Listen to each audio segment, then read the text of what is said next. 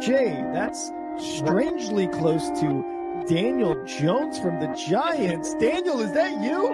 Beat the Chiefs. Show me. If the Broncos and Russell Wilson can show me that they can beat the Chiefs, then I will start believing. The crowd up.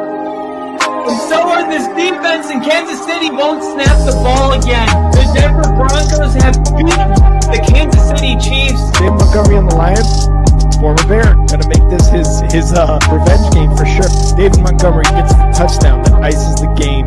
No! And there's a flag. There's flags. There's flags. There's flags. There's flags. Snap. Hold. Kick. Denver wins! Denver wins! Let's go! They open. No! What happened? Oh shit.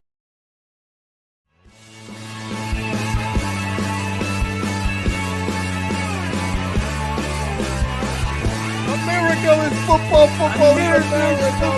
Football is America. If you don't like it, you can kiss your candy ass on the moment in time. I don't give a damn. Oh my god. No! You loved it. It's 30 to 27. Chiefs win. Chiefs win 30 to 20.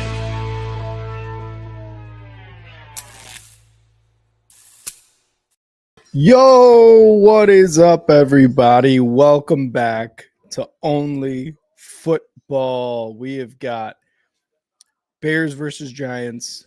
We've got a lot of Week 10 action as well. I'm going to keep you guys all updated as to what's happening. Welcome back. And a welcome back to me. I know I missed about a week or so of of the stream, but I'm back for this Bears Giants game. And we've already got E-Dub in the chat. E-Dub, what up? What up? What up? We had a lot. What kind of game was it? I'm trying to see, because it was the Colts and the Falcons. They were in Berlin. That's where it was. So it was 31-25 in OT. We already had a thriller of a game in the morning. That game is finally over. Like I said, Colts win. The Bears playing? Okay. Just want to make sure. Going to give you guys all the updates. Of course, I've got Red Zone up. Yeah, let's get these banners up. We got Red Zone up. Going to give you guys up all the score updates from Week 10.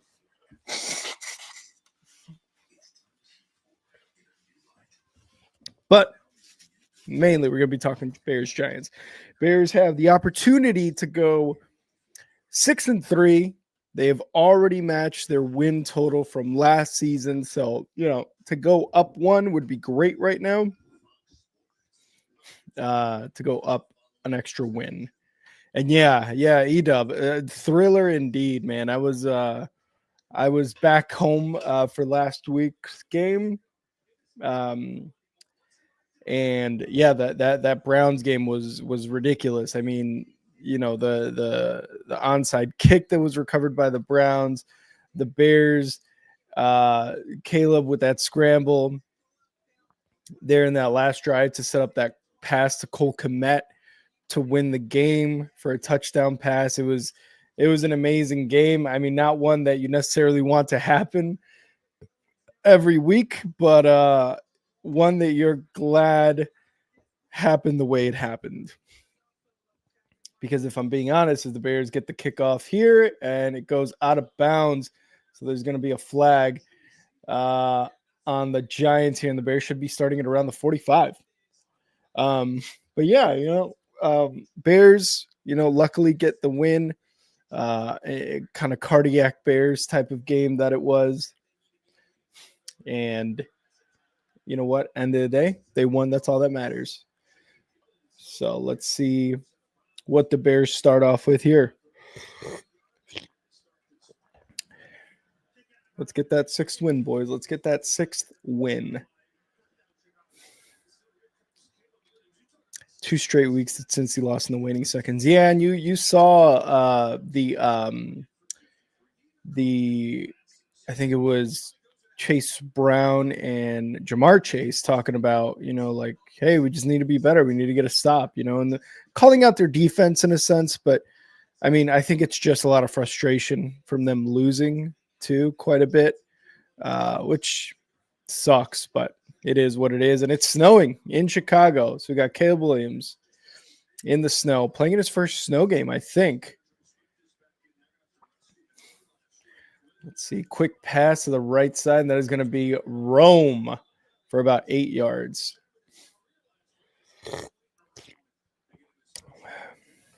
Cardiac kids for sure. We got Lil Lee in the chat. Lil Lee. What up, everybody?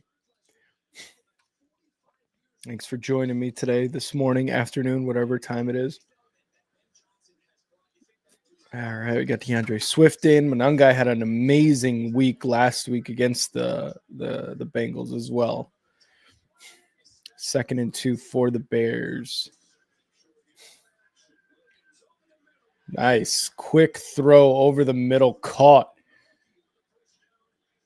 And that is Luther Burden. Damn, right over the little first down celebration. Man, really good throw there. Really good quick throw by Caleb. Yeah, no, Chicago for sure. E-dub for sure. All right, in plus territory at the 36-yard line. Quick throw, intercepted. Oh, wait, no, it wasn't. Oh, man, I thought that was intercepted. It bounced up in the air off of DJ Moore's hands and, woof, almost intercepted.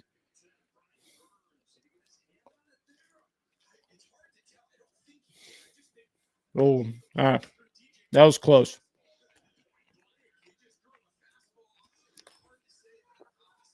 That was too close. Too close for comfort there.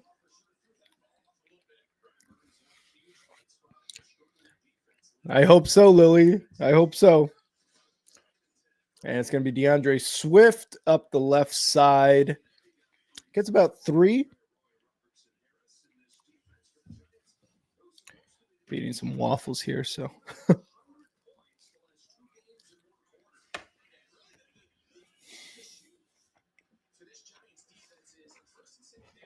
Bucks already with a touchdown. Ibuka. Touchdown pass caught by Ibuka. Baker Mayfield already on the board.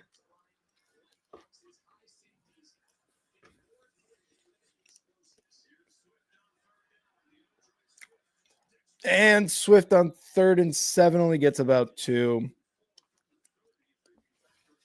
So it's a 4th and 4 coming up. Brother T, what up? Been a while, Brother T. Happy to have you here.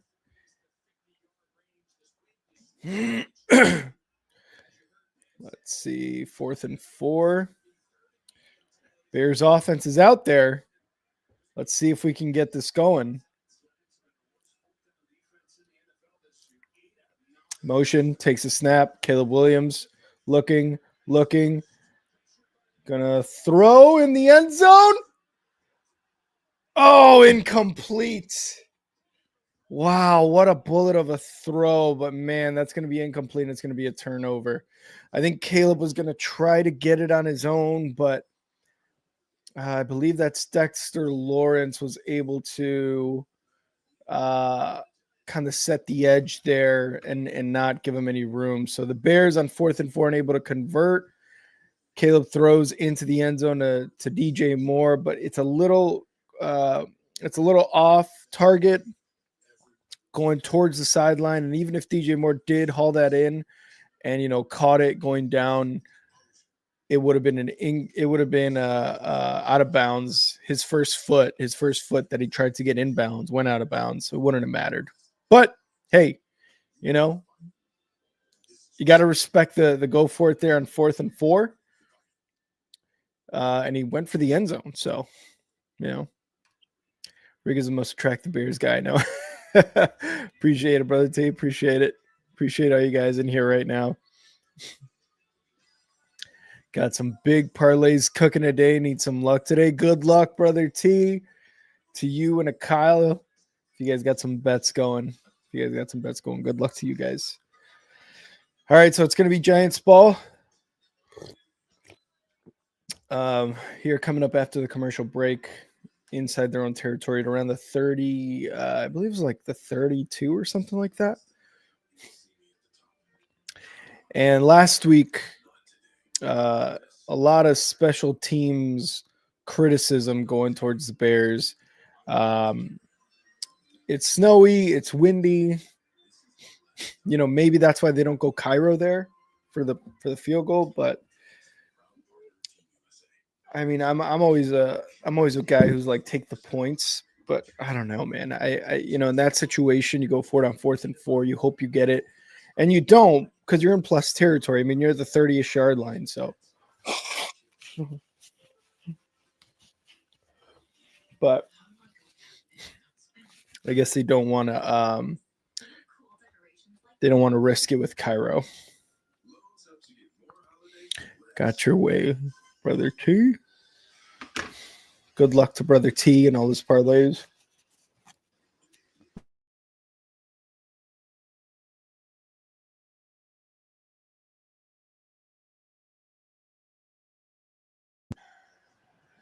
Let's see. Check. Sorry, I just went mute there for a sec, just making sure I'm good. We got Hat. What's up, Hat? Had barbecue for lunch. How are you? I'm good, man. I'm having some coffee and some waffles for breakfast.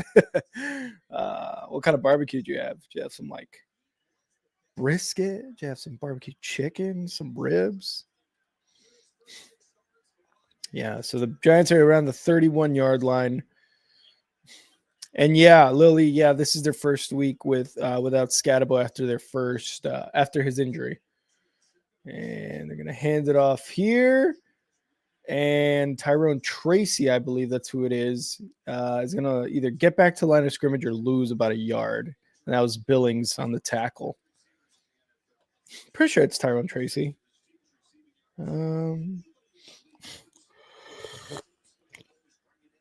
Yeah, Tyrone Tracy, number 29. 2nd and 11 now for the Giants. Oh, and the Vikings just scored a touchdown, rushing touchdown. And back to pass. And caught for a first down. Johnson, number 84, gets the catch, but there's a flag.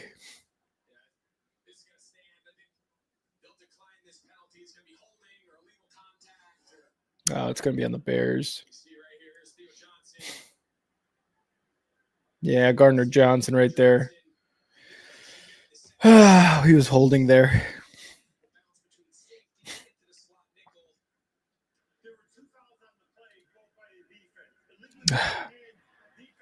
Both by the defense.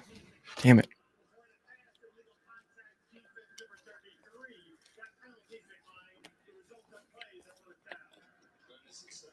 Jacksonville gets a field goal. They're up 3-0. Panthers are threatening to score right now inside the 10.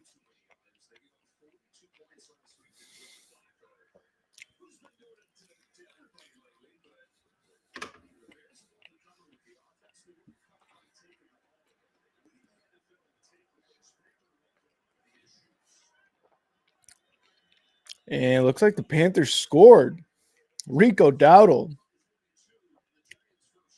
He's doing the pumps. Here we go, Jackson Dart, 1st and 10 from the 42-yard line. Gonna hand it off. Tracy gets stuffed behind the line. And who was that? Was that Noah Sewell? Was that Tremaine Edmonds? Penetrated that offensive line and was able to get to Tyrone Tracy in the backfield.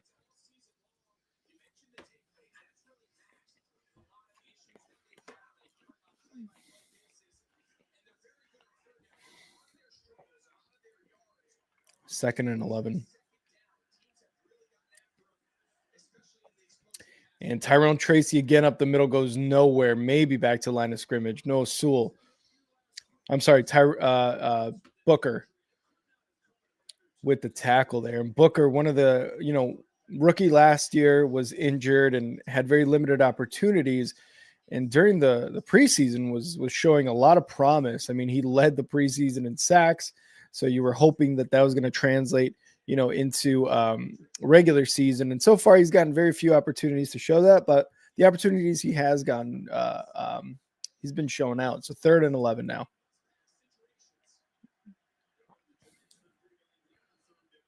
Bears are going to get the stop. They're going to stop Johnson. It's going to be about a 4th and 2. Let's see what the Giants decide to do. They are technically, I think they're around the 50.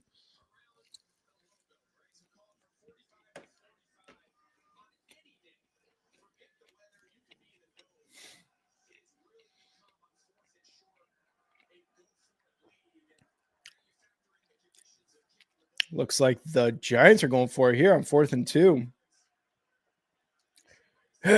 9 for 17 this season, so just over 50%. They're at the Bears' 49-yard line. Jackson Dart looking, going to get sacked, launched. Bears ball at the Giants' 46-yard line, baby. Let's go. Booker there again. Booker and Sweat.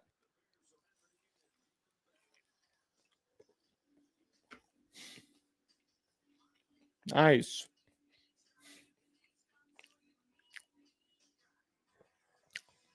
Good showing by the defense here so far early on.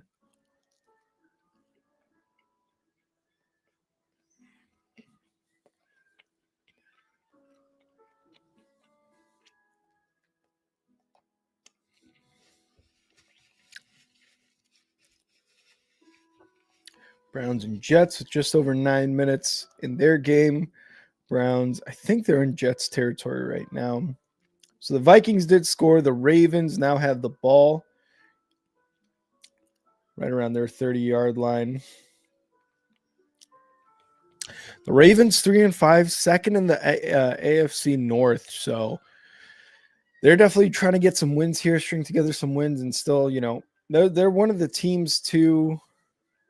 I think a lot of people in the NFL would agree, and maybe Kyle would agree as well, that even at 3-5, they're still a pretty scary team with Lamar Jackson there. I mean, you got a 2-time MVP leading the team and a defense that has a lot of talent on that side of the ball.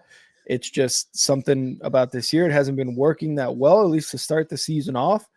But they're a team that's still scary, and I'm sure the Steelers aren't, kind of like shooing them off, like, oh, we got this, the division, right? We got the division. We're going to win that. I don't think it's anything like that, because the Ravens are still very much a scary team. Oh, no. Texans fumble the ball on the kickoff, and it looks like the Jags have recovered deep in Texans territory. The peanut punch alive and well on that kickoff for the Jags. Oh, man. Yep. And it's Jags ball.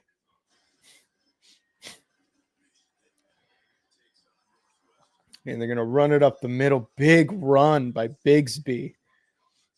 First down, or ETN, I should say, not Bigsby, ETN.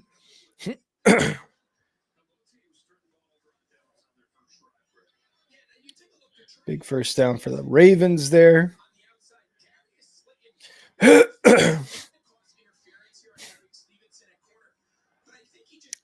Man, really good defense here by the Bears.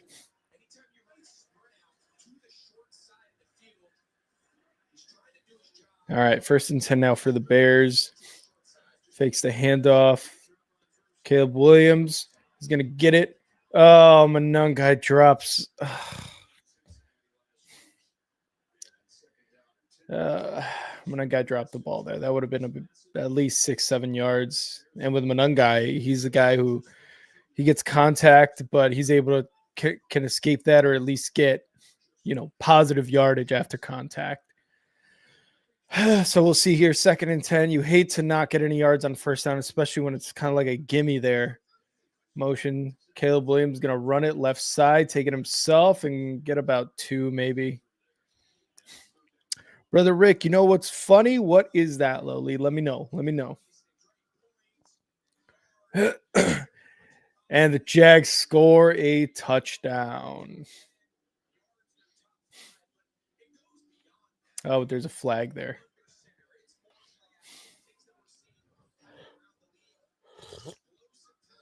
Third and 9 for the Bears. Caleb Williams back to pass. Looking, rolling left. Now moving up the middle. He's going to get sack lunched. Ah, man. And there's a flag. Might be a holding. And touchdown Browns. I think that's Fannin. Holding defense. Automatic first down. Let's go. Let's go.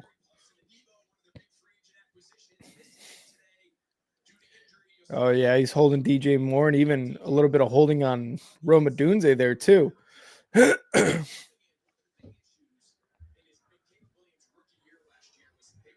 All right, so the Bears get bailed out by a penalty there. Holding on the defense, automatic first down. Let's see if the Bears can take advantage of this, get some points on the board, and they whistle it. Oh, never mind. I thought they whistled it dead. Some motion. Caleb Williams touching his helmet, changing up the play, looking at the defense. 14 seconds to snap. And going to hand it off. Monungai, right side of the line. Doesn't go down on first contact, but he gets about 3 yards. And Parker Washington, wide receiver for the Jags, just scored the touchdown in the back of the end zone over 2 defenders, mossed both of them.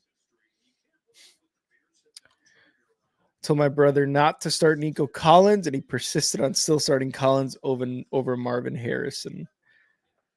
Oof. We'll see how that goes. I mean, it's Davis Mills. We'll see if Davis Mills can get on the ball for Nico, for your brother. 2nd and 7 for the Bears.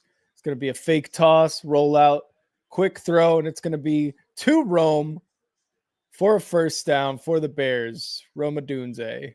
Ooh, kind of taken down a little hard there by Holland.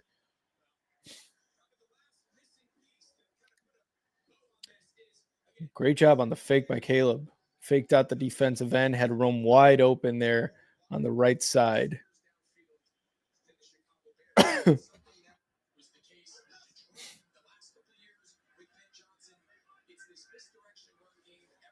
First and 10 at the 24-yard line. Monungai straight ahead, goes nowhere. Back to line of scrimmage. Well, Stroud's not playing, Lil E. It's going to be Davis Mills at quarterback. I'm not sure what Stroud had in terms of like an injury, but I know he's not playing. It's going to be Davis Mills playing. And even more so, more reason for you to tell him that Nico Collins should not be his starter. It should be Marvin Harrison, although even with Brissett too, who knows how that's going to look like. 2nd and 9 for the Bears. But yeah, I trust Brissett with Marvin Harrison over Davis Mills and Nico Collins. Caleb rolling right. Throws in the end zone. Oh, incomplete. Zacchaeus. Oh, no. That was in Zacchaeus' hands, man.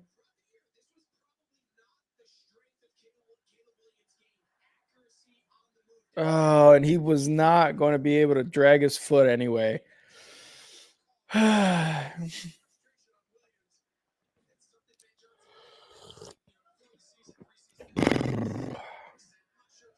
Caleb's a little frustrated there. 3rd and 9 now in the shotgun. Quick throw. Going to be Rome over the middle. Inside the 10. First down for Rome. Great catch. A little hezzy. And was able to shake his defender off from a tackle behind the first down marker. Miami's threatening Buffalo on a score right now.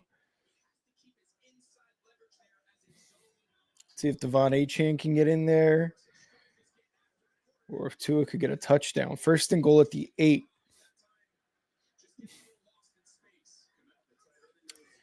Snap, gonna hand it off. Monungai up the middle and gets pushed in the end zone. Touchdown, Monungai. Let's go. Touchdown, baby. Nice. Luther Burden there on the celebration. Great run there by Monungai. Cole Kmet, good job on the block. Monungai with the vision.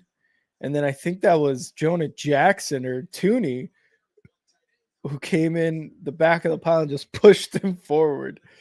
And Miami gets a touchdown. The Dolphins score a touchdown on the Bills.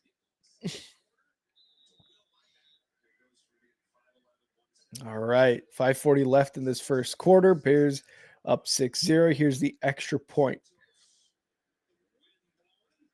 And it's going to be good. Bears are up 7-0, baby. Let's go.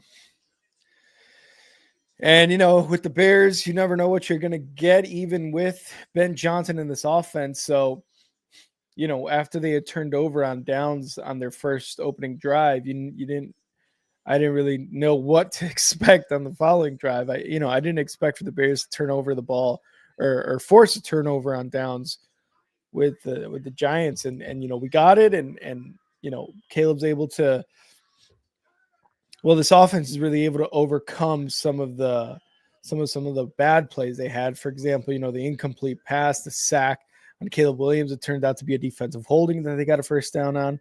The missed touchdown pass by Zacchaeus on this very drive. They're able to overcome that and just kind of keep their vision on the touchdown, and they got the score at the end of the day. So that's what matters, you know. 7 points in the first quarter, something that was extremely difficult for the Bears to do last year.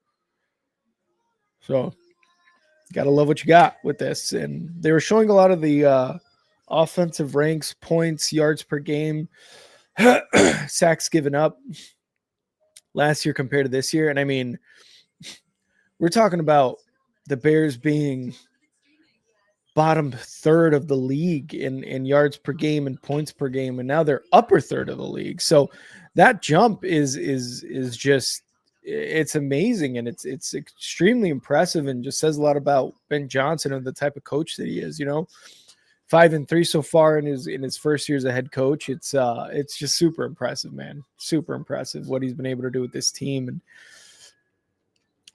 other than Monungai, other than Colston Loveland, and other than Luther Burden, you know, there's a lot of these same players on the squad from last year that, you know, they needed better coaching. Obviously, the offensive line needed to get better as well, but the coaching needed to get better. The play calling needed to get better. And all that is translated into being top of the third in those yards per game and points per game offensive categories for the Bears, and sacks given up too. We got Ginger. Kyle has 17. I'm helping Ginger. Are you seeing Ginger's comments? We are seeing it. We're seeing Ginger's comments, although I'm seeing Justin's comments, not Ginger's.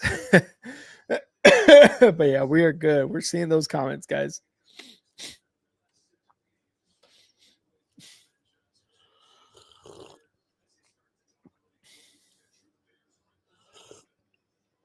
Ravens have a field goal scored. 4th and 2. JJ McCarthy. Sorry, 9. 9. If you guys have seen the news earlier that on the field he's 9. He's not JJ McCarthy. He's 9. Here's the kickoff, and it goes in the back of the end zone for the Bears. So Giants going to start off at around the 35-ish yard line. Kyle's a stallion. Kyle's a stallion. He is. Kyle is definitely a stallion. He's got all the parts of a stallion too. Wink, wink.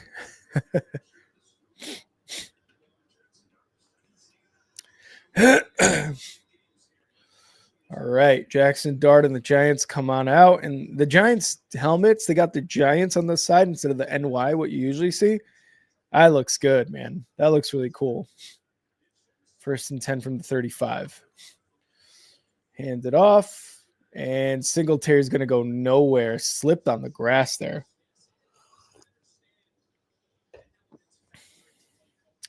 Grady Jarrett there on the tackle. Austin Booker there on the tackle. I'm loving the amount of playing time Austin Booker's getting. Last week, he was in for a couple plays and made an impact. He really did make an impact. But his playing time wasn't as high because of an injury earlier in the season. But now he's there and sack, lunch, CJ Gardner-Johnson, baby. Yum, yum, yum, yum, yum, yum. Sack lunch. Second week with the Bears, second sack for CJ Gardner-Johnson. And this is something that Dennis Allen loves to do, man. He loves to bring in these nickel backs, these corners, these defensive backs coming in on a blitz, and that's what you get, man. You get sacks. And if it's not CJ Gardner-Johnson, it would be Kyler Gordon, but Kyler Gordon's injured, so it's CJ Gardner. 3rd and 18. Jackson Dart going to throw a small screen there to Singletary's going to go nowhere. 4th and 12, or 4th and like 15, actually, I should say. Coming up. Defense, man, killing it right now. Let's go. Our brethren Kyle just put me back on, but as I was saying before, I missed you, Rick. I hope everything is going okay. I've been praying up. Love you, buddy. I appreciate that. Ginger. Everything is good. Yeah, if anybody's curious, had a family emergency last week. That's why I was in Chicago and not able to stream throughout the week and most of this week as well. But everything is good. Everything is much better than what it was at the time, so everything is looking much better. And Duvernay gets the punt all the way to about the 29. But thank you, Ginger. I appreciate the prayers. I appreciate the good, the words of encouragement and all that stuff. I just appreciate you guys thinking of me. So I appreciate that, but everything is good. Yeah, brothers, for sure, Ginge. Definitely happy to be back on stream too, especially with the Bears, playing. I mean, I missed the stream of last week's stream, that crazy game. But I'll tell you right now, I was celebrating just as hard as you guys would expect. Whether on stream or off stream, I'm definitely celebrating. And this is the outfit I was wearing last week for the win, which is something I like to do. When the Bears were wearing that 4-game win streak, I was wearing the long sleeve Bears shirt and the which hat was it? I think it was like it's like the brown background, but the Bears logo right there. Before the Ravens, I didn't wear it for the Ravens game, so that's why they lost. And then for the Browns game, that crazy game, I was wearing this hoodie that was given to me by, I believe it was my mother, my in-laws. And this hat I bought in Chicago last week. It's a black one. You see the white Bear logo. So yeah, dude. Of course, we missed your sexy ass voice on here, but we were way more concerned about what you had going on than you being here with us. Again, yeah, no, definitely appreciate that. Everything's so much better, and it's always good to come back to you guys, really, because it's always really fun to take a bit of a leave of absence, I guess, and you come back and everybody's like, hey man, glad to have you back. It's a good feeling. So I really do appreciate that, Ginger, and for everybody here on the stream who was thinking of me in that last week or so. Missed y'all's sexy asses too. All y'all's hot asses I missed.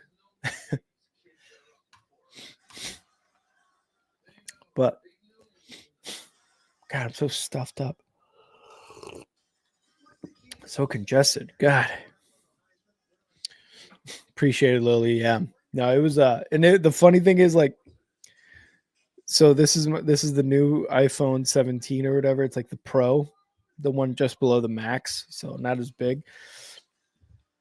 I I broke it last week in Chicago, and it was bad. Like, I could still see the display on my old phone, but the screen at the top left was like peeling off, and like the touch would work only for a really certain amount of time. and the back, it was just shattered, right? It was just bad. That's why I have a case on mine now. But just completely shattered, just completely broke the phone, and I had to get a new one. I got some T-Mobile, but thankfully I was able to get the brand new one. And Swift going to run up the left side of the line. He's going to get about 3 or 4 yards. I missed on a Bijan Robinson touchdown for 477. For me to get that, rent a car to go see Kyle's baby being born, and it pisses me off. Oh, man, Ginger, I'm sorry. I'm sorry, man. But you know what? Like the fact that you wanted to do that for Kyle's baby boy, like just the thought of that alone is really awesome. And, hopefully you are able to do that, one day or soon or whatever, but just the thought of that is really great. And it's going to be a toss to the right side for DeAndre Swift, who gets free for a first down close to about the 43-yard line. So, Ginger, I'm sure Kyle appreciates that very much, and I'm sorry you missed out on that the bet as well.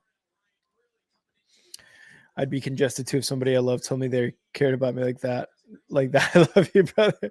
Damn right. Super congested. Because of y'all's love. I appreciate it. Yeah, Ginger, hopefully you're able to do that if you still wanted to, that'd be awesome. 1st and 10 here. And gonna fake the handoff and gets out of a sack. Caleb Williams gets it to DeAndre Swift for about 5 yards. Wow. Man, Caleb Williams, his line obviously improved, but man, the way he's able to get out of sacks is crazy. It is crazy. 2nd and 5. Caleb Williams going to hand it off, and it's going to be Swift, I believe, for about a yard or 2. 3rd and short.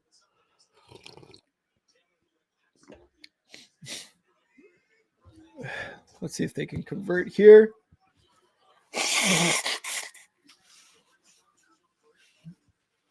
3rd and 4.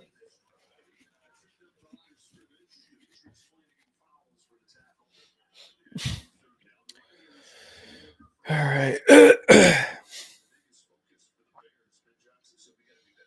And he's going in a shotgun. Quick throw, and it's going to be caught or incomplete. Yeah, incomplete pass for the Bears. Supposed to go to Luther Burden. I'm not exactly sure because Caleb looked a little frustrated there. Oh, that was Zacchaeus, and he got hit as soon as he grabbed the ball.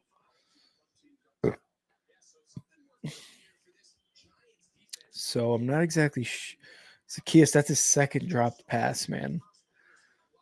That's not,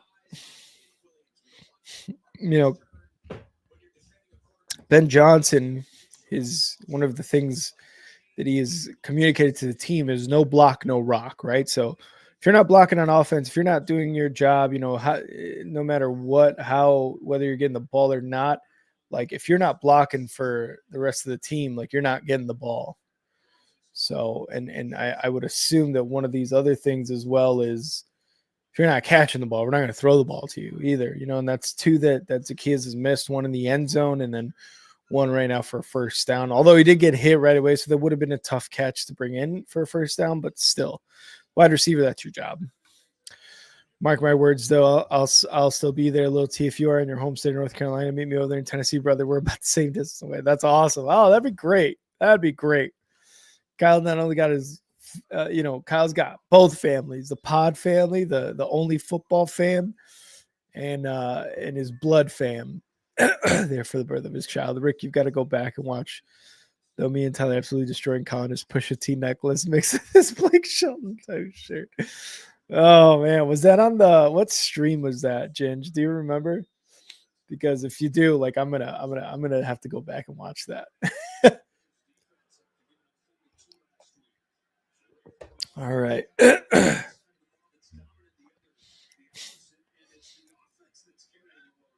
Here we go. Jackson Dart at the 20. Under center. Going to fake the handoff. Look to pass. He's going to throw. Almost intercepted by Nashawn Wright. Man, really good coverage there. Not going to lie, Tyler might be the funniest person to ever put their fingertips on a keyboard. Talking about Kyle looks like he builds birdhouses with his feelings and shit. And he died. Damn it, Kyle. Where you at? Kyle's definitely spending some time with the lady.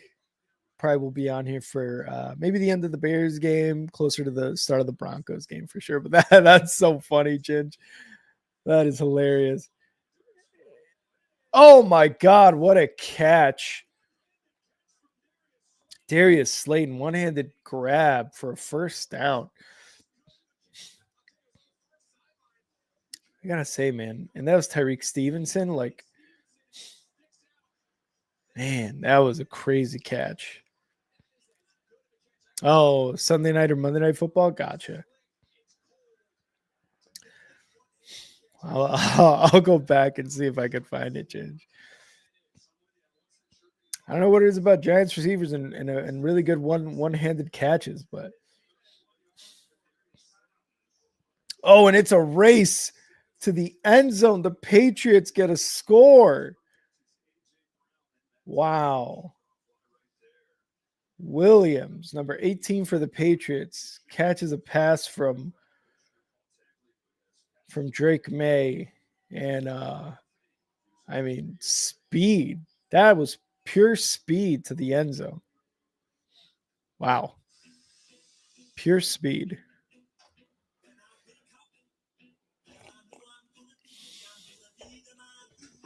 That was as Drake May was getting hit too. That was impressive, man.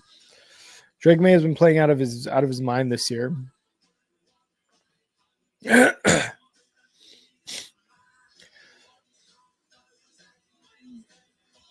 Drake May was playing really, really well.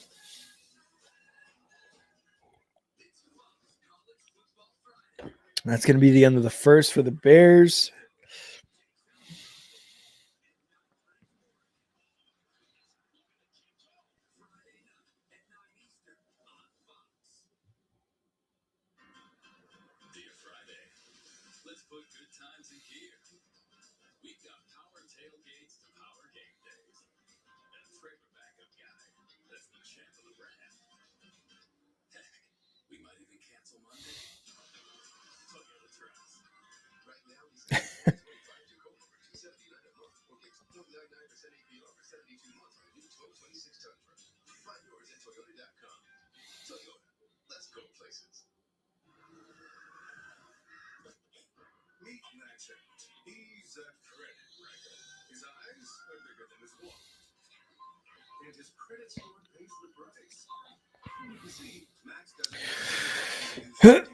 Still 7-3 Vikings against the Ravens. They just started the second quarter, just under 12 minutes.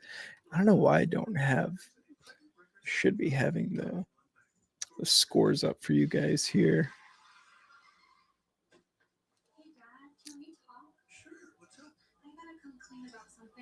All right. So obviously Bears 7-0. Dolphins 13-0 right now. And they scored 2 touchdowns. 1 extra point was failed. So 13-0 for the Dolphins, just under 15 minutes in the second quarter there. In Miami, Vikings up 7-3 on the Ravens. Jets up 14-7 against the Browns. Jets looking for their second win after a crazy win last week. Bucks and Patriots tied at 7. Panthers up on the Saints 7-3, and the Jaguars up 10-0 on the Texans. Go Jackson Dart, back to pass, going deep right side, caught.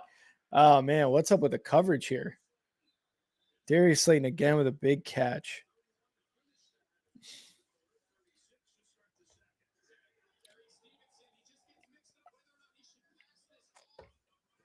Oh man, who was that? Was that Tyreek Stevenson?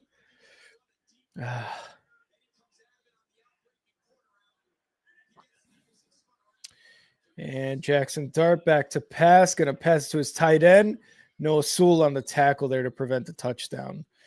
All right, come on, let's stop him, guys. Let's stop him here. Let's just keep him to a field goal. 2nd and 2.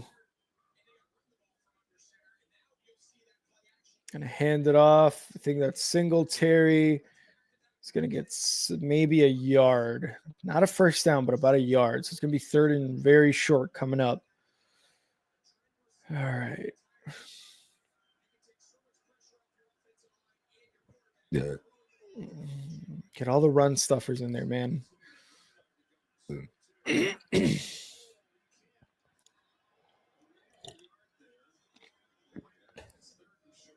Yeah, get your Von Dexter in there. 3rd and 2.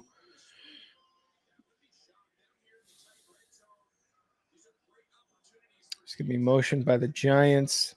Snap. It's going to be Jackson Dart for a touchdown. Takes it in himself. Good play call there. Yeah.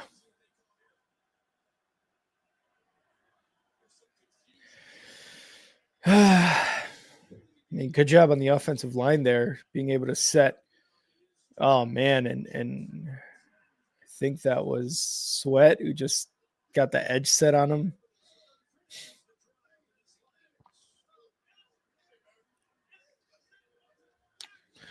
Jackson Dart doing a bit of a lame celebration.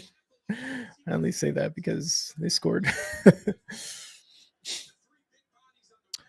Man, the tackle, really good job by the line there. Just both two guys who pulled from the left side of the offensive line there for the Giants. Just their assignments were perfect. They executed their assignments, and 7-6 now Bears. Let's see if the Giants can make this extra point.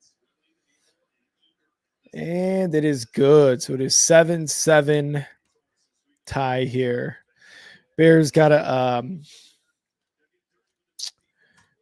be able to take advantage of all the drives they have, inside of Giants territory. So far, it's 2 that they've missed out on. Scored on 1, but they've missed out on 2 other ones. Justin Fields rips off a run for about 7-ish yards.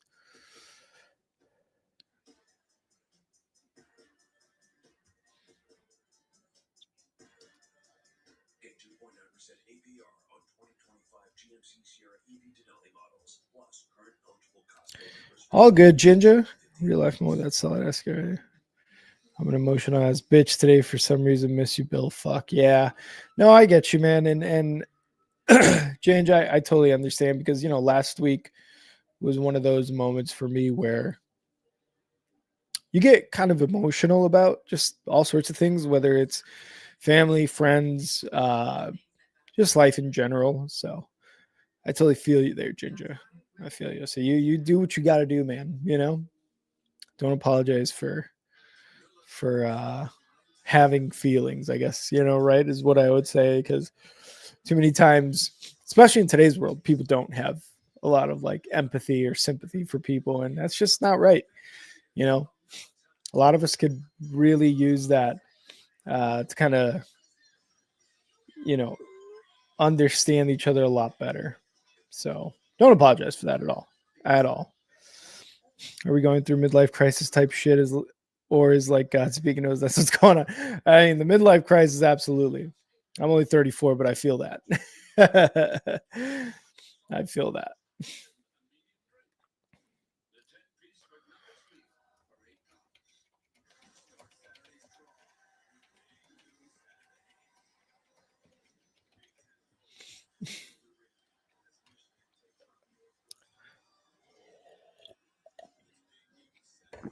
All right. Ravens trying to get into Vikings territory, at least try to tie this up with a touchdown. 10-3 right now.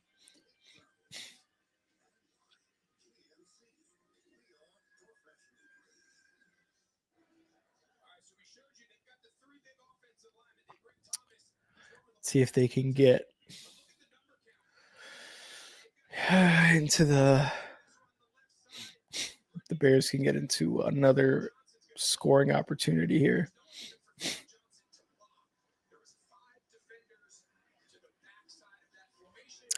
Man, those big catches too.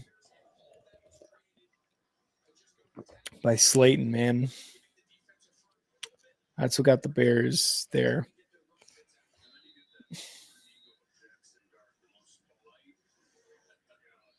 Here's the kickoff by the Giants. And going to go into the back of the end zone. So the Bears are going to start at the 35. Jackson Dart's got the new school mullet.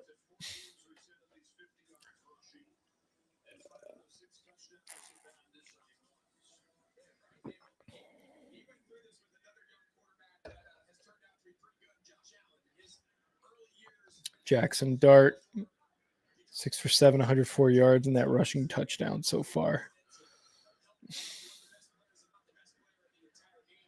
First and 10 for the Bears at 35.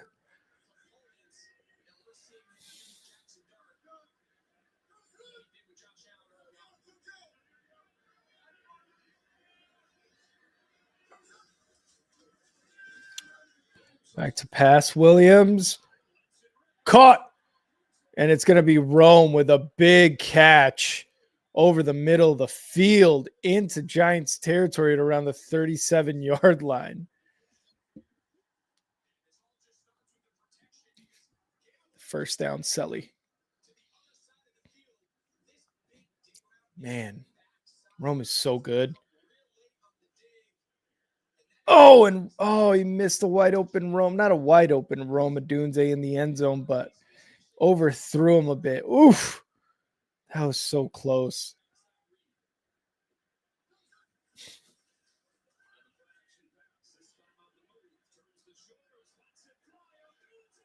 Oh, man.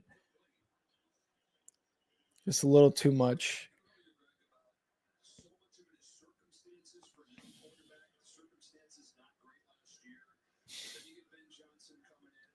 Second and 10 now for the Bears. And Monunga is going to run it. Gets like 2 yards. Damn it.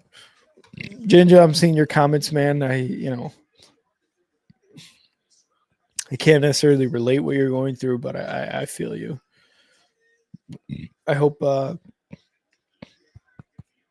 everything gets better for you and it just improves, because that's all we could do is get just the little wins. Got to focus on the little wins too. Is something I would say for sure is focus on the little wins, especially when it feels like you can't get a big one. But focus on the little wins that you can. Little things that make you happy. As long as you can kind of count on those, not necessarily count on those, but be like, all right, I'm seeing the positive in this, and it's making me feel better. So take the little wins while you can, whenever you can, because that's definitely going to help. And incomplete pass to DJ Moore. 4th and 8. DJ's coming out. Oh, man, he's coming out. And he's limping a bit, or he's hurting a bit, and the Bears are going to go for a punt here. God damn it, man. I don't know.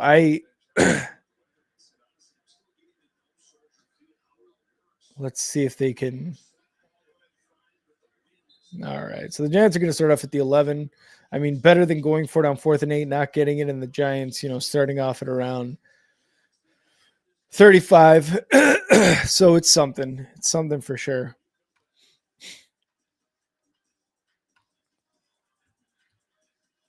But Ginge, again, hope everything goes much better for you, man.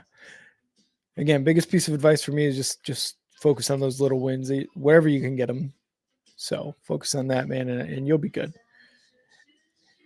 Seems like the biggest hole you can't climb out of, right? Like right now, but I promise you can, and you'll do it. You'll do it. Everybody's strong. Everybody's got strength that I feel like they're not necessarily aware of until it happens, and they're like, "Oh shit, where'd I get that?" It'll be impressive. D-Rock in the chat. D-Rock, what's up, man? Welcome back. Welcome back.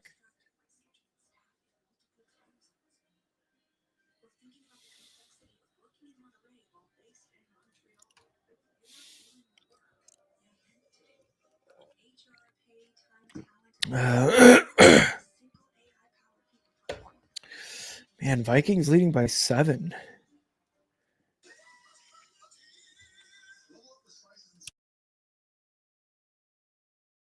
Saints up 10-7 now on the Panthers.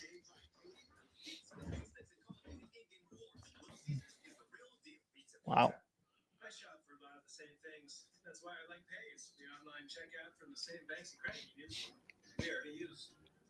And I think it's who's the quarterback for the Saints right now? Tyler Shuck. 4 for 728 yards and a touchdown. Hey, it's something. Chris Olave with that touchdown pass or catch.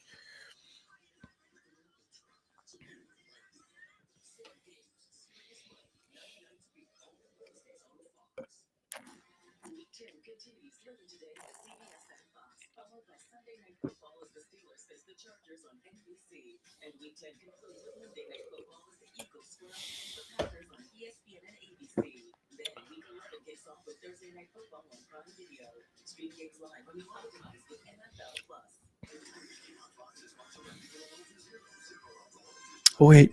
I said Kyle's going to be on for the Broncos game. There's no Broncos game today. They played Thursday night.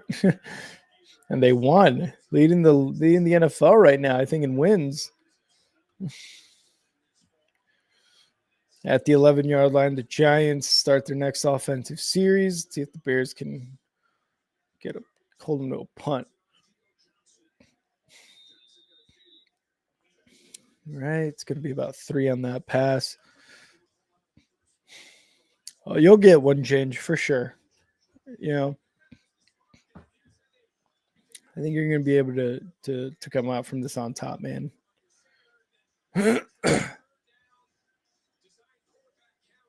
Oh, and I think the Ravens just intercepted the ball. It's Ravens' ball, and Tracy gets about a yard there. 3rd and 6 coming up.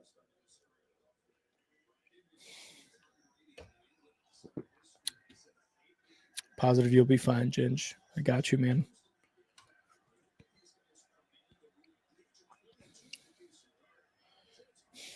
Third and 6 for the Giants. Bears looking for a stop here.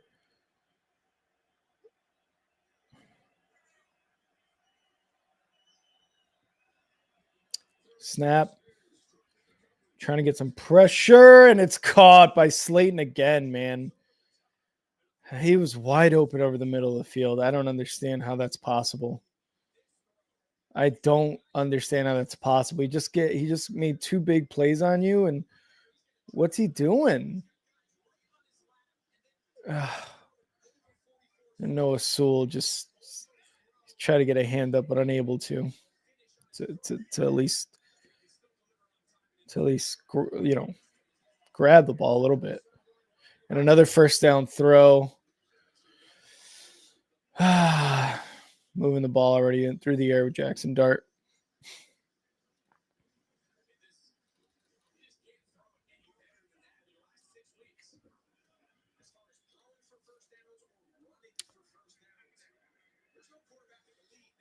First and 10. It's going to be a toss here.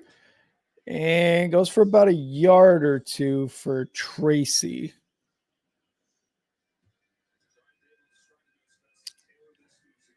And as it gets here for the second down, ladies and gentlemen,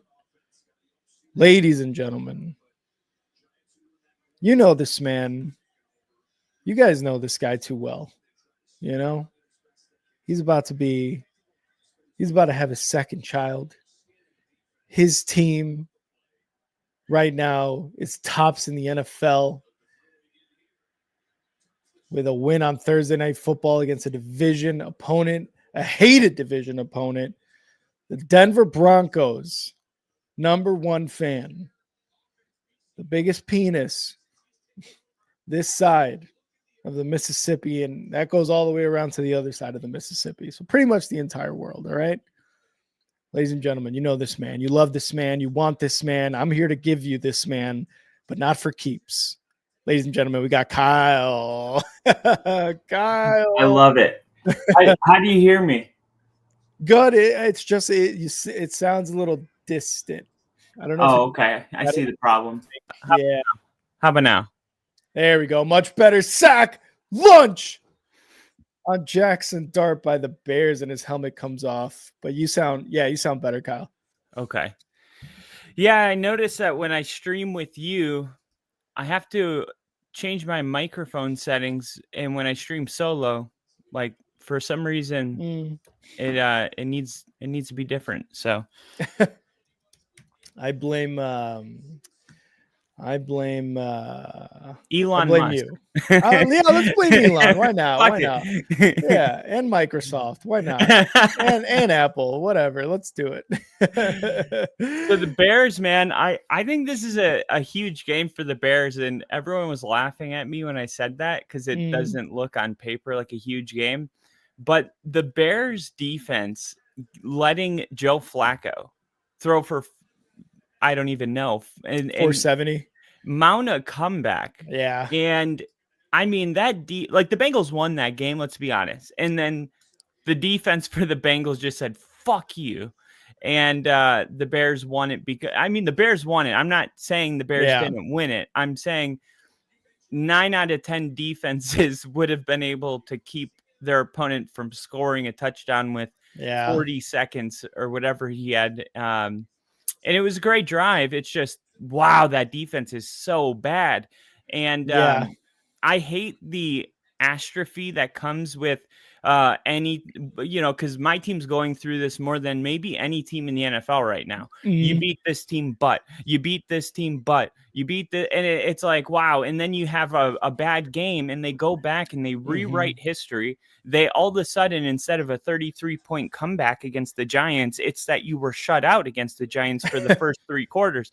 So they just moved the needle. And like I said, there's enough parity in the NFL to create any narrative you want. If you told me, Kyle, create a narrative about this, I will go find the data to back up whatever it is I'm trying to prove. And with this game, the Bears coming off that game against the Bengals, if they lose this game against the Giants, things massively change in Chicago. Yeah. Versus getting a win and riding a 6-game winning streak or whatever it would be. It's a massive difference. It might not seem like much, but you'll feel it if you guys don't win this. Yeah, it's definitely, I think, like you said, it's one of those games that is important, but doesn't feel like it should be important because, the Giants are 2-7. They have a losing record. They've looked really. They're not a 2-7 team, though. I don't know. I think I disagree because when you give up 30 whatever points in the fourth quarter, I think you are a 2-7 team, right? Similar to like how the Bengals are, as bad as, and it's mostly the defense, obviously, right? They just need a guy named Joe at quarterback and their offense will light it up. They lost Scatterbo. That's a notable thing, but oh God, and Jackson Dart's just gonna fucking, oh my God. Jackson Dart, all the way to the 5. He didn't even start till week 4, so that's a good starting point when we're using their record. And he won 2 of his first 3 games, and 2 of the opponents were the Chargers and Eagles. Then they came into Denver. To this point in the season, Jackson Dart has had more success against our defense than any team. Oh, wow. And so, like, I'm a little hesitant to just be like, yeah, they're 2-7, because Jackson Dart, he didn't even start till week 4. And when he had Scatterbo, like, he was winning against tough opponents. And it's funny how one loss can just turn your season. That loss in the fourth quarter reminded me of the Falcons in Denver last year. We beat them like 38-7, and their season was just over from that point on. They didn't win anymore. And it felt like that was what was going to happen to the Giants, but they're going to be a tough opponent every week. They're just going to lose in the end, I think. Because you said Jackson Dart started week 4. Were they 1-2? They were 0-3. They were 0-3. Because I'm trying to think. I remember they had that really good game against the Cowboys that they eventually lost. That one with Russell Wilson, that was week 2. Yeah. Yeah. So 0-3. I mean, Jackson Dart. No, he's and playing really good football. And Theo Yeah. Johnson, he's actually emerging as a good tight end. Like the Giants offensively are real tough. They really are. And Jackson Dart is really good. And it's weird because I just didn't have that on the prediction sheet. Wow, I just saw that jump ball. Was that a touchdown or no? I think they're calling it incomplete. Yeah, I don't think he came down with it. I don't think he did either. But that's what I'm talking about. Like the confidence for Dart to recognize there's a man blitzing. Let me toss it up and let my big guy make a play. Like that is not a guy like in his 4th, 5th start. That is some real like veteran confidence and awareness on his part. No, definitely. And I think, him kind of taking over the starting job over Russell Wilson, which, I mean, I feel like you were banging the drum to have Jackson Dart start week 1. And I feel like most of the NFL was saying that, right? And I was probably one as well, but I was more of like, I think Russell Wilson's going to start either way. But he starts week 4. They're 0-3. They get a win. They've won twice. So 0-3 with Russ, 2-4 with Jackson Dart so far. Like, yeah. We're 2-1 with Scatabo. And sure, but I don't know if that's necessarily like, because look at Jackson Dart, what he's doing. He's able to get the ball to Slayton. Slayton's a playmaker. Malik Neighbors is done for the year, unfortunately, again. But I don't know, man. I agree that they're not necessarily a 2-7 bad team. They're not like the Jets. They're not like the Browns. But I don't think they are a 2-7 team that you look at and can be like, well, they could be 7-2. You know what I mean? No. I don't think they could be 7-2. I just think that they can beat opponents like the Bears. And if the Bears are going to put themselves in the Eagles, 49ers, and like if the Bears want to be in that category, they got to win this game. Yeah. Because we talk about the that other category, that next tier. I mean, the Giants, they've lost 3 in a row. They played the Broncos, Eagles, and Niners. I mean, they're not there yet. Yeah. But if they have games against the Bears, I don't know who the Bears are, but they have to win this game to show us that they're one of those other teams, in that next tier that the Giants just aren't there yet to beat that team. Yeah, I definitely agree with that. I just don't know if Vikings too. I would put the Vikings in the Bears category. And then the Cowboys, the Raiders, the Commanders. I think I would pick the Giants to beat all those type of teams. And I mean Raiders for sure. They're a mid-tier team right now. But it's also a week-to-week league. Yeah, and it's been that way all year, really. Yeah, like, I mean, Panthers were 13-point favorites over the Packers last week, and the Panthers won. And like the Panthers aren't a bad team because Rico Dowdle, he's 3rd in the NFL in rushing yards, and he didn't even take the starting role till week 4. How is he 3rd?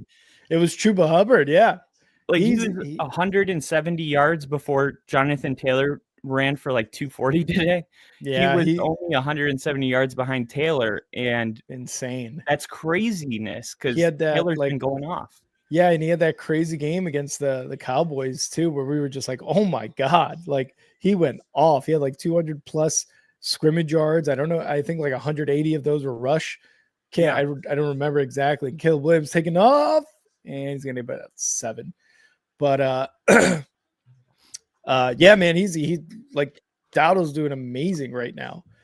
The thing too, talking about the Giants, like you're 100% right. Like they are a tough out, and I don't know what team to really, I guess, compare them to from last year. But I know there's a team we were talking about that we were like, man, no matter what, this team is a tough out. It's kind of like the Lions were about 4 seasons ago, that first year under Dan Campbell, where they were a tough out, but they had a really bad record, and it seemed like they had weapons, and eventually they did, right? Once Ben Johnson was able to unlock them as their offensive coordinator, and and get Jared Goff to MVP level. False start by the Bears, but I think that the Giants are kind of on their way there. It's just Scadabo's out, Malik Neighbors are out, so the injuries there play a big part. And Jackson Dart, for his first season, he's playing really well. He's playing kind of like how Ginger said here. He said that he's got like that confidence of Peyton Manning in a sense. I mean, a little more swag for sure. Confidence of Peyton Manning, but with the swag of Money Manziel, I would say. But I think that's kind of who they're gonna. I don't know, because you have a team like this playing this well, and the defense is amazing. Honestly, dude, like I know you're not going to agree with this, and maybe a few other people won't agree with this. I don't know if Dable's the guy. I really don't. I don't. I know they do score a good amount of points so far with the guys that they have, and they've hit on a lot of their draft picks, Jackson Dart and Cam Scadabo being their latest ones. I just don't know if coaching-wise Dable's going to be the guy. I mean, he's got the latest story that just came out was that the Giants were going to fire Dable when he got off the plane coming home from Denver after that fourth quarter. Yeah. That was released a couple of days ago. Mm-hmm. And I heard about that. What would you say? Like, there's a metaphor like senior heads prevailed or something like that. Oh, cooler heads prevailed. Cooler heads prevailed. Like, they decided, like, okay, I mean, what does that really do for us? Mm-hmm. Who do we bring in immediately? Like, how often does an interim coach long-term sustain the job? Like, even the good stories, the feel-good stories, the Antonio Pierces only stick around, for one additional year. Like, it's very rare that. So, I mean, I just don't know what you're really achieving. Dable's already picked the right quarterback. He's got him playing well, and the defense is really good. Like, at getting, past the offensive line and getting a push. Like, the Giants aren't that far away. They're not. Yeah, I know if Dable's the guy. What'd you say? I said I don't know if Dable's the guy. I just think they're in one of those areas where it's like, I don't know. So we need to just wait a little bit, because I don't like making decisions when we're in the unknown. Yeah, and there's been a lot of like shuffling too of the roster, specifically at the quarterback position for Dable, but I don't know. Like, if they can say get to 5 or 6 wins this year, and they look like wins that they had against the Eagles, or even that really like low scoring win against the Giants, or I'm sorry, the Chargers.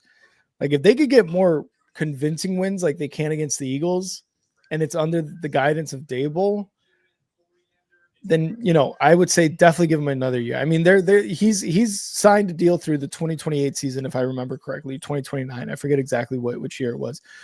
But the defense, I gotta disagree. They're kind of like what the Ravens defense was these first 4 or 5 games of this year, where it's like, man, they've got a lot of talent. A lot of the names, but they just can't execute, and they can't hold a lot of teams to lower scoring games. The lowest scoring game that they've had has been, I think it was the 18 points. Yeah, the 18 points or 17 points against the Eagles.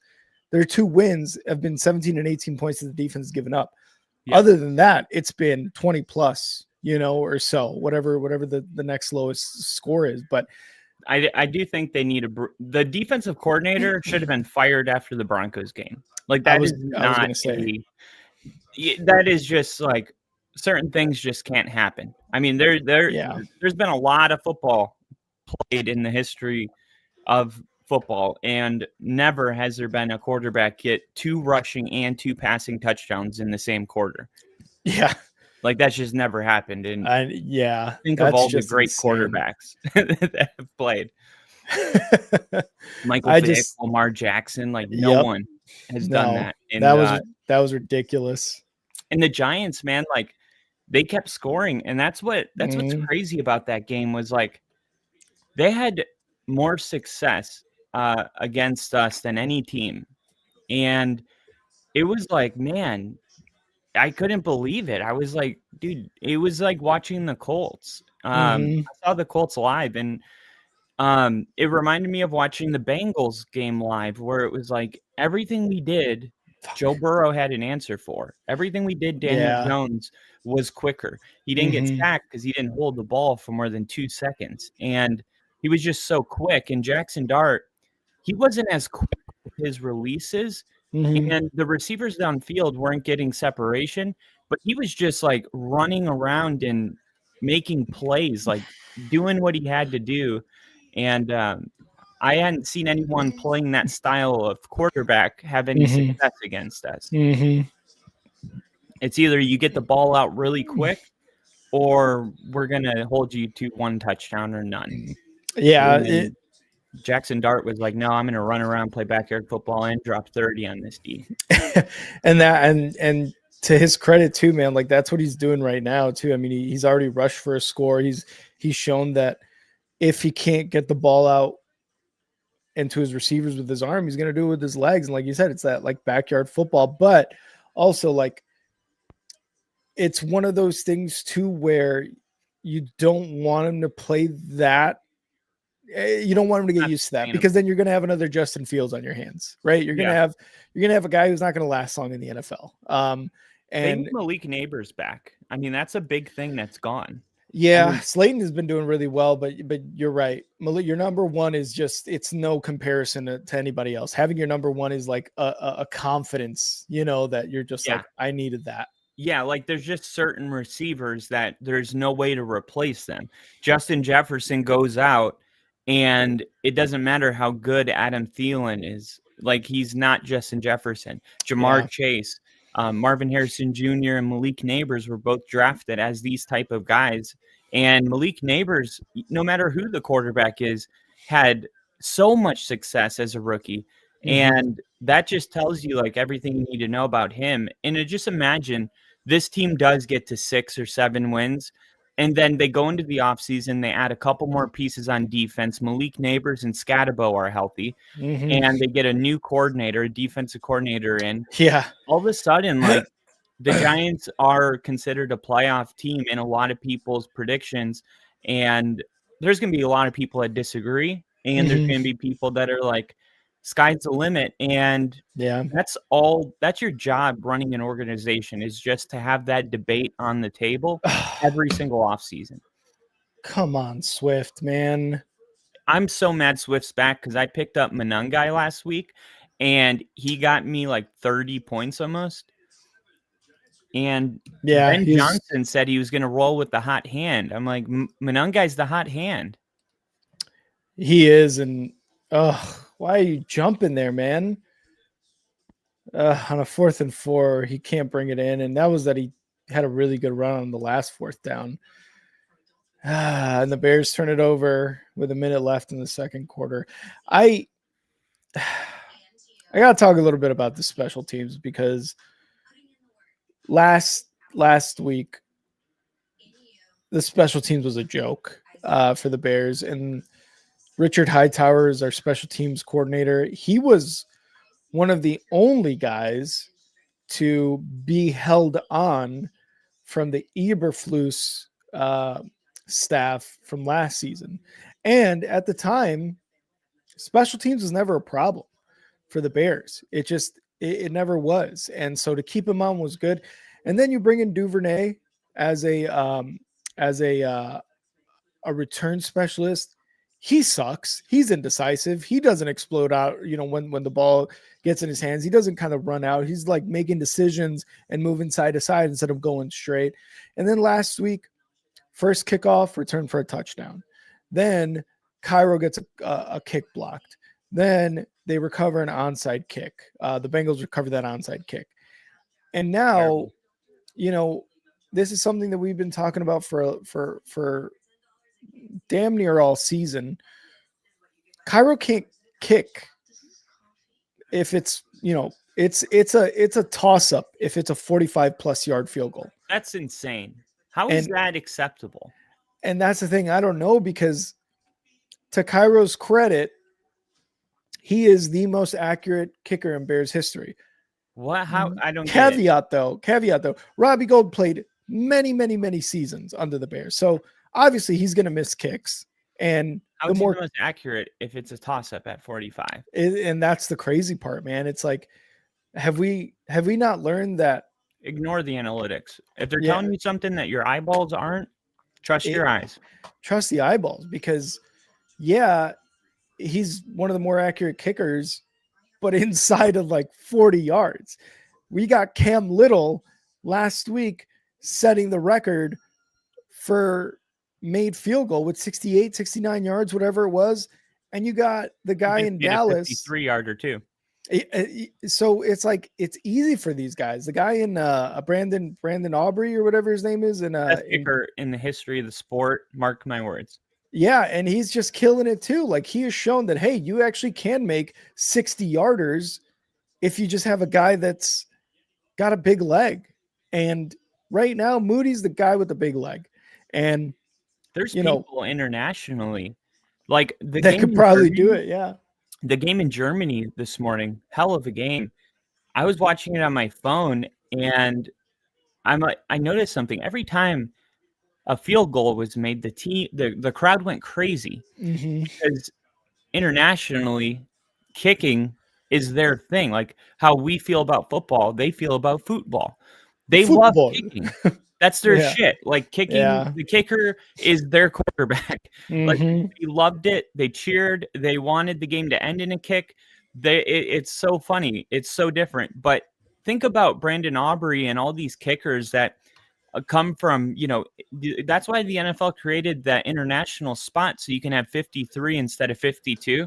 Yeah. Is to give these guys opportunities.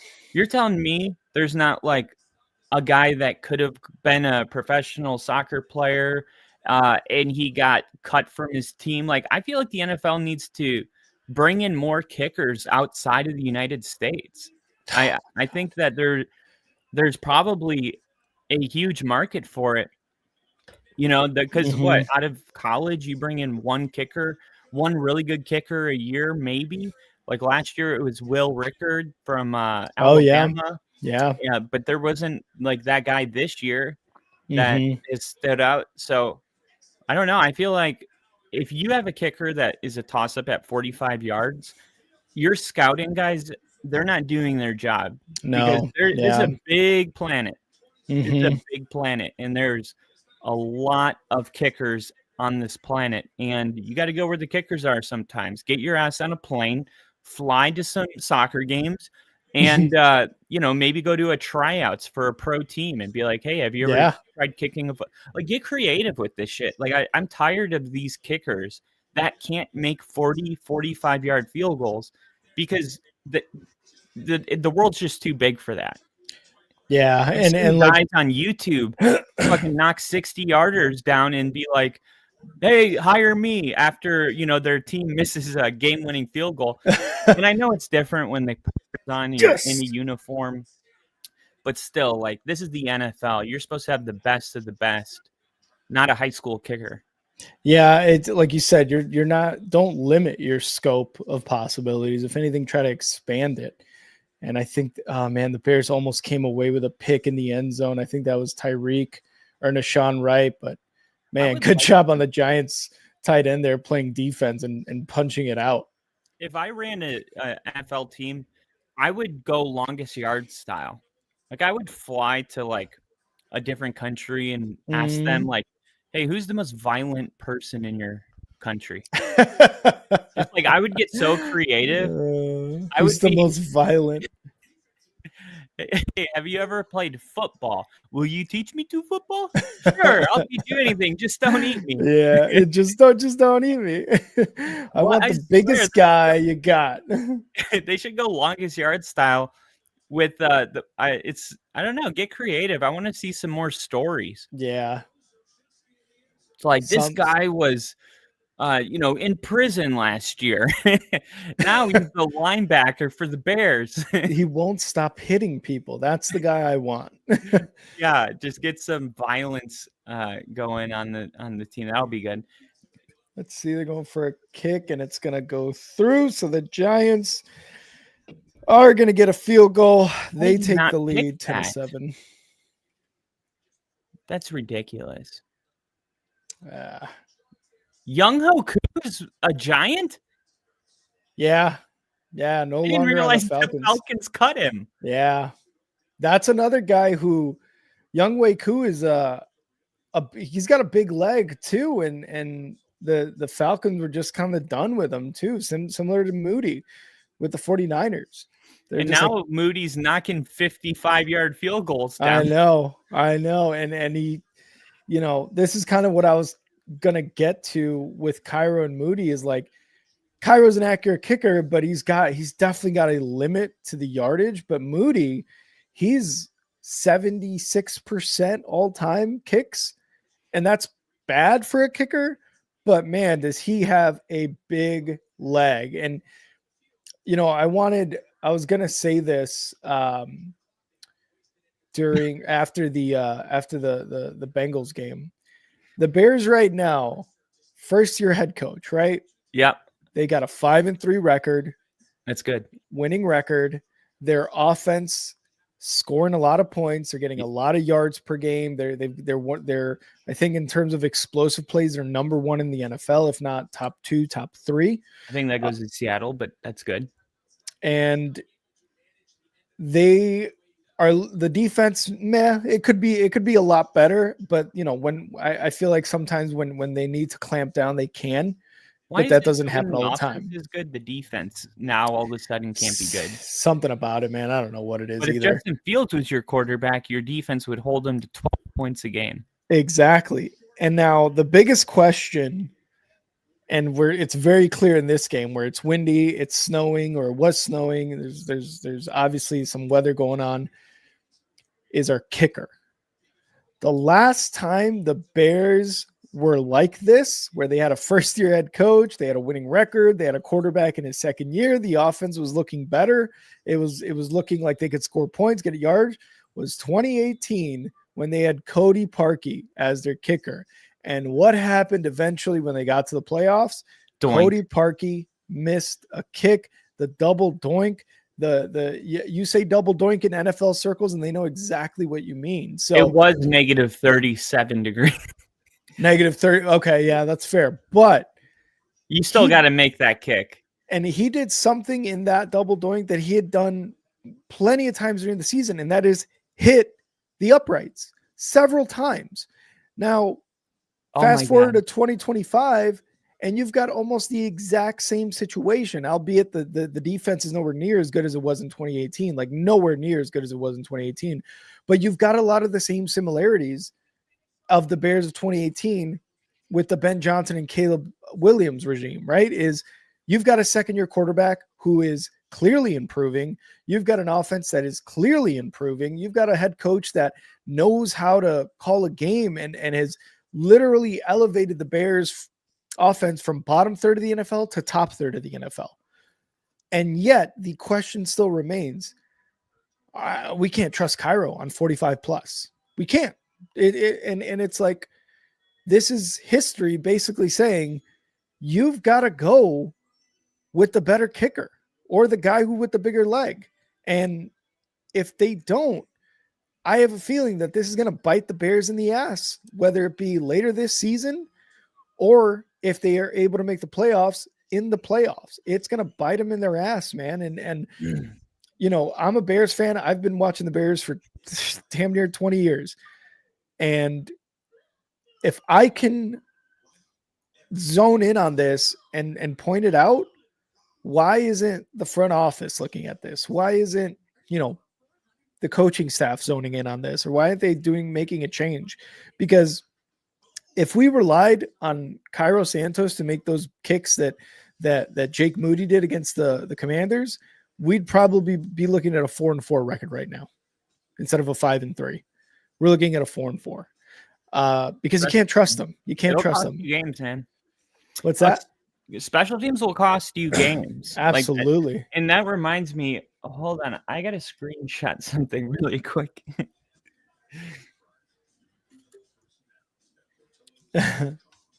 What, this? Yeah, Ginger admitting that we got lucky. This is the only time I'm going to admit it. This is the only time I'll admit it. Got it. Okay. Cool. Okay, got it. That's good. Yeah, dude. I mean, special teams cost us that game. Yeah. The penalty. We'd be the 1 seed in the AFC today, and it sucks too because I feel like special teams is the definition of how the little things matter. You know? I agree. That's where like, your punter, it's 4th and 3, you're on the 47-yard line, and instead of going for it, you decide to pin it back, and your punter knocks it out of the back of the end zone. Now they get a touchback instead of putting you on the 1-yard line. Like the Raiders game was close because we started our first 3 drives on the 1-yard line because their punter, I've never seen anything like this. He was punting the ball. It was bouncing on the 1 and going 90 degrees out of bounds. It was that's crazy. That was it.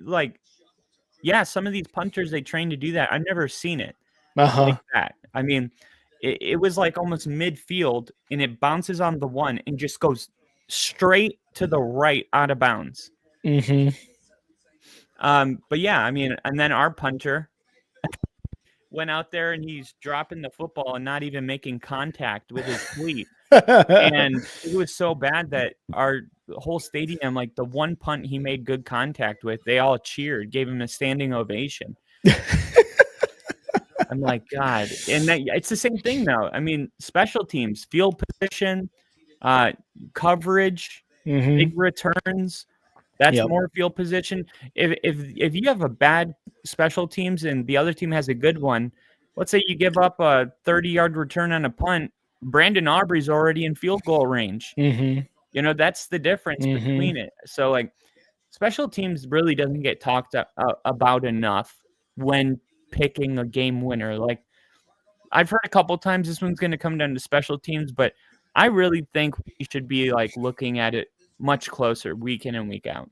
Yeah, and especially when I feel like special teams is only talked about when you got when they're scoring touchdowns on punt returns and kickoffs at a crazy rate. Out of the 10 weeks so far, special teams has scored a touchdown on 5 of those weeks. Then it's oh man, the special teams is this defense has to plan, or the special teams on the opposing side has to plan how to contain this special teams who's been going off for touchdowns.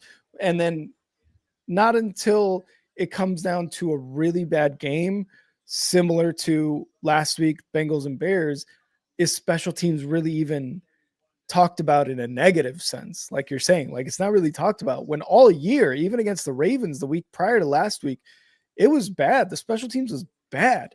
And not until you give up or let them recover an onside, have a kickoff return for a touchdown, is it really oh man, the special teams is bad? It's no, it's been bad. It's just the defense and the offense has been able to cover their asses and been able to win games in spite of a bad special team. So like you said, I don't think it's talked about enough, and especially fans of the team are way more tuned in onto what's really bad and what's really good about their teams. Again, for example, I've known the special teams has been bad all season, and I haven't mentioned it either, but that's because the Bears were winning 5 games. But it really wasn't until the Ravens game and then last week until the Bengals where I was okay, they're about to lose us games. We need to do something about it. And that's why I bring up the comparisons of the Bears this season to the Bears of 2018, where it's you had Cody Parkey with a double doink. You got Cairo Santos can't make a kick because he doesn't have a big leg. Where do we draw the line and go, Moody, come on in, and also Duvernay, see ya. We're going to bring somebody else in because you're clearly not a good return specialist. There's not a lot of muffed kicks and muffed punts on his end, to his credit, but do something with it when you catch it. Don't just field it at the 7 and then get to the 25 and be like, all right, well, that was it. You know what I mean? Like, you got to do better than that. And we got Woody on the stream bringing luck. You're on TV, Woody. Woody, what would you like to say to the people of the United States of America? Go ahead, Woody. Say what you got to say. All right. Okay. That's a good point. Yeah, I totally agree with that. That is a good point. You get a treat for that. That was such a good point. There you go. Woody, I don't think anybody in the world is as thoughtful and precise with their words as you were just then and there. Never. You should be the president. I would love to see President Woody. I would love to see President Woody in a suit and tie. Suit, yeah. Yeah. With like the American flag pin on his lapel. And just like and just like right now, just like complete silence and everybody being like, my God, that was brilliant. That was beautifully spoken. He's done it again. I don't know how he does it every time. Every time he changes the world. Kyle, what did I know you streamed the game on Thursday night. What did you think of the game? And are the Broncos cursed to be on Thursday Night Football with some of the worst games of all time, or what? There's something to it. There's actually there's something to it. Kind of a weird combination of things happened on Thursday. Geez, Trevor Lawrence just threw a dumb pick. Oof. The first thing is like, I thought the Raiders defensively played really good. We have a good offensive line. They kept getting behind them. Yeah. Bo Nix was he played his worst game I've ever seen. Mm-hmm. It was like, okay, it's a bad day, you know. Yeah, and you know, that was a one-handed pick by Stingley. That was crazy. That was a good pick. Yeah. And I think like the thing about the media is, and I mentioned this early, how like, you know, you lose a game to the Giants and they go back and they all of a sudden they write a different narrative on all your wins. Mm-hmm. And we're kind of going through that. I have a video coming out tomorrow where it's like a 15-minute video, but I think I addressed this in a really, really interesting way by using clips of the media themselves after these wins. And really what you see is, you know, after that fourth quarter against the Giants, we played the Cowboys at home the next week. And, you know, we could have scored 50 on them if we wanted to. We pulled our starters out of the game, and the vibes were at an all-time high. Mm-hmm. It was like, okay, like now the offense is clicking. RJ Harvey's got, you know, 4 touchdowns in the last 2 games. It was all good. There was no like, you know, there were some people that were like, the Cowboys suck, but they were still saying, but that's what a good team should do to a bad defense. Yeah. And then the week after that, we go in and play the Texans, and there really wasn't any issues. People were upset about the fact that it was a close game because CJ Stroud got hurt. I'm going to be honest, that doesn't make any sense to me. I don't know how CJ Stroud being hurt somehow means that Bo Nix and our offense is supposed to have more success against the Texans defense, because the Texans defense was number 1 in the NFL, 15 points allowed per game. Yeah. CJ Stroud being hurt or not being hurt doesn't make that defense any less impossible. They're a very good defense. And I thought, like, yeah, I mean, we scored 18. We scored 3 more than they give up on average. We scored more than the Rams. I mean, the Rams have one of the best offenses in the NFL. They scored 14 against that defense. Like, it's just a really good defense, you know? And then but whatever, like you win, you find a different way to win. The Texans defense had the offense, And because they had no offense themselves, and it was weird because everyone was acting like if CJ Stroud was there, it would have been way different. Maybe it would have, but let's not forget that CJ Stroud has games this year where he didn't score an offensive touchdown in the entire game. Yep. The Rams game is the one that comes to mind, week 1. And let me ask you this. If you're holding your opponents to 15 points a game, how do you have a 3-5 record? Like if CJ Stroud was that big of a difference maker, the Texans would have at least been a 500 team with a defense saying basically score 2 touchdowns, you'll win all your games. They're losing, 70% of them. So I'm just not buying the CJ Stroud thing, but that was, whatever. And then Denver actually does play like a really bad game against the Raiders. And now like the Texans game's different. The Giants game's different. The Jets game's different, even though the Steelers and Bucks only beat the Jets by 2 points. The Bucks are still like the same guy that says the Bucks are a legit Super Bowl team. I heard him specifically say like Denver only beat the Jets by 2 points. So like people are picking and choosing which teams are allowed to only beat the Jets by 2 points.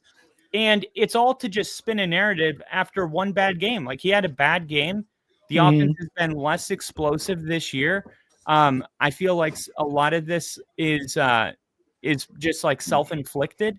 And some of it, like the Raiders game was the first game where I saw Bo Nix anxious, nervous, throwing with his feet not set. It looked like he had no confidence out there, which is something that I've never seen before out of him. But this was the first time we've gone against Pete Carroll's defense. And we had 2-3 days to prepare for it, and Bo Nix is a guy that he over prepares for his opponents. There wasn't enough time to prepare for this game, and it showed. It showed out there on the field that the Broncos didn't have they weren't prepared for this Pete Carroll defense that they've never gone against, and they had our number all day. But like the fact that people want to go back now and be like, I see the whole season differently because of a Thursday night game. It's like, you got to also keep in mind that this team went to London, came back without a bye, played the Giants. It looked like they slept for the first 3 quarters, finally woke up, got the win, beat the Cowboys, went on the road and beat the Texans, a very physical, violent team. And then still no bye week. And then you tell them, hey, you're going to play a game in 4 days. It's like, I felt like at some point it was going to catch up to them. And I'm just happy we were able to get the win. But I think this is the perfect scenario. Mike Vrabel said last week, we want to learn from our wins so we don't have to learn from losses. Like, this is the best case scenario. Denver, has a terrible day. The entire team feels like there's so much work to be done, which is exactly where you want your team on November 9th. And yet they were able to come away with the win and not have to get a loss. I couldn't have actually, it seems weird, but I don't know if you could have written it better, because if they went out there and just smashed the Raiders, I don't know if the team goes into the Chiefs game with the right mentality. But I think this is kind of a wake-up call for the team while still being able to grab an 8-2 record and win their 7th game in a row. So it's like kind of the best of both worlds. And the Chiefs game, Denver wins that game next week. The Chiefs are 500, we're 9-2. Playoff game. And Nick Wright, a big Chiefs fan, said this will be the most important regular season game that Mahomes has played in his career next Sunday. And it's against a really good defense too. It's against a really good defense. And look, if they win that game, it'll be like, from the media standpoint, all will be forgiven, which is real fluky considering on Friday morning they were talking about if Sean should draft another quarterback. Another quarterback? Yeah, Colin Cowherd. Okay. Said, should Denver be looking at drafting another quarterback? And I think if you're going to say things like that, make sure that Bo Nix isn't one good game against the Chiefs away from you being like, no, they're actually good, because that just shows how like frail that opinion is. Like it should take a lot for you to come up to that. I mean, like this guy led us to 10 wins in a playoff game last year as a rookie. And now you're going to be like, yeah, I don't really care about the 33 points in the fourth quarter, the comeback against the Eagles. The Colts game, he had us in position to win.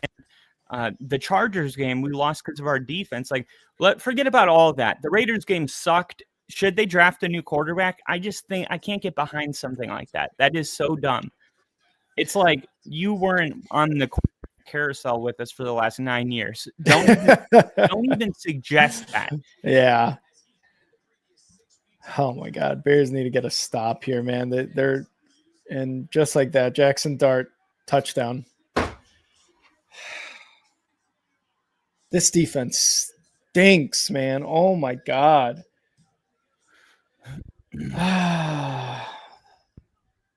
This defense is extremely worrisome. This defense is not good. No pass rush. All of our defensive backs are hurt. God. Jackson Dart is scoring 25-yard rushing touchdowns. Like, what is going on here? Is that what he just did? Yeah. The Giants are up 16-7 now. First drive. It's the only way they can score. Half. They need to just put a QB spy on Dart because that's all he does. Yeah, this is bad. Like, Bears defense doesn't look good right now. Like, this is supposed to be bear weather, and not to take anything away from the Giants. They live in the Northeast. It comes down hard on the snow over there too. But like at home against Jackson Dart, rookie quarterback, again, not taking anything away from him, but the Bears this season got to be able to take advantage of something like this and get a win. It's just they're not doing very well, and that's why it's 17-7 now.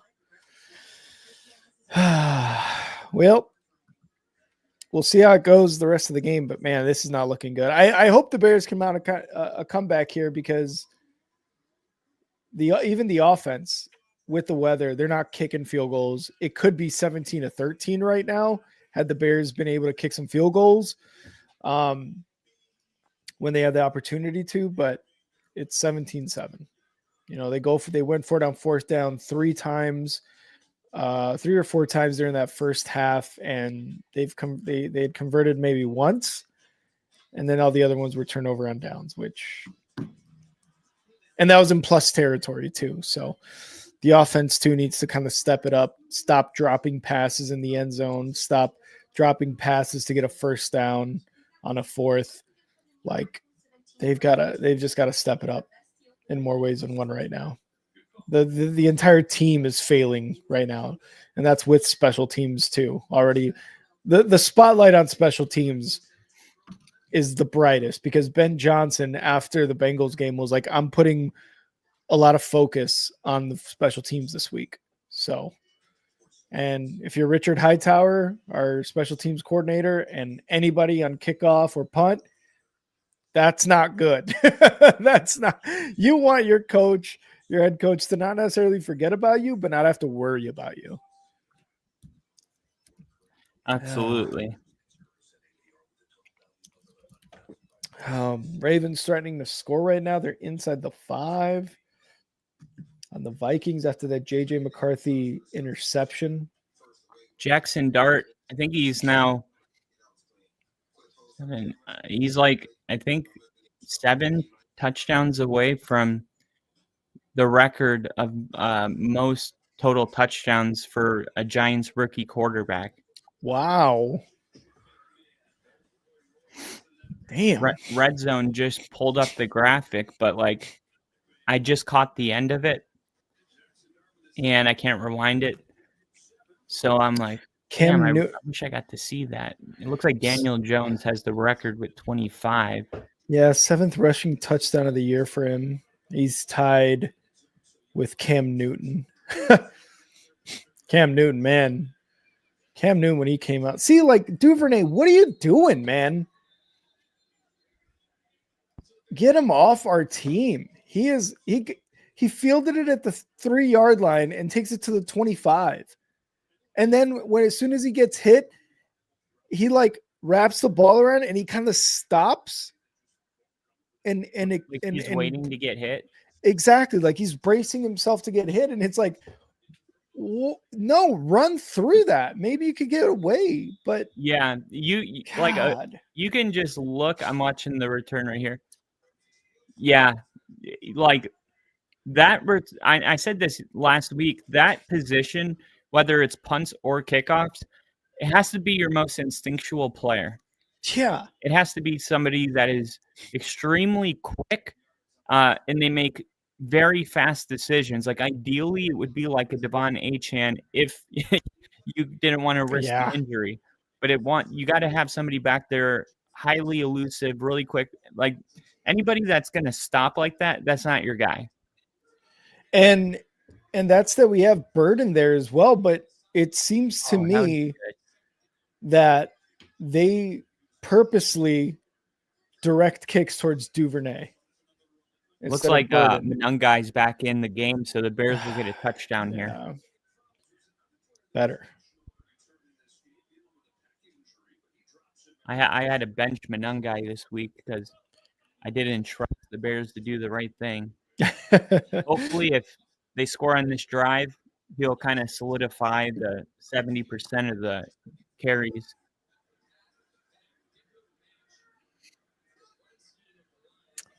All right. 3rd and 4. Come on, guys. Let's convert here. We can't just go 3 and out. Dang. Monungai is so good at breaking tackles. Go, go, go, go, go. Yes. Whew. Caleb Williams, man. Jesus Christ. The way his ability to get away from sacks is like it needs to be studied because he's already gotten off of 2 sacks. Is by like spinning, run, like it's just he's got this instinct that is crazy. Oh fuck! Dalton Kincaid. What happened? Hurt? He just hobbled off the field. Oh, going deep, incomplete. So DJ Moore. Ugh. Yeah, Brian Burns is a hard sack to break away from. Yeah. Oh, man. Yeah, Caleb Williams keeping drives alive right now against this defensive line. And, I think those 2 sacks he got away from have been the only times that he would have gotten sacked. So credit to the offensive line for kind of keeping this 4-man front, at bay for the most part of the game. But they need to score more points. Do they have designed runs for Caleb? They did have one earlier this game where he snapped the ball. I think he faked a handoff or faked a pass and then rushed to the left side. Because I was going to say, I studied this Giants defense really hard after the Broncos game. Yeah. And Thibodeau, he's so good that he gets behind the offensive line so quick. So if you run the RPO, because he'll be right in front, and then you fake the handoff, and Thibodeau will crash inside and sell out to the running back, and then the quarterback pulls it back, and usually he can, like we scored multiple rushing touchdowns that game from Bo Nix just faking the handoff and Thibodeau going all out. He over pursues. That's the 3rd drop pass by Zacchaeus, man. Oh, why my is it God. Zacchaeus and not Burden? Him and Caleb, the connection that they've had over the preseason, as well as the first few games, is the biggest reason why Zacchaeus is in more offensive plays than Burden right now. That's a good route. It's kind of actually a really hard ball. I just saw the play. Yeah. Kind of a weird low to the left. I'm sure he's a right-handed guy. He's still got to make the catch, but yeah. That's the 3rd time it's been in his hands and he just doesn't haul it in. I get it's a difficult play, but You got to make that catch. The fact that it's only 17 points have you given up to the Giants is kind of Drops are the worst. Impressive. But Drops are the worst, man. yeah. So many highlights just non-existent because of drops. Yeah. And that's the other thing. Like, I think when you don't, this could happen to the Giants. It happened to the Broncos. Like, if you're not a Broncos fan, you're not watching every Broncos game. And I can tell you for a fact that they don't get their games televised often because I get none of them. Mhm. So the only time most people saw a Broncos game was that game against the Raiders. Mhm. So they just kind of fill in the empty spaces on their own. But like there was a play in the end zone where Bo's running around and he like fakes run, steps back, and like throws a pass. It was like crazy. And Evan Ingram dropped it. And it's like that would have been a first down and it would have been a huge highlight. And it's just gone. Yeah. Now it's a 3 and out. You know? And oh my God. All of the fault. Like he had an interception because it bounced off Troy Franklin's hands. Yeah. And went, up in the air. And it's like, that's an interception for Bo.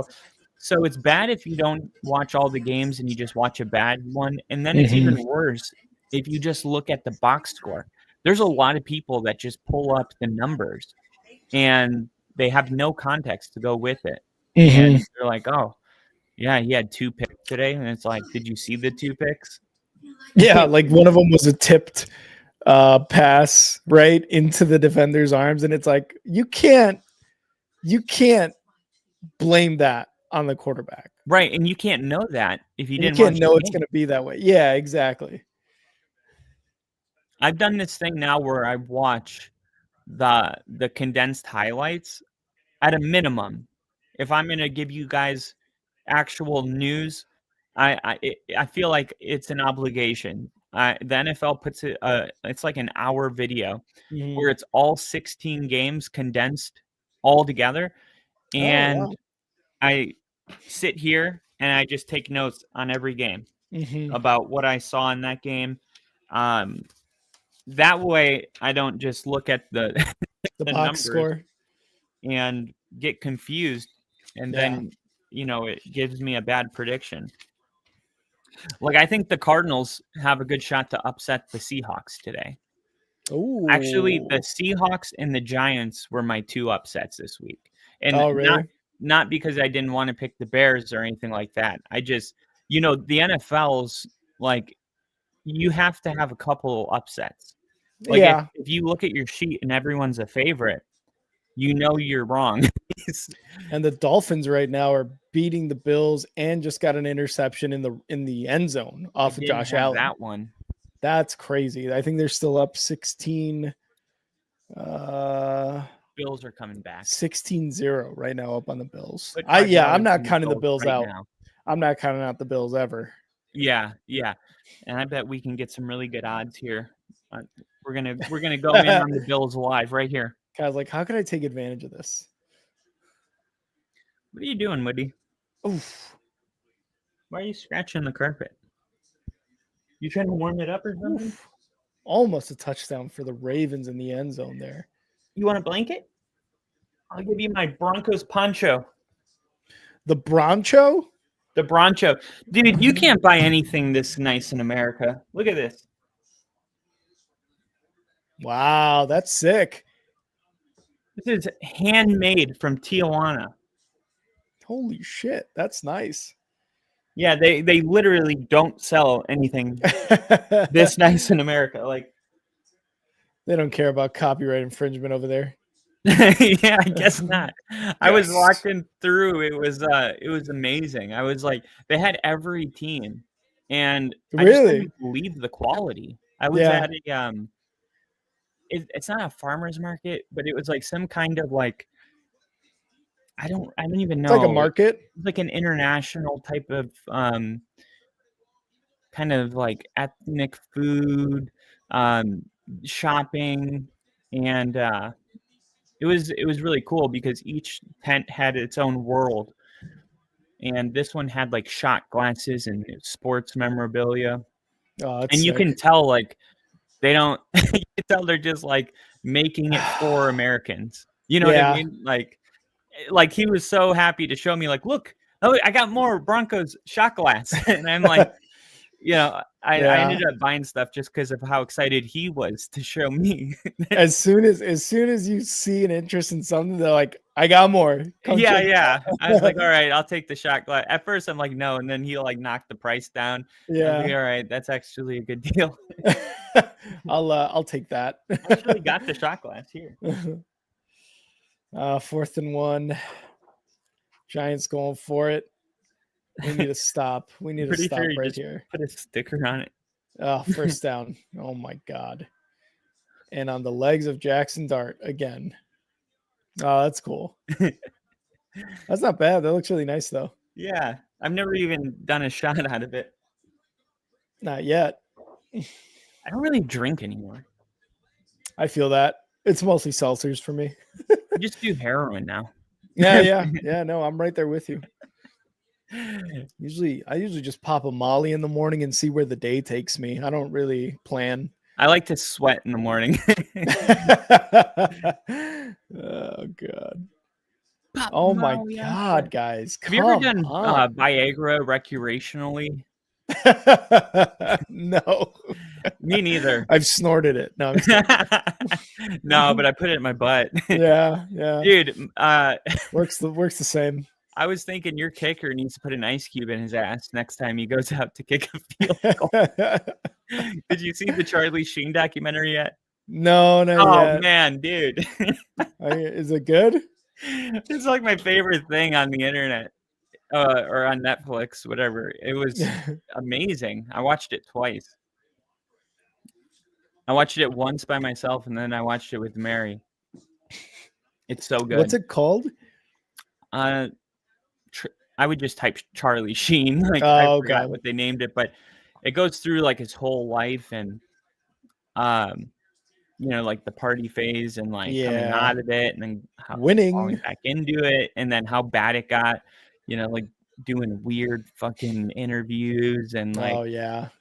one of them is like the famous viral one where he's Winning. like, I was knocking back 7-gram rocks. Yeah. And I she's got like, tiger's blood. Yeah, how can your body sustain that? I'm built different. I don't know. I'm built different. He's like, Charlie Sheen is built different. Let's be honest. oh no, he is. That guy's crazy. I mean, even like his dealer was like, we would go on like week benders where, we'd be like, bending. Yeah. Oh, Bender. Yeah. Just bendering. Yeah, and the dealer was like, dude, after a week, I was like, I gotta go home, and he's like, I would go home and sleep for like, a week basically. There's ball. Is it a fumble? Yes, it's a fumble. Bears recover. That's what Jackson Darts gets. Damn, Let's go. You gonna go potty? Damn, that stinks, dude. I think he might be down, actually. We'll see what happens. You gonna go potty? Whew. KC, Bears recover, I hope. I don't know. I don't know if he recovered it mid fumble and then was down, but we will see. Hopefully it is a Bears recovery. Okay. That wasn't Woody. That was the pit bull fucking farted, and it smells terrible. Dude, the dog farts are the worst. Dude, they're so bad. Like, I get angry over them. I'm like, I know you can't control it. Get out. And for that reason, you get out. Dude, don't even want to. Don't wave your tail. Stop it. You're just spreading it around the room. Stop. Yeah. Now, sorry for blaming you, Woody. I was like, damn, Woody, I'm like, do you go outside? And then Hazard poked his head around the corner. I'm like, oh, you're farting. Okay. I was like, I didn't think he's never been a stinky fart type of dog. I think it's a Yeah. bigger dog thing. Yeah, because Smaller dogs, like, I don't know. I like it happens once in a while, but smaller dogs, smaller fart. not as much power Yeah. in that fart, because my dog Nimbus, his farts are horrid. Big dog farts. And then when I had before, when I was still living in Chicago, I had a pug, and his farts, they weren't bad at all. Like you could hear them, and you couldn't smell them. And he could be right next to you. You'd be like, "Oh, you just fart, you bastard!" And then that's it, But the bigger dogs, absolutely, man, those stink. And you hear them, and I don't know, you can hear them. I don't know why. It's like my weird quirk is that I don't like farts, man. Like I'm grossed out by it. I don't like I don't like when a girlfriend does it. I don't do it in front. I will leave the room if I have to do that. And it's funny because like my brother will just rip ass right in front of you. And like there's a little part of me that's like, why can't I be like that? and then like that 90% of me is like, because you're not a disgusting, I credit to you. Here we go. Bears do end up getting the fumble. First down on that first play. KC, I commend you on being able to do that, because I don't. Most people don't, but I think I'm weird for it though. I don't. I mean, it's everybody's. I think preference is definitely a thing. I don't think bathroom humor is funny. I get that, but I just like, for me, it's like, it's if my body's got to let go of some gas, it's got to let go of some gas. Like, I'm sorry, it's a natural thing. Like, it shouldn't be that weird. I don't know why. I don't know why I make it so much bigger. I don't know. I feel like it kills the romance. Not a big farter. I was gonna say, I will say, I would rather someone fart in the same room I'm in than burp in my face. Oh, I mean, I don't know if that's ever happened to me. Well, and the reason why, it's like, at least with a fart, you've got at least, and if you're a guy, you got 3 layers of protection. Your ass hair, your underwear, and pants or shorts, whatever you're wearing. You got how hairy is your ass, dude? It's so hairy. I'm Mexican, of course it's hairy. But like a layer. But generally, you're looking at least 2 layers of what do you call that? Of protection. Of those fart particles staying within your own butt. If there's a blanket nearby, you can. Yeah, you can cover it up. You spray something in the air. Whereas a burp, you're getting all those particles just out in the air, out in the open. Dude, I can't think of one time I've ever been burped on, but I don't think I would like it. No, yeah, I whenever I burp and it like even goes generally in somebody's direction, I immediately profusely apologize, because that to me is like, and maybe I'm a weirdo for that too, kind of, wanting a fart in the same room over a burp, but I'm just like, the smell and the particles are going in your general direction. I think that's rude, to me at least. And I always felt like there would be like I remember being in the Navy, we would be in the shop and like there would be like some I won't name any names, but like some of the leaders, the leaders would like, get drunk and then they would just be like shitting their pants all morning in the office. And I'm like, you fucking slob, dude. Stop drinking so much where your body literally is throwing up out of your asshole every morning.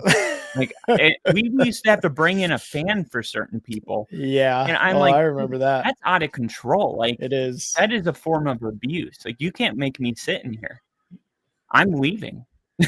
I remember there was a one of our going deep cut Loveland.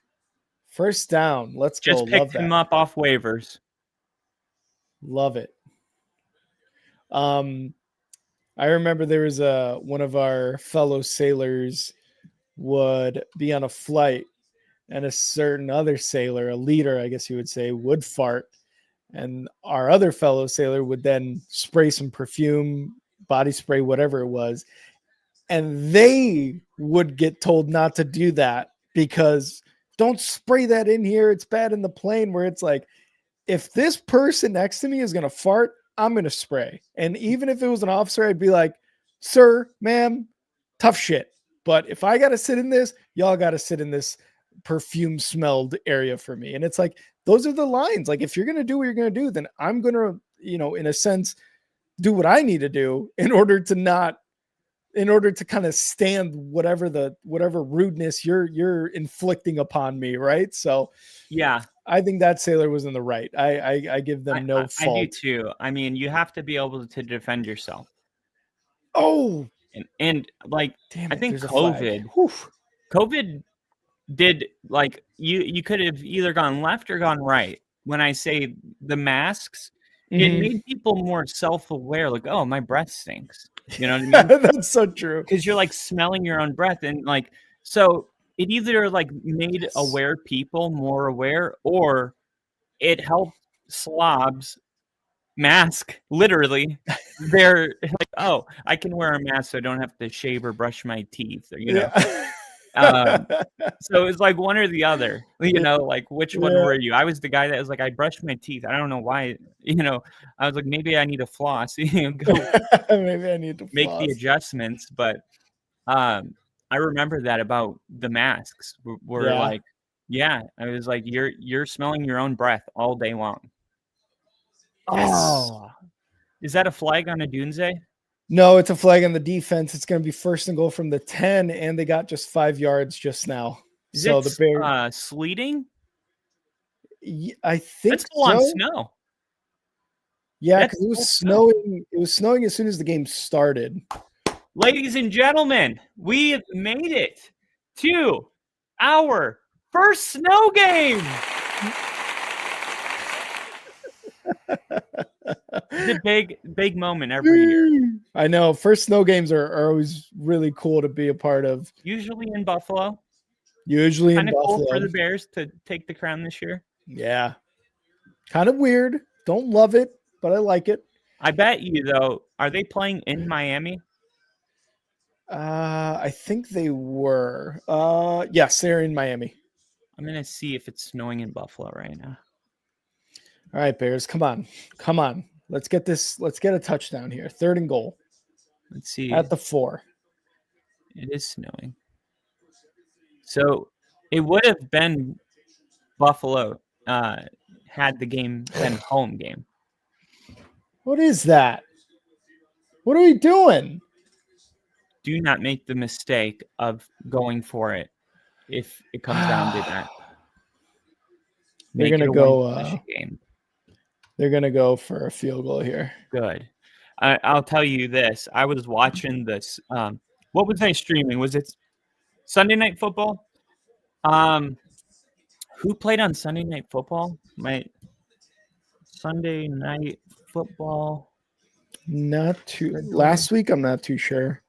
Last week, it was, let's see. All right. Bears get a field goal. All right. Week 9. So, no. Monday Night Football. It was the Cardinals and the Cowboys. I think. Cardinals. Cardinals, Cowboys. Mm-hmm. So the Cowboys, they're trying to come back in this game, and they're on like the 7-yard line, or like right about where the Bears are. Mm-hmm. Maybe no, not that close. They were on like the 30-yard line, but a chip shot field goal. Mm-hmm. And they decide to go for it, and they're down at that time. They're down, I think they were down like 17. Mm-hmm. So I was like, okay, you're going to need the field goal anyway. Yeah. Why would you go for it? Yeah. And I'm like, this is going to come back to haunt them. And sure enough, like, the Cowboys end up having the ball late in the game, and they throw an interception, and they have to use all their timeouts. They get the ball back, but it doesn't matter because it's a 2-possession game. But it was like, man, if they had kicked that field goal earlier, this would be a touchdown to tie the game. Yeah. And instead, and I knew that was going to happen. I'm like, this will come back. Like, you're going to need the field goal. Like, why do you feel like you need a touchdown here? Mm-hmm. And that was the reason the Cowboys lost. And the weirdest part was I'm like freaking out on the stream about this. And then the analytic thing comes up and says, go. Fourth and go 3, for it. Analytics say go. And I'm like, I don't understand that. Mm-hmm. Why? I was like, I think the analytics is only determining whether or not you should go for it on 4th down.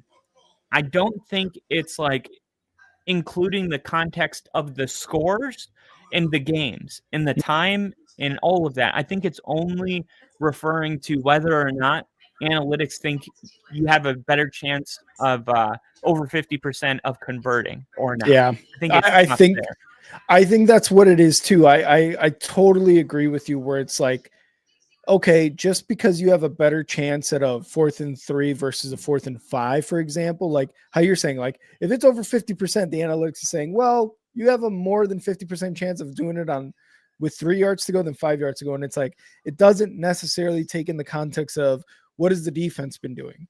How's the passing game been?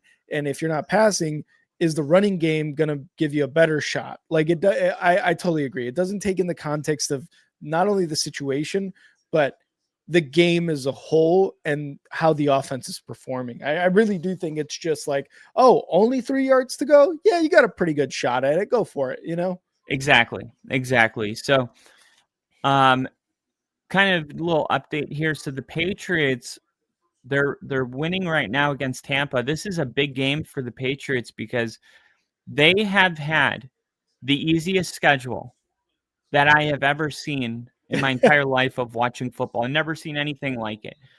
They have played the easiest opponents up until week 10. And from week 10 to the rest of the season, they also play the easiest schedule. Wow. So there's only 3 games on the schedule all year for the Patriots to show why they're a good team. And this was the reason I had the Patriots, maybe coming in first, but second for sure, winning over 10 games. It was just a matter of schedule for them. And the Bills game that's coming up, that's a tough one. And then they got the Ravens and the Bucks. That's it. That's all they got. Dang. And if they want the world to take them serious as like a, top 3 team, they got to win those games or people are going to do to them like they did to us. Like Denver's got an 0-4 record against playoff teams. And it's like, okay, but we have a field goal blocked against Kansas. Like they don't even, that's what kills me, man, is like they're doing the same thing now. And it's like that penalty. It's like, how is that on Bo? Like our defense giving up 10 points against the Chargers with 3 minutes left. That's not on Bo. Like, and none of that actually matters when these people are creating a narrative against your team. So it's better to just beat those teams and avoid it altogether. But the team doesn't care about that. The fans do. And media as well. It's mostly like if we get a win, we get a win. That's all that matters at the end of the day. But you're right. It's all about the conversation people have, whether you win or lose those games too. But the Patriots having that easy of a schedule, I had no idea. Oh, and there's a flag here. Oh, I think it's on the defense.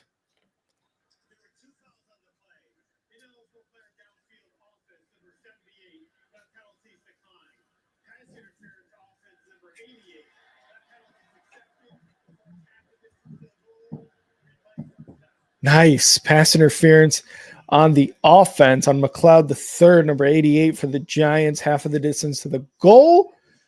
And it's still going to be first down. The Giants are going to start off at the 10-yard line, 1st and 20. All right, come on. This is where we do it, guys. Come on. 27 seconds left in the third quarter. Love you.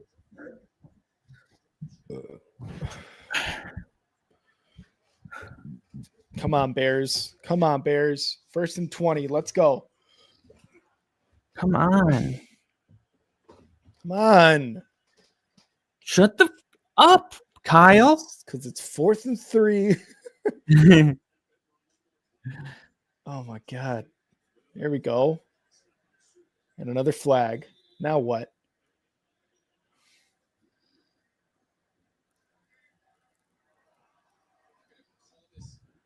Let's go.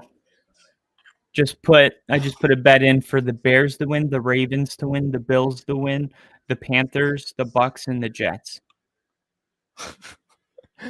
So every team that's losing besides the Jets is a tie game. Oh my God. And the Ravens are currently winning. God. The odds went from -500 to -800 for Baltimore. Grady Jarrett holding? How?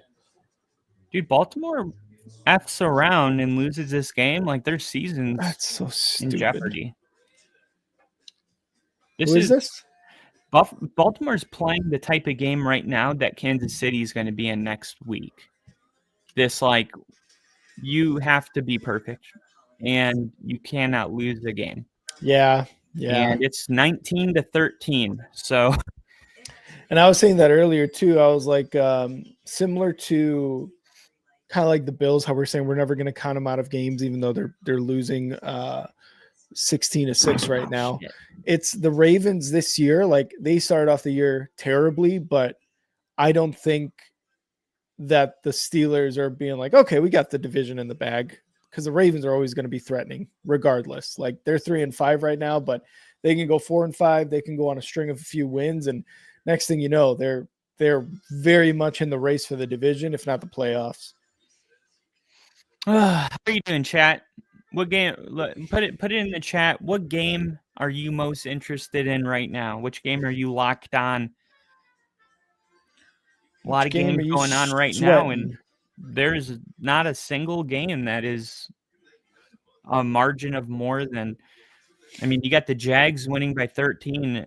Outside of that game, everything close. is either tied or like within 4 or 3 points. I mean, the Bills are down 10, but that's like 4 points for them. Mm-hmm. So I love this. A lot of really good games going on. Which one are you guys into? Rick's into this Bears game. Down 7. Down 7. Fourth quarter. Put your fours up. Fours. Remember that week I was like, put your fours up. And I was like, Rick, put your fours up. And you're like, I did. I put them both up. And I did this. Kyle's just blind. That's fine. Whatever, dude. Dude. Oh man. Bears defense needs to step it up there. I don't know how that was a holding call. I don't get that. I do not get that. But first down, Giants, they're still deep in their own territory, luckily.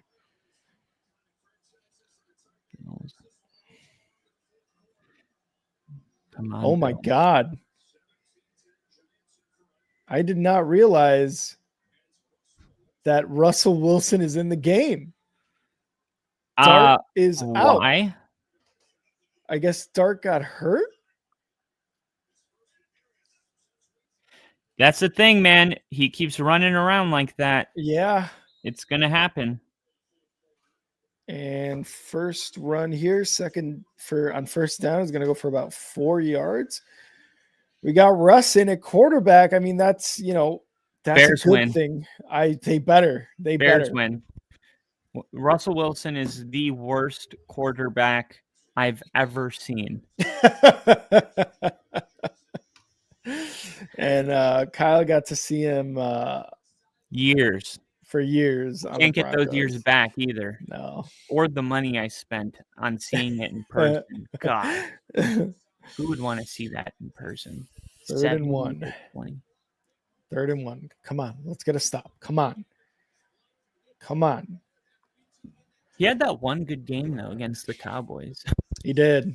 That was so strange. He went ham. It's like, who is that? No tackle. Come on.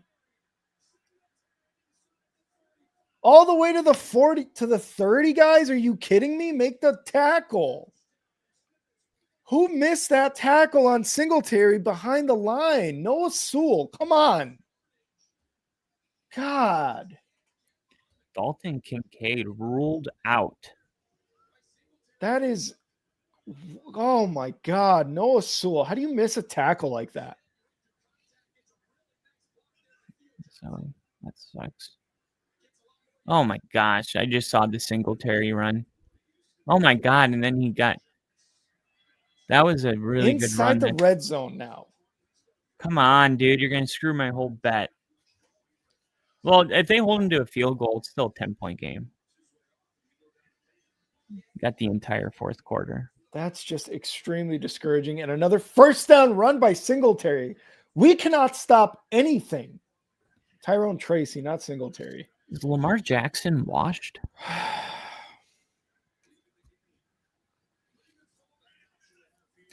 Hold him to a field goal. That's all that matters here. They have to. What is this? Another great 10-yard run? That's ridiculous, man. All right. How about this? How about we stop letting them run for 10 yards a pop? Sound fair enough? Another 7-yard run. What the hell? What are we doing? What is this defense? This defense is such trash. Opponent rushing yards per game. Chicago's 25th. Did they make any moves at the trade deadline? Get some big bodies? They need some. Yeah, they got a defensive end from the Browns that was originally selected by the Bucks, who's had 1 sack in like his last 10 seasons or something. No, it's probably the last like 2 seasons. They need some plugs. We got some guys on our team that come in just for rushing downs. Tillman. Yeah. Big 340-pound men. Yeah, that's what the Bears like. The Bears have those though. I'm not gonna lie though, like we're not gonna go for a Hendrickson. We're not gonna go for a Quinnen Williams. And that's mostly because the Bears aren't a Super Bowl contender this year right now. You know, like Russ Wilson's gonna get. Can you guys stop him? But the Bears, though, I mean, they brought in Grady Jarrett. Old. Right? Old. Yeah, but I mean, like in the offseason. Yeah, they definitely made a move. It's just the moves that they made, like prime, you know. Yeah. But they're not crazy. I'm just saying, like they brought him over, and that wasn't the only defensive move that they made. Who's the other guy? I cannot pronounce his name ever. The Dayo Abedit. Yeah, Odengbo. He's out for the year now. So they brought over a lot of guys, but it's just they're not even in the game. Yeah, no, it's they brought in guys. Thought he was gonna run. Yeah, and then he gets stuffed, and then Younghoe Koo gets a field goal. So they did kick the field goal. That's huge. 20-10. That's huge for you guys. Yeah, I mean, there's a flag now. Oh no! Don't say that. Are they calling horse collar or something? I think they're saying too many men on the field for the Bears, but that is not happening. On the field goal? Oh, penalties decline. Field goal is good. All right. Oh my God. Richard Hightower. Bye, dude. Too many men on the field on a field goal kick? No, that's unacceptable. If I'm the Giants, I'm going for that. I'm a 2-7 team. Yeah, why not? I mean, yeah, like I'm not going to the playoffs this year. I'm like, this is how teams lose. Teams like the Giants, like typically, like if it were the Bears in that situation, I'm kicking the field goal. Yeah. But if I'm the Giants, I'm like, we're 1 yard out. We're 2-7. We're on the road. Let's make it a 14-point lead Can we get 1 yard? We've been running 7 yards a pop. Yep. You know, why can't Yeah. we get 1 yard? I honestly, like, I don't understand the call, but Bears fans should just be happy because you know that they probably weren't going to get that stop based on how that drive looked. They would not have. They would not have. Absolutely not. So Dable, you know, Oh, the Bears are going to come back no. and win this game, and Dable's going to get I hope fired. so. I hope so. I hope so. They No, better. they're coming back, dude. They're going to come back because of that type of call right there. If anything, it's the coaching decisions in the fourth quarter that are going to get Dable fired. And that's Josh a great Allen. example. Josh Allen on a quarterback sneak. Yep. Not only gets the 1 yard, but gets like 10 other yards, but he fumbles the ball and Miami recovers. Josh Allen, is he washed? Yeah. I'm just kidding. So. I'm just saying if if Denver scored 6 points against the Dolphins, we would never hear the end of it. Mm-hmm. And I'm telling you guys, you're gonna love this video I put together. I was writing from, I would say 4:00 p.m. to 3 a.m. Jesus. Yeah, I mean, I took like a break, Mm-hmm. and like did stuff, but ultimately I came back up here around like 10, and it was like 3 a.m. when I finished. And it's funny because like this is what I think I would love to do, is be a column writer for the NFL. You should try to do like blogs and stuff too, like just to kind of get your work out there, whether it be free for now and then just kind of like, hey, Yeah, I could do this part-time too for like a website that'll pay, whatever. yeah, Why yeah. not? I mean, it's not like really long. It's just the research, that it takes, and then like writing it so it flows well, so you go Yeah. back and then write it again, or it seemed like 3 out of every 5 sentences I had to rewrite, because when you're first writing, you're just getting your ideas down. Mm-hmm. And then it's like, okay, now we need to kind of shape it so it sounds the best it can possibly sound. Yeah, just Which edit is stuff. way different than the way you hear it in your head. Mm-hmm. Yeah. Because I always hear things backwards. Like I'll write it like backwards, and then I go back and I have to remove it and Mm-hmm. flip it. I don't know if that makes sense. No, I get what you mean, because sometimes it's like it's kind of like you start off at the first paragraph with a point, and then you kind of go back to that point in like the third or fourth, and you're like, wait, I'm just reiterating stuff. Let me do this, flip it this way, put this paragraph under here. I get what you mean. Yeah. Like, for instance, I might say like, Bo Nix had one bad game, and now Nice. Bo Nix had one bad game, and the way the league's talking about him is an absolute joke. Mm-hmm. And then I'll go back, because that's the way I hear it in my head. But then I'll go back and write, and let's talk about the absolute joke that happened after Bo Nix had one bad game. Like, kind of, Yeah. because it's like the way the way I think it, and I think it might be dyslexia, because I'm actually hyper dyslexic, especially when it comes to numbers. It's Mhm. actually impressive. Like, I'm like, how in the world? It's such a strange phenomena. Oh man, Caleb makes a better throw there. That's a first down, but he was also under a lot of pressure. The human brain is just so interesting. You're telling me, dude. Can And the we need Ravens, Phillip Williams to use his here. honestly, Damn, we gotta make that guys, throw. up the middle. It's 1 yard. 1 yard, Ben. 1 yard. Why are they? If they just ran an RPO and had Caleb's pick it up, he would pick up 20 yards. They are fully sold out inside. This Giants team's biggest weakness is giving up outside containment. Oh my God. Up the Oh my middle with God. Monangai, you have a first down, man. This is Yeah, if you're going to This is run wild. outside, I need some kind of illusion of an inside run, not just like what they did. That was outside all the way, no inside. And then the guard that pulls, there's two Giants. He didn't block one of them. He just blew his assignment. I can't believe the Bears have only gotten 10 points through 3.5 quarters. My God, man.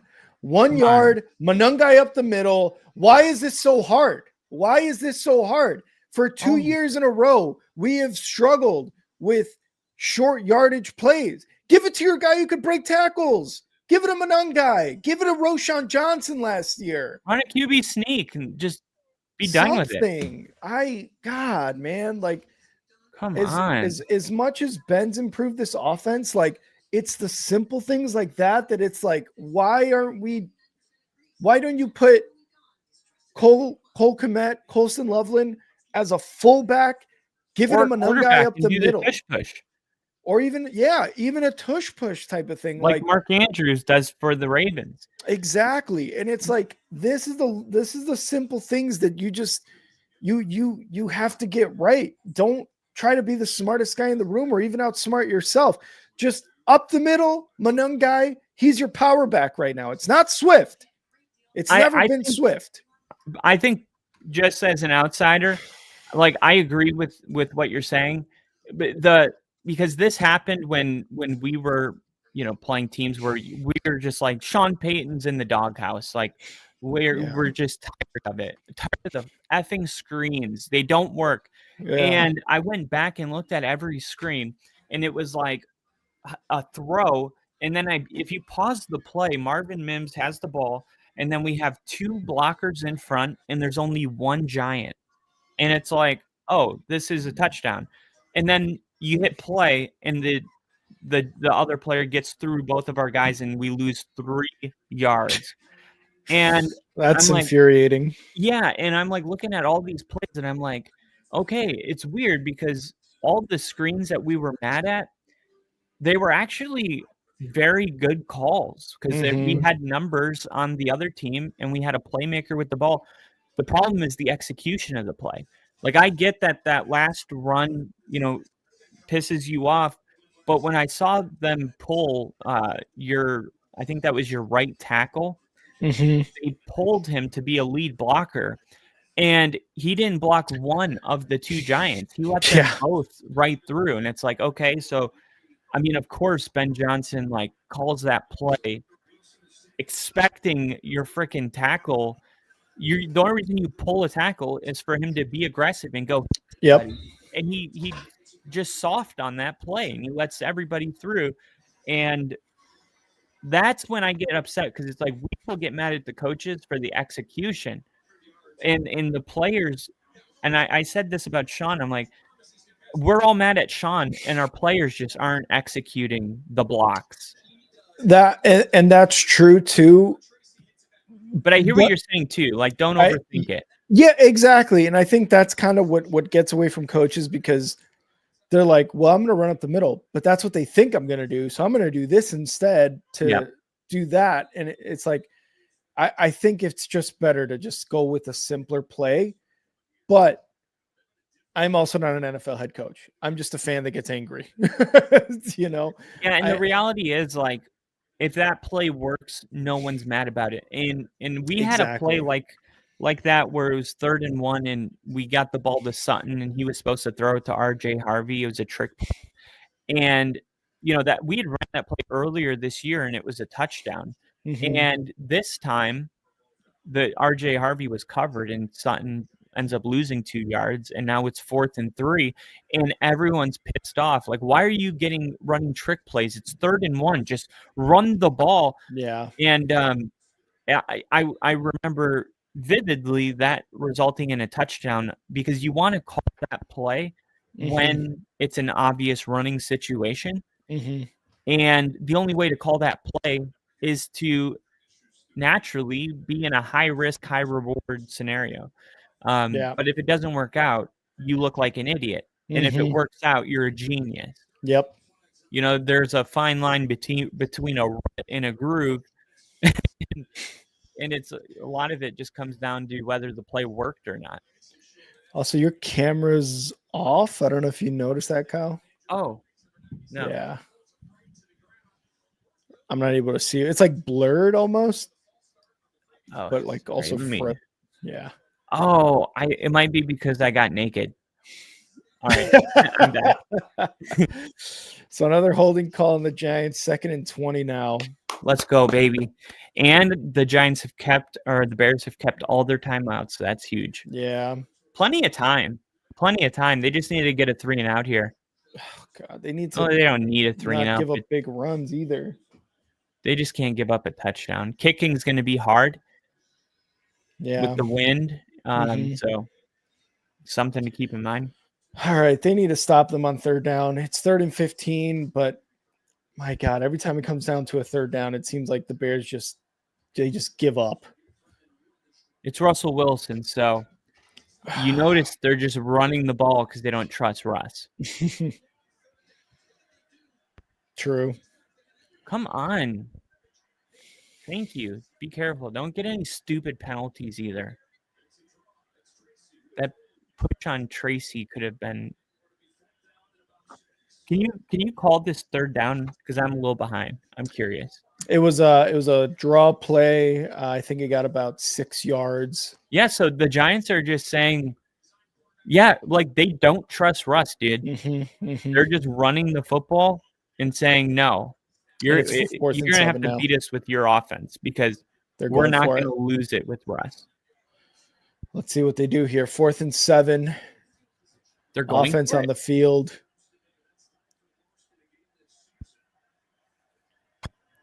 Come on. And they're going to just take the delay game penalty and lose 5 yards and punt. Yeah. Try to make a 4th and 2 where he would go for it. 6 minutes, 18 seconds left, and the Bears need 10 points. Yeah, the Dolphins beating the Bills. I mean, that's crazy. This is what I'm talking about. Is like the Bears lose to the Giants, right? And everybody, I'm not saying they're going to, but if they do, like everyone acts like, Caleb Williams sucks. Look at all these missed throws. But like Josh Allen loses to the Dolphins, and it's like, no, they just got upset that week. Yeah. And it's not fair because if anything, and this is going to be in the video, but if anything, we should be holding our superstars to a higher level, right? Not our rookies and our second-year quarterbacks, but we do it backwards. We're like, oh, this Mahomes has won Super Bowl, so he's earned a pass to have a bad game, which I get that because like he's a proven guy. But think about the fairness of that. If every year he has, 2 bad games and Caleb Williams has 2 bad games, like just because he hasn't won a Super Bowl yet, he gets attacked for his bad game. Yeah, I know what you're saying too. I think I definitely agree that like Mahomes should, in this sense, let's say it is about Mahomes, right? Like there should be the same amount of criticism, but you definitely are looking at that and being like, well, Caleb Williams and Mahomes are not the same. Caleb Williams and Josh Allen are definitely not the same so far, right? But I understand what you're saying, but I do think there's definitely a lot more grace given to bad performances by more proven quarterbacks, Super Bowl winning quarterbacks, playoff winning quarterbacks, guys who have done it consistently throughout their time. I agree. Isn't that crazy? Because like we should expect a young quarterback to make struggle. mistakes. Yeah. If Mahomes does it and Allen does it, why would these young guys not also do like? Yeah, there's a bunch of flags there. That's why I was upset. This might be holding. It's going to be on the Bears. I know for sure. I'm happy Caleb's using his feet here. Yeah. Typically what happens to us is we're down in the fourth quarter, and then all of a sudden Bo starts running, and that's the secret ingredient. What is this flag? They're taking forever to tell us what this flag is about. It was like even that the third down that the Bears just surrendered. It was like Caleb. It was 3rd and 3. He steps up into the pocket. He could just run. Why run around for 10 more seconds and then throw a crazy pass? Like, why not just run for the 3 yards? Like, but now when it gets to this point and you have to pick it up, all of a sudden that urgency, you will see Caleb will just run and pick it up. I want him to have that in Bo Nix too. I want him to feel that way when it's not 5 minutes left in the game. So I know what you're saying too, but I also think that like his eyes downfield, kind of scrambling a bit or trying to find a guy downfield is also part of that. By the way, Nick in the chat, what's up, Nick? Because Archuleta, the announcer for last week's game against the Bengals, was getting a lot of criticism for saying like, just run there. And it's like, well, do you want him to be? Come on, Rome. Catch that.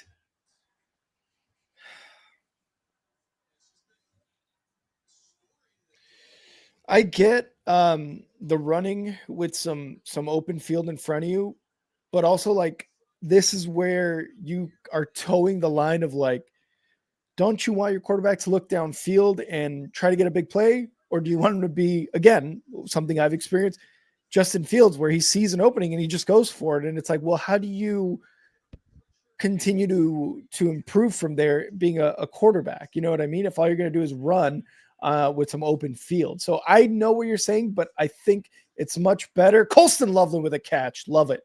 I think it's better for them to kind of keep, in this case, Caleb Williams, to keep his eyes downfield instead of instinctually like, I need to run, because then, yeah, you're going to get some positive yardage, but if your instinct from here on out is to run, then it's like, well, are you a quarterback at that point? No, just like if you're throwing a ball that has a 30% chance of being completed and you have an 85% chance of picking up the first down with your legs, I want you to go for the 85. I don't want the prayer ball be thrown. I get you. Like ideally, yeah. I mean, I want my quarterback to throw the football. I don't want him to be always. But I don't think quarterbacks like Caleb or even Bo, like I don't think that's going to happen. Like they're quarterbacks. They're not Justin Fields. I don't think so either. I guess what I'm trying to say is you want to get that those tendencies away from their arsenal of talent that guys like Bo and Caleb and even Jaden Daniels, even though he's injured, have. I totally get what you're saying. Like, do you have 10 yards in front of you and you've actually got some speed and able to get the first down? Yeah, definitely go for it. But I like that he's got his eyes downfield. No, I like it too, but it comes down to decision making. In real time, just like, okay, like the defense is giving you the first down. Don't like take it upon yourself to say, no, I'm a quarterback. And like, Manning would even run. Rodgers, fair, like, yeah. Quarterbacks, nobody ever said like, oh, that they're not a real quarterback. But I get it. Like probably in Chicago, there's a little bit of PTSD with Justin Fields, definitely. And it's like, we don't want to running. Don't just freak out and run, because that's what Fields did. But yeah, I'm not really saying that. Just pick up the first down and keep it. When you only got 10 points and it's the fourth quarter and you need to score, just like now's not the time to be worried about that. And he needs to diagnose these blitzes, like that first down sack. I mean, what are you doing? Like he was free rushing the whole way. Mhm. and Caleb's not even looking at him. It's like, He was still able to get away though, which is like what I was the saying one he earlier. did get Like, sacked on first down. oh, gotcha. That was like, you see his head to the left, but it never, it never sees the guy. I mean, he's running straight up the middle. Oh my almost. God, how do you get away from that again? Which down is it? Automatic first down, illegal contact. Yeah, and then he just got away from a sack, threw the ball, almost it was tipped, almost intercepted, man. That was scary. I don't know.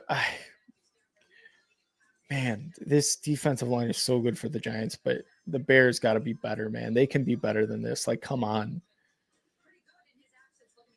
Oh, God. 2nd and 10 right now for the Bears. Come on, Caleb. Come on. Oh my God, that was such a good job getting away from the blitz, and almost throws a pick after. Yeah. First down, though. First down throw here with Rome over the middle. Oh, Come my on. God. You guys got to score before 4 minutes. Come on. Before the 4-minute marker. Come on. You got 3 timeouts still. You could technically score as long as it's 3 minutes, I would say. Back to pass.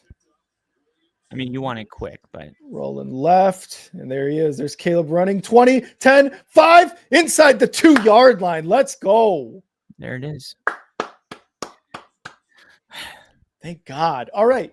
That's Ben, when not difficult. We were down 19 against the Giants in the fourth quarter, and Bo started running, and there it is. Like, because the defensive line's great, but if you can get in front of them, all of a sudden they're chasing a ghost. Touchdown, Rome Odunze. Let's go. Whew, See, okay. Yeah, I'm looking at the run right now. Like, that could have even been a touchdown. He stumbled, but like, it's there. No one thinks you can't throw the ball because you made that play. Thank God. Would Rome like to Odunze. see him tuck it though. Yeah, it would have been a little bit safer there, but Rome Odunze over the middle, wide open. Thank God. Whew. Oh wow. Right? Nobody within 10 yards. Yeah. And Rome Odunze is going off. Let me double check the box score here. Yeah, he was my buy low top target this week. 86 yards, 6 catches, and a touchdown. Because I figured, had a bet. He didn't have points last week. Yeah, and 0 catches on 3 targets, I believe. I was like, find who has him in your league and get him. Yeah. Because this is the perfect time.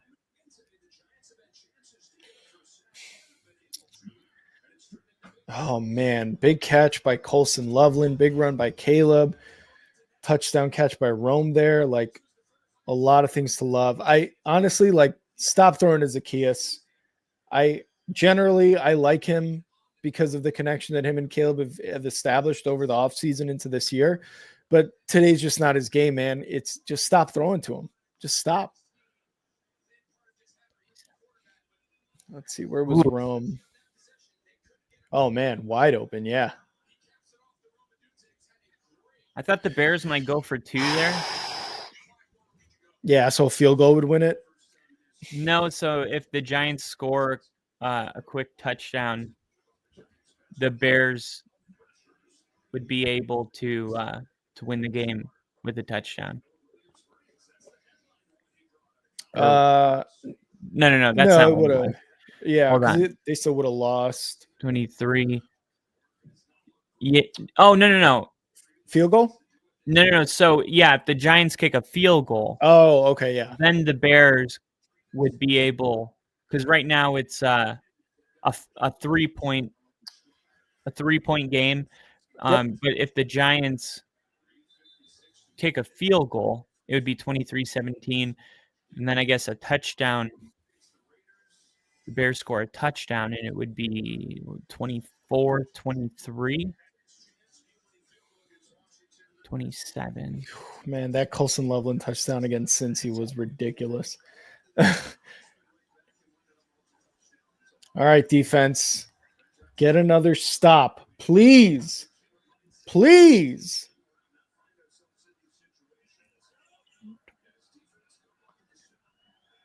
God, both teams are 2-7 on fourth downs combined. Jesus. Yeah, the 2-point conversion potentially, because then if the Giants kick a field goal, sack lunch, Montez Sweat. Let's go. Then the Bears would win it with a touchdown. And if the Giants don't kick a field goal, the Bears would win it with a field goal. Mm-hmm. It's like either way, the Giants get a touchdown or a field goal. With a 2-point conversion, the Bears could win it with a touchdown or a field goal instead of tie it. Come on. Russell Wilson, he's going to let you back in this game. Don't worry. Miami touchdown. 29-7 or whatever it is right now against the Bills. That's crazy. What happened to Jackson Dart? Concussion. He got a concussion. Yeah. That keeps happening to him. All right. 3rd down and 8. 3rd and 7. That's a problem with running too much. Bears take the first time out. He's had 3 concussions now. Yeah, and then him and then Scatabo obviously got that injury, but the way those two guys almost like desire contact is scary if you're a Giants fan. You're like, I don't want my quarterback to go head first into another guy. Yeah, and I think too, like there's a lot of people that on the media side will be like, we don't want, because after the Giants game, sack lunch, baby. Nom. CJ Gardner Johnson, let's go. Good 4th and long. After the Giants game, people were like, should we be running Bo more? And there's people that are like, we don't want him to get hurt.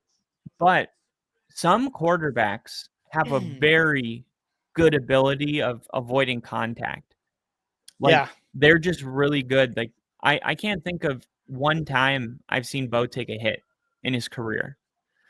And he runs all the time. He's just good at sliding. So like it's a little bit about knowing your guy. Like Jackson Dart, he seems like a guy that runs really well, but he doesn't have the maybe he's going to learn. I don't know. Oh, yeah. But he's just like, he's got to stop taking these hits. Yeah, and you saw kind of what, with Jaden Daniels, that gruesome leg injury where he's also a guy who runs the ball a lot, and a lot of the talk coming into his rookie year last year was, can he sustain these hits?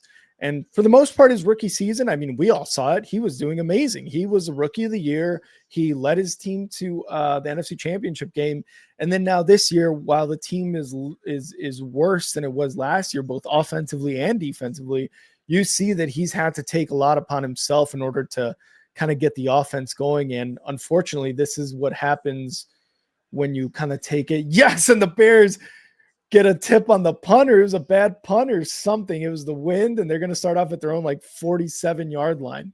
Going at this from the Giants side for a second, this is the moment where their defense needs to win a game, because came off the side of the leg. Their defense keeps giving up these comebacks in the fourth quarter, and why is Jameis Winston not the backup? I don't understand that. I still don't understand why. Like, when I say Russell Wilson is, he is, I don't even know what he's doing out there. Me neither. Like, that's another Dable thing where it's like, that is this just like you feel bad for the guy? I don't get it. And you're not paying Russ that much money. It's like Jameis Winston at least gives you a little bit of speed. He sees the field better. I mean, you're asking Russ not to lose the game. He can't not lose the game. He's going to take sacks. He might throw a pick. I just don't understand. Like, if you're the Giants, this isn't the first time that Russ has had to come into a game. And how did those other ones work out for you? Not well. Has Russ completed one pass since he's been in? I think he's like 2 for 2 for like 20 yards, but that's it. 2 for 2 for 45 yards. Yeah. That's actually not terrible, but it looks way worse. Yeah. And the fact that you're just kind of asking him to like manage a win is like, that's not good at all. Going deep, caught. And that is your boy. That is Burden with a catch on the right side. Let's go. First down. 2-minute warning. Dude, when Burden's in the game, the vibes immediately are right. And especially when he makes a big catch like that. He's only got 3 targets today, but he turned them into 3 catches, 51 yards. And that was a big one there, too. I'm going to shake the freaking screen until they just keep him in the game. Like, that's on you. 3 targets, and he's got 3 catches for 51 yards. And There's no reason not to keep him. And I think this pass just now that he caught is a direct reason going away from Zacchaeus here. Like I was saying earlier, like Zacchaeus was on the field, but it's like not only did Burden make a really good move on a curl route there, but he caught the ball. It's something Zacchaeus is having a really tough time doing today, not necessarily all year, but today. So again, going to Burden there is the smarter move for Caleb and the Bears offensively, because right now Zacchaeus just zero confidence in his abilities. So, but yeah, you're right, man. Burden is turning his opportunities into like big gains, touchdowns. That 65-yarder from week 3 against the Cowboys on that flea flicker. It's just he's doing what he needs to do when he gets the opportunities. Garrett Wilson, who had the knee injury, missed the last 2 games, came back and played in today's game. He left because of a knee injury. Oh, really? Didn't record a single catch. Damn. And that sucks, because that knee injury was why he missed the last really 3 weeks, because there's even a bye week, and then he comes back and gets knocked out of the game. Toof. Kincaid knocked out of the game. Oh yeah. So my fantasy team, but luckily for me, I'm still projected 150 points. You're like, why do I get this luck? I know. I'm glad I didn't start Monangai though over Alex Pierce. Dude, and that's the other thing. It's like Monangai last week, 178 yards, whatever it was. And today's only got 7 touches for 28 yards. It's like, why?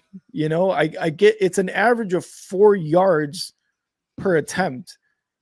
And you saw what he did last week. Why are we giving it to him more? DeAndre Swift is averaging 6.5 on 13 carries for 80 yards, but still, Monangai's are like, he's a dude right now.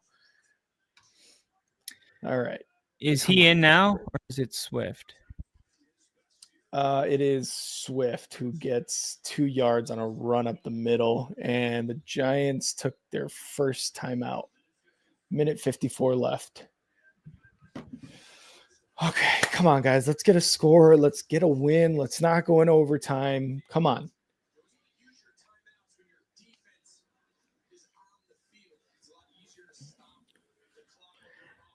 I've got 2 TVs, and the big one is on the Bears and the small one's on Red Zone, but I hate that Red Zone's always ahead of the bigger one. It's on YouTube TV too, so I don't understand. Yeah.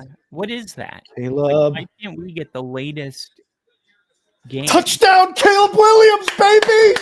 Let's go! What happened? Did he run? He ran it himself. 17-yard touchdown run for Caleb, baby. Let's go. Fakes the handoff. Defensive end bit. I think that was Burns, number 0. That's exactly what I said, Yep. did I not say that they You need said to fake a handoff and run? He will score. And that's exactly what happened. All right, defense, another stop, and we got a dub, man. Come on. Dude, I need to start writing game plans. You need to be a coach, is what you need to do. And the I kick posted is a good. short, a YouTube short on our channel of this exact play before this game started. Of The fake run. handoff, Yeah. the Giants defensive ends crashing inside. The quarterback pulls it back and takes it to the house, and how effective that play is against the Giants. And funny, the one we had the go-ahead touchdown with it. You guys just got to go-ahead touchdown with it. It's just something the Giants, their end struggle. They're young, and they lose outside containment. And Ben Johnson knew that. And guess what? He was waiting. He was sitting on that. Mm-hmm. He was sitting on that. And credit him, because one thing that I wouldn't have done is waited that long to call it. Good on him because once you run it once, they learn their lesson, and then they're more disciplined. He waited just to kind of like then. And to not show the hand too early, right? Yeah. Whew. No, he absolutely was sitting on that. Thank God, man. Thank God. All right, 1:47 left in this game. They're about to kick off to the Giants. Defense needs another big stop here. And man, that punt by Gillen, whatever the Giants punter is, that was an unfortunate punt by him there. Damn, the Bucks were down 10 points. Mm-hmm. And there was like 1:30 left, and they scored a touchdown with 32 seconds left. They got a quick touchdown. So now onside kick. Whew. And the Patriots got it. And he's injured. Wow, the Texans right now only down 6 minutes and 10 seconds left in the fourth quarter, 29-24, Jags up. But the Texans got the ball at the 7. At their own 7. That was come on. A good on. Dude, that's the thing. Like the Jags letting the Texans back in this game, not a good sign. But the Jags scoring 29 on this defense, that's a great sign. Yeah, you got to take the wins where you can. Man, sigh of relief by Caleb Williams there. He's like, thank God. Man, the Jags are really a confusing team.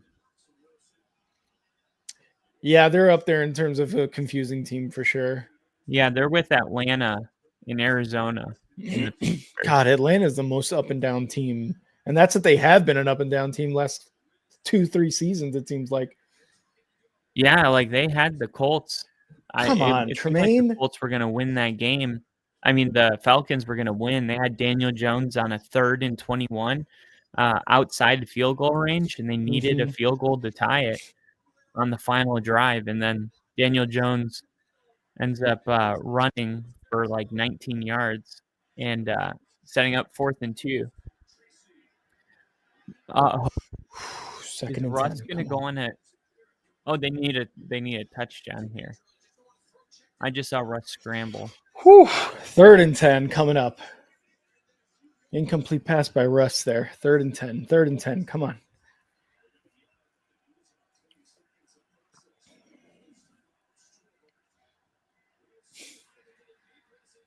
What was that throw? I feel like we say that about Russ a lot. What that second down throw? Did the ball get tipped, or that should be intentional grounding? I think it did get tipped. That's why they didn't call it. Yeah. All right, come on. Oh my Get some pressure. Just incomplete. 4th and 10.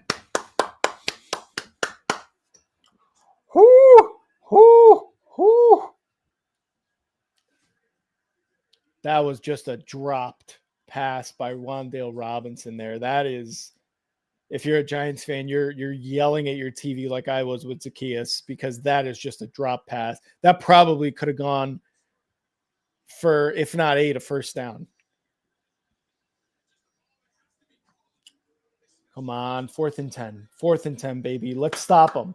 It's always those like to the left catches From right-handed throwers, yeah. Pass is tipped. Incomplete. Bears get the ball back. Let's go, baby.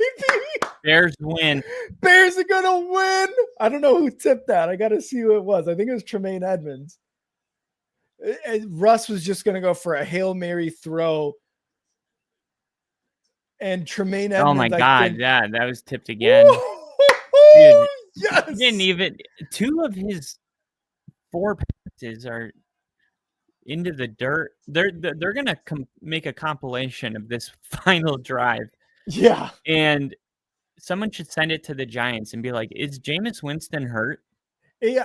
I'm sorry. Did Jameis Winston die? Or Yeah. Like what? Yeah. I don't. Why do you do this to yourself? I mean, now let me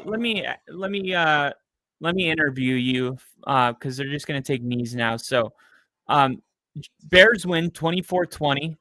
A dub is a dub. Yep.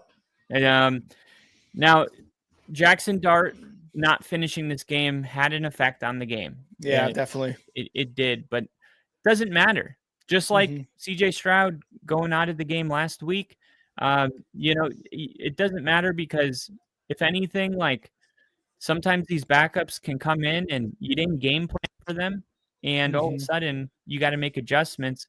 The Bears did what they had to do. Their offense got points against this Giants defense in the 4th quarter when they were struggling, to score all day. They get 14 in the 4th. But there's probably some legitimacy to, maybe if Dart stays in this game, the Giants pull off an upset. It's a different outcome, possibly. Yeah. Where, as far as how you feel about the Bears today as a tier, did the needle move for you today? In terms of like moving up a tier, like you're talking about like your more elite teams in the league. Like did you learn anything new? Do you feel more confident going as this can really be a playoff team? Or because I've had many weeks with my team that I'm like, I'm exactly where we started, and it's been that way for a couple of weeks, for us. So I'm asking you, did the needle move as far as how you view this team? I think the Bears, with, wins that they have been winning, for example, the Bengals game last week, this game this week, Caleb is clutch, man. Like Caleb is a clutch quarterback. He is a clutch player, and I've seen it time and time again, even last season, in that disastrous season we had last year. He is clutch, and he gets his team in a position to win, or even like try to get an overtime. Overall, the way the defense played, Jackson Dart is playing really, really well. It just, the defense to me is like, what defense are we? Are we, they still, I'm assuming they still lead the league in turnovers. They had one today with a fumble on Jackson Dart, but too many times do we find ourselves in this situation where they can take the ball away, but if they're not taking the ball away, it's like the weakness is the run game and the defensive front. They can't get pressure on the quarterback, and more times out of not, they are letting up a lot of yards in the run game. So the defense, to me, is like one of the bigger problems when they're not taking the ball away. The special teams, obviously, you heard me talk about them earlier. It's Duvernay, it's coverage, it's Cairo Santos. The offense is putting in a lot of work and is the only reason this team is 6-3. And that's not to take anything away from the takeaways from the defense. But if you were to say who's the MVP in terms of all 3 phases, it's the offense. With that being said, I think with this win, they move into playoff team caliber. I just They don't have to. know. Yeah, I just don't know if we're going to go. Let's say the Bears get into the playoffs. I don't think they can win a playoff game, especially with the way the defense is playing, right? Because you would assume that you're not going to get some of the breaks that you have. Jackson Dart going out with a concussion, Cam Scatterbo not being hurt and not being available. The dropped passes from Russ to Wan'Dale Robinson, Slayton, whoever. Like those are breaks. I'm not gonna apologize ever for a win, but you have to be realistic about things and be like, you know what? Jackson Dart going out changes the complete the identity of the Giants. It really does. You saw what Russ Wilson did or basically didn't do, and that is manage a game in which they were up by 2 scores. He couldn't do that. He was inept at being able to secure a win. So if it's Jackson Dart, it's probably a different outcome, possibly, right? But I do love the fight of this team. I love that the defense, the last 3 times they were out there, were able to get stops. They were able to take the ball away, and they were able to do what they needed to do. And I love that the offense came up clutch. And it's, again, I just said it earlier. It's time and time again, last season into this year, that Caleb and the offense can come up clutch in situations in which you can put yourself in a position to win. I think they are a playoff team if they continue to do this, but we need more games like we saw against the Cowboys, like we saw against the Saints, even shootouts like the Bengals. Last year and in recent memory, Kyle, would you ever be like, I think the Bears can win this in a shootout? No. Not at all. And what they did last week against the Bengals was a shootout. The defense gave up way too many points. The offense is very good for the Bengals, like obviously, but way too many points. Burrow a system quarterback? Is Joe Burrow a system? But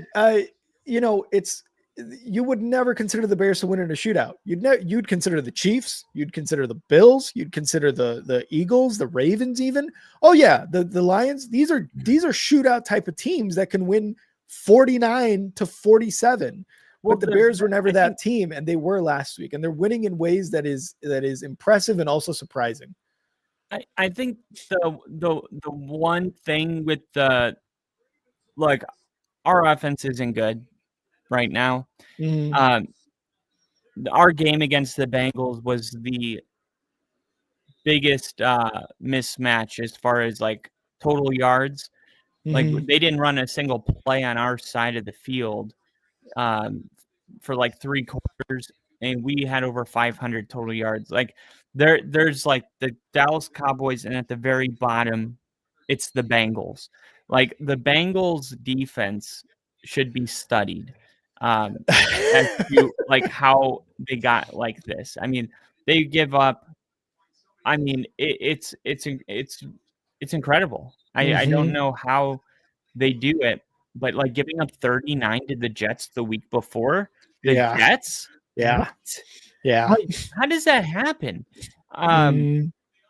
So look, it was the same thing with us. Like we scored 28, against them. And it was like, yeah, we didn't really need to score more than 28. We were just we had taken out our players. We're running the football, but like if we wanted to pile it on, we could have.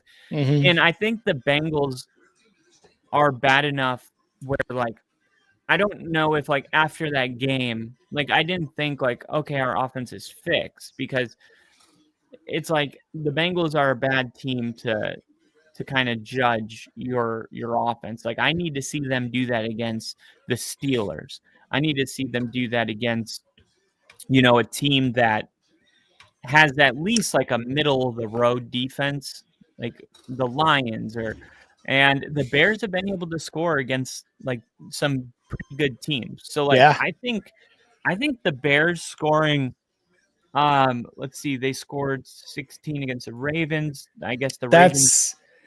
I was going to say against the Ravens is the only time the Bears this season have not scored at least 21 points. Okay. Yeah. So the Saints game. So the opponents are about to crank up. And that's why Mhm. we're about to figure it out because, like, the Vikings, well, they won that one, but the Lions game was obviously just, we'll just flush that down the toilet. I mean, because that was an ass kicking. There's no other it way to put happens, it. It was an ass kicking. Absolutely, and absolutely. it doesn't define a season. Nope. The Cowboys game, right? That's the second worst defense. The Bengals game, the worst defense. And then, the Raiders game, you beat them by a point. We just beat them by 3. There's no shame in that. A win's a win. Yeah. The Commanders, their defense is much, much worse than last year. Yeah, and they're just, I don't know, they're just not the Commanders. Like it's no, I mean, not. We're gonna play them in a couple weeks too, and I'm not worried about it. And then the Saints, and then the Ravens got the win, and then you guys almost lost to the Bengals, and then today you beat the Bears. But so like I'm happy where the Bears are at, but in one more week, it's Steelers, Eagles, and Packers, and then the Browns, and then the Packers again, Niners, and Lions. So, like, it's getting to the point now where I want to see them next week beat the Vikings 28-14. Yeah, I want to see something like that. I'm not really like. Same with my team. Like, I don't want to see a 3-point win over the Raiders. I don't want to see a 1-point win over the Raiders. Like, I don't want to play close games with the Commanders or, get beat by the Ravens and the Vikings and what happened against the Lions, because those are the 3 teams where it was a measuring stick game, and the Bears fell in those games. This is us last year. Now, this year we're winning those close games, but last year we lost all of the close games. And it's a shame because people say they can't beat a good team, even though we almost beat every single one of those playoff teams. We didn't get like blown out or anything like that. Yeah. But at the end of the day, if you're going to be in that tier of like, hey, this is a team that can go into the playoffs and actually win a playoff game, and they're getting better because November just started. So if any team, take the Cardinals, I put it on paper. If the Cardinals go 4-0 in November, they're in the playoff picture. If the Bears go 4-0 in November, they're going to be considered a top 5 team. That's what's going to happen because they're going to beat the Vikings, the Steelers, and the Eagles.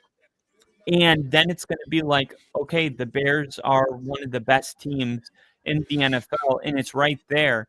But I don't know if, like, up to this point, I have that kind of confidence with the Bears. And I think it's great that they are getting the wins against the games they should win, because that's a sign of a team that's just not ready to compete. If you can't beat those type of teams, you're just not there. But we also need to see the Bears beat a top 10 team at some point. Yeah. And the closest thing to that will probably be the Steelers game. And then the Eagles and the Packers, those are the games that will put the Bears on the map for real. And nobody will have anything to say about the previous opponents, just like our Chiefs game next week will be a similar situation for us. The leverage penalty with the Colts, it'll all go away if we can handle that one game. And if we lose that one game, then we just make the narrative worse.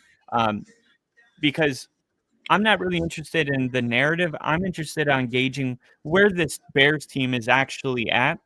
And I feel exactly the same about them today than I did going in. Like I thought the Giants would pull off the upset. It looked like it was going to happen. Yeah. Dart got hurt.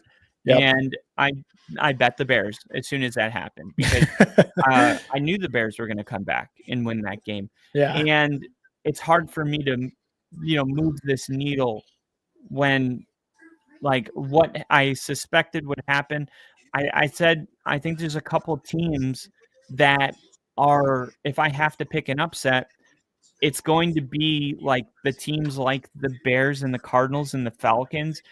Those teams as a favorite, I'm probably if it's a frisky team, which I thought the Giants were, that's a great upset pick. And I wouldn't have thought that if the Bears were in that next tier, so I can, I can actually check myself and see like how I view the Bears based on how I viewed this game. But if the Bears beat the Steelers and the Eagles, and then they played the Giants again, it would be like, yeah, I'm taking the Bears. They're a top 10 team. Yeah. And I agree, because obviously, we say it all the time. Like, you play the teams you play on your schedule, and that's that. But when you get your ass kicked by the Lions and by the Ravens, even though, again, the Ravens were struggling kind of going into that week 8 game or something, whatever week it was against the Ravens, it's still a good win if they come out with it. Instead, they got their ass kicked 30-16, and it was a thorough ass cooking, like from beginning of the game to the end. Like, the Bears just couldn't do anything. And then the Lions, and that's the thing too. Like, this is why, how you're saying, like, I can't put the Bears into the next level. You lose against Huntley, and he's a very capable backup, especially in Baltimore, learning that offense for as many years as he's been there.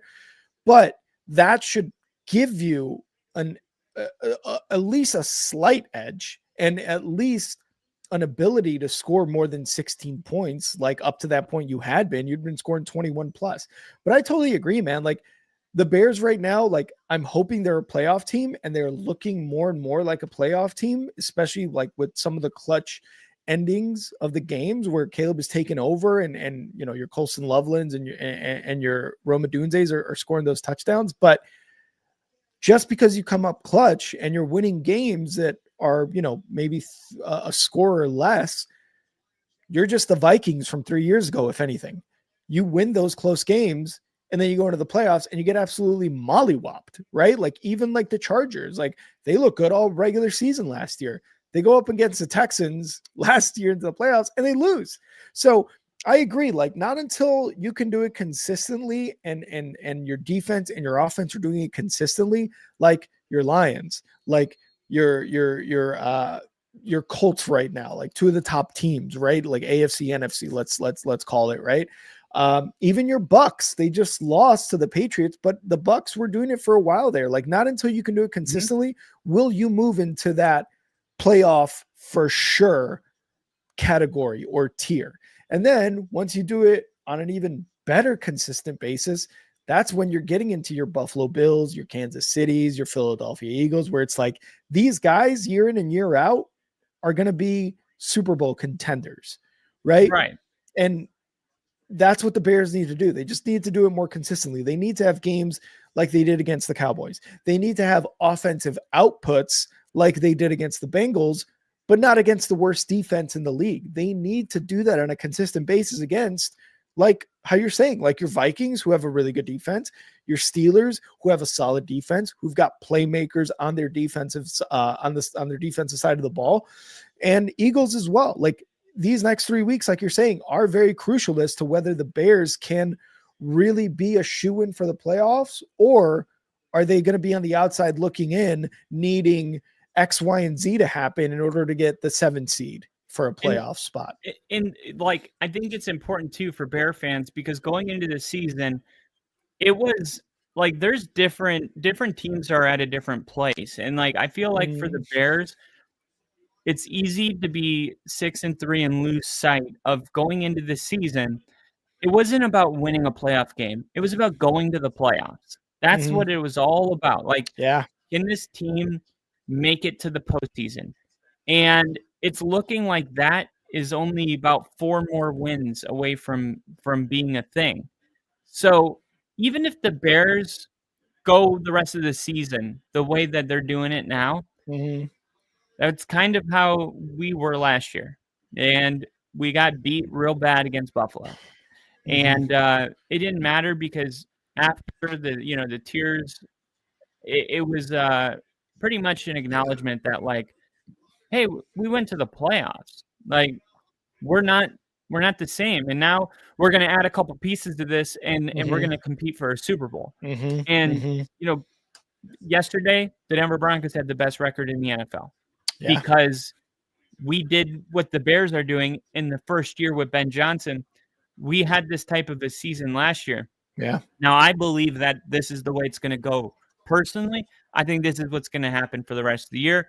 The Bears are going to lose probably to, some of those opponents like that we mentioned, but they're also going to beat the other teams that they should beat and maybe get in as a like a 6 or 7 seed, and then maybe get beat by the 2 seed in the playoffs. Yeah, by the Bucks, by I don't know, the Lions, if it's a divisional game. The Bucks probably, but like if they have to play like the Lions or the even Eagles, the Eagles, like I don't know, like it could even be ugly, but Seahawks, Rams, the Seahawks and the Rams, I would, so that, but at the end of the day, like just getting this team in that conversation, the train's on the tracks and it's headed in the right direction. And that is what, like, how much more could you ask from a first year head coach, Wow. And I think it's easy when you see like, oh, look what Mike Vrabel's doing, or look at CJ Stroud's first year as a rookie. Like, these are outliers and the Texans with the win.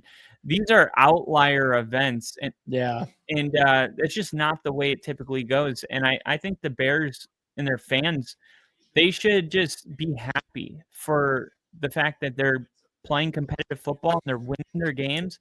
And it's easy to be like, oh, this is where we're at. Now I want more, we're absolutely competing. I want to be, and that's the players, the fans, everyone should feel that way. Yeah. But at the end of the day, like, this is a brand new rebuild. It's a brand new team. And he just started building it. So it seems like you got the right guy at coach. Caleb's doing his thing. So I would say, all in all, like, this is something to be really happy about. And the last thing I'll add, the Bears thing, people will make this narrative. I guarantee you, they're going to be like, Dark got hurt, and that's why they lost. But we don't know. We don't know if the Bears defense was going to step up and shut Dart out in the fourth quarter. We simply don't have the answer, right? Yeah. Like everybody last week said, that was a bad win for the Broncos because, of course, they beat the Texans because the Texans only scored 7 points or whatever, or they didn't even allow a touchdown to the Texans. They scored 9 points, I believe, 3 field goals. And everyone's like, yeah, well, they had Davis Mills. Davis Mills, I mean, the Texans scored 36 points today. Yeah. With Davis Mills. So how are we feeling about that? Because last time I checked, the defense is a part of the football team. Yeah, and exactly. That is part of being a good football team, is having a good defense. It's like, you can't punish us because we held the other team to a small amount of points. And it's like, well, that's because they had their backup quarterback. It's like, so the narrative, people that don't like the Bears, they'll say like, oh, it was because they had a backup. But we saw Russell Wilson put 40 on the heads of the Cowboys. So if the Bears were as bad as the Cowboys defensively, something like that could have happened. Absolutely. So I just think like, like there's always a little bit of truth to that, but it is always like overstated, when they're trying to take the flowers away from you. And my last point on this too is like, correct me if I'm wrong, but last year with the Broncos, right? You were winning games like you were saying, like the Bears are winning. Before that, the season prior, last season, weren't the Broncos like losing games like that? Oh yeah. That was our biggest problem. And well, even this year, like last year, we had the blocked field goal in Kansas City. I could go on and on, but it was like what happened against the Colts was happening to us every week. And it was like the difference this year. I mean, no team has more fourth quarter comebacks than Denver this year. We're winning all of those games. That's the difference. And that's the difference this year with the Bears as well, is last year, everybody, even you, and mostly because, you do this podcast with me, knew about that Thanksgiving game against Detroit and the absolute chaos that was happening in that final drive. What happened other than that? there was a blocked kick by the Packers the first time they played, week 10 or week 11. They played the Vikings, and they came back in overtime and lost in overtime, and then they got their ass kicked the second time around. But there was so many games last year that the Bears were in a similar situation like this, similar situation as the Bengals, similar situation as like the Commanders this year, where they lost. They lose those games. The Hail Mary against the Commanders last year, the Thanksgiving game against the Detroit Lions, those games against the Vikings and the Packers. Those are games they lose every single time last year. And it was frustrating, but now they're winning those games. And that speaks to, like how you were saying, the culture that Ben Johnson is bringing, how clutch Caleb is still, like, his ability to be clutch. Like, he's still a clutch quarterback, even last year. But now we're winning those games, and we just exceeded our win total from last year. Last year, we only won 5 games. This year, we're already at 6 in week 10. We didn't win our 5th game until week 18. So, like you said, like, the Bears, absolutely, it's a stepping stone in the right direction with a new head coach and a new culture and guys, buying into the culture as well. And we might go into the playoffs, and we might get our ass kicked by the Seattle Seahawks, by the Rams, by the Lions. Might be competitive against a couple other NFC teams, right? But if we go into the playoffs, that's a step in the right direction compared to the previous 4 or 5 years, where our quarterback couldn't throw the ball. And now Caleb, I'm talking about Justin Fields. Our defense, while pretty damn good, they couldn't stop anybody when it came to clutch time, fourth quarter, overtime, whatever. So then that's a sign of a losing culture, to be honest. 100%, could not agree more. And we exceeded our win total.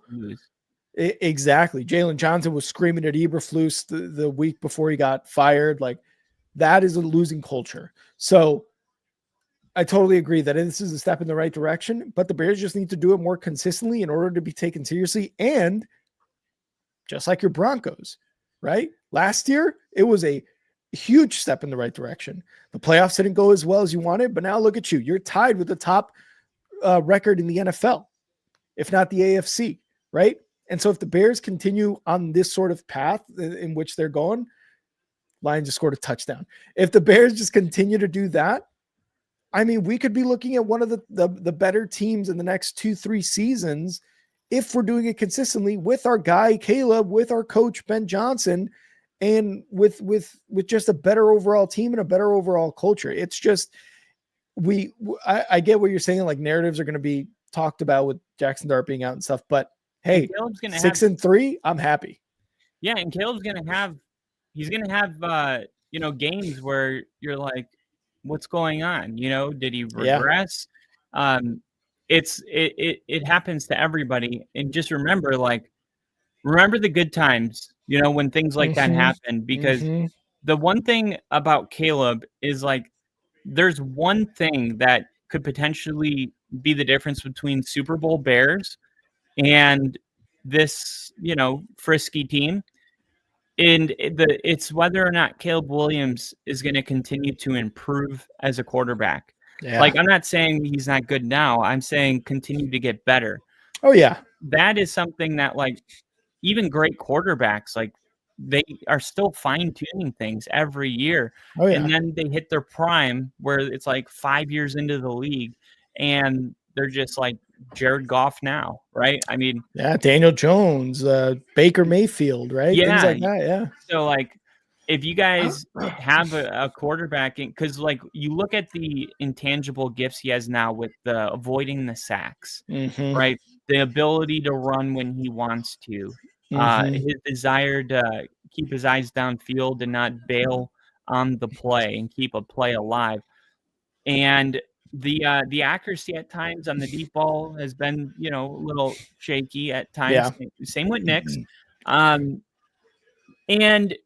like, who cares? Like, take all the great traits and just wait and see. Like, I feel like we just bail on these guys so quick now. Like they go out and have one bad game and miss, a wide open target, overthrow it, and it gets clipped on social media, gets bounced around in a million retweets.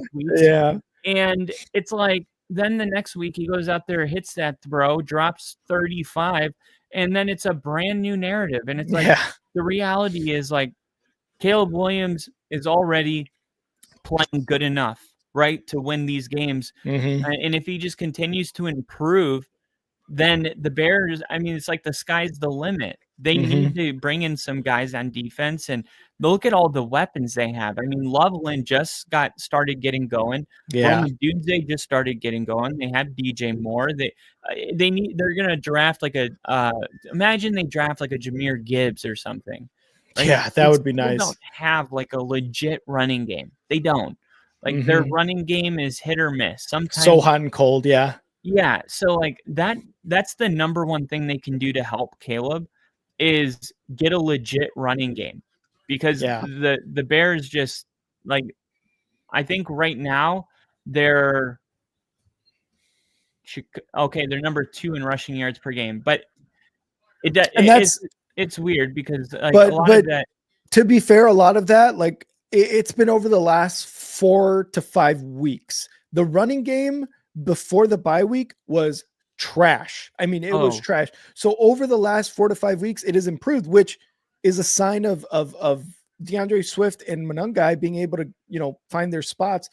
But to your point, they had 283 rushing yards last week. That's that's kind of helping. But they were going against the league's worst rushing defense last week. And like they've had bad defenses to go up against, like the Commanders again, the Raiders, the Saints, the Bengals, like you just mentioned. They've been able to improve, which is, again, sign of a really good team that you're able to improve your run game. But DeAndre Swift, they gave him a good contract. They gave him a 3-year contract. He's going to be gone after next season. And it's going to be mostly Monangai. But like you said, if you could get a bigger running back to pair with Monangai, similar to like a Jahmyr Gibbs, like you were saying, I mean, that's just going to elevate this offense. It's crazy. It's going to elevate them to a whole new level. And Jonathan Taylor may be a free agent in 2027. I'll take him. I'll take him all day. So if the Colts, if they don't work out a contract, because look, he's not a free agent at the end of this year. He's a free agent at the end of next year, which means if the Colts want to do what, the Giants did to him and be like, yeah, we're going to gamble that, with your injury history, like Saquon, and, the 2 great years you put together, we're going to go ahead and gamble that the dip is starting now. And some team is going to go, I don't know about that, Jim. I don't know about that one. We're going to take Jonathan Taylor, and Jonathan Taylor is going to continue to have success. I just don't. I think the Colts are. I don't know, but my gut's telling me like there's a lot of teams that have been trying to sell high on their running backs, and not get in bed with these contracts. And lately, it's not been working out. It's not been working out. The Raiders, Josh Jacobs, the Eagles with Saquon Barkley, even Joe Mixon. Going to Houston last year was having a ton of success. So, there's still an opportunity for something like that down the road. But the Bears, good win. Yeah, good win for sure. And it's a stepping stone, like we were saying earlier. It's a stepping stone, and that's all we really need from the Bears at this point. Again, exceeded the win total from last year. We're at 6 wins, 6-3. So it is a step in the right direction. Kyle, are you going to stay on stream for some of these games? Okay. I'm going to hit some of these games, and it's better to have like the kind of win that you're like, oh man, we got a lot to improve, because you get another digit in the win column, but your team itself knows that they got to improve. 100%. It's a win-win, know? Absolutely. You know what to improve. And one of the things that, last thing I'll say about the Bears is the penalties. there were not that many penalties this game. Credit to them for not committing as many penalties as they have. It was getting to a point where the Bears were averaging like 9 penalties a game. And it's like, okay, we improved on that for sure. I didn't see a lot of flags going for the Bears, maybe 4 or 5. I got to look at the game, the box score for that, but that's one thing to improve. It's just the special teams and the run defense really, really needs to get there. That's our biggest problem. Yeah. Penalties. And Crafty, I'm definitely I'm happy about the finishes, but I would prefer if they won it by the third quarter. Yeah, Denver's 30th, Chicago 31, Jacksonville 32 penalties per game. Does it say like what the average is per game, or does it say how many? 8.3 for Denver, 8.9 for Chicago, 9.3 for Jacksonville, and Denver had 11 penalties on Thursday night, which was their worst. The Raiders had 11 penalties too. I mean, it's kind of it's strange because it's like, man, if we could stop dropping the ball, clean up our penalties, like, I mean, the defense is, they're only 3 more games away for not allowing an offensive touchdown and breaking the record.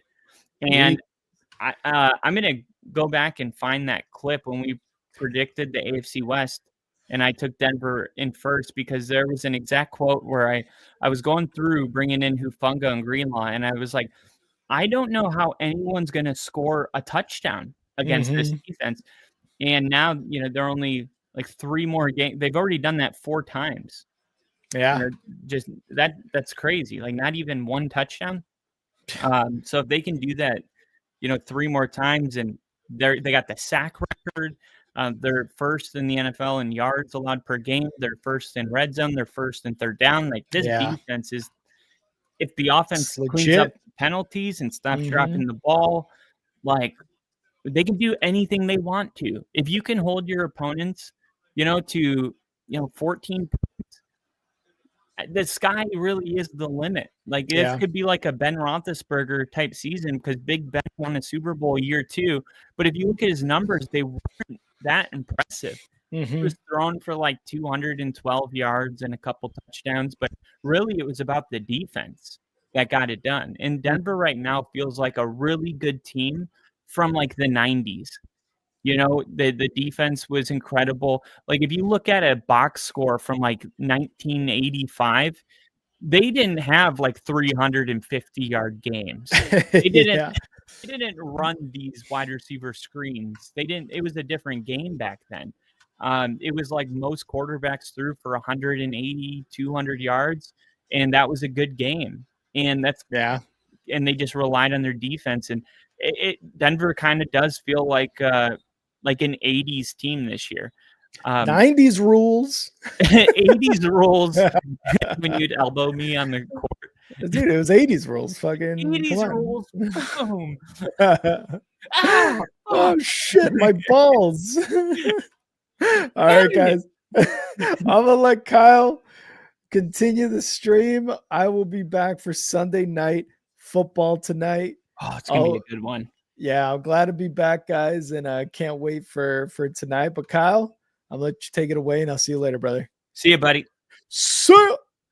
All right. We got Arizona and the Seahawks 21-0. There's an upset that's not working out for me. 7-0. Rams over 49ers. And Lions 7-3 over Commanders. Lions looking to get a bounce back win after losing at home to the Vikings. That was kind of a weird game, though. Like, the Lions outscored or out-yarded the Vikings, more passing yards, more rushing yards. It was like just a couple bad turnovers. It really felt like that should have been a win for Detroit. So they're looking to get a bounce back win here.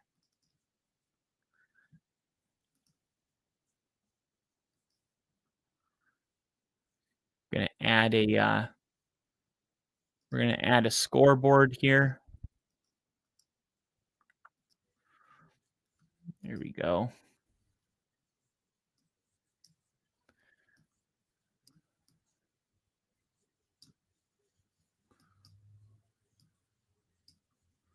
There we go.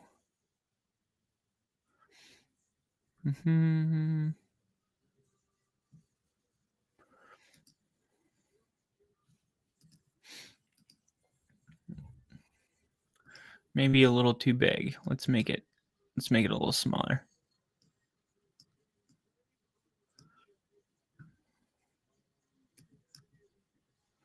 All right. National Veterans Parade earlier today. Salute to Service has officially kicked off.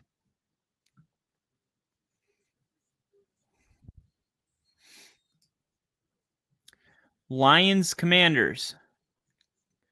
39th career scrimmage touch. 39 career touchdowns for Jahmyr Gibbs. 1 second. Gotta pee.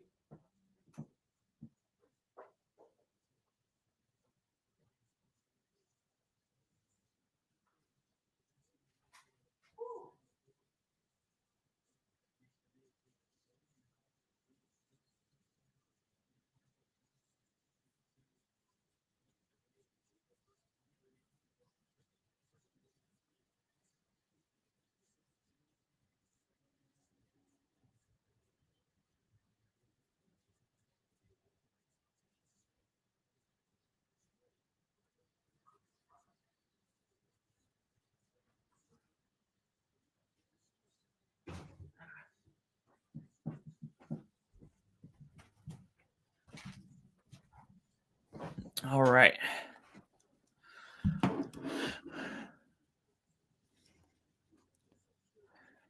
The Cardinals are plus 1,500 to win. Looks like the Rams are about to score.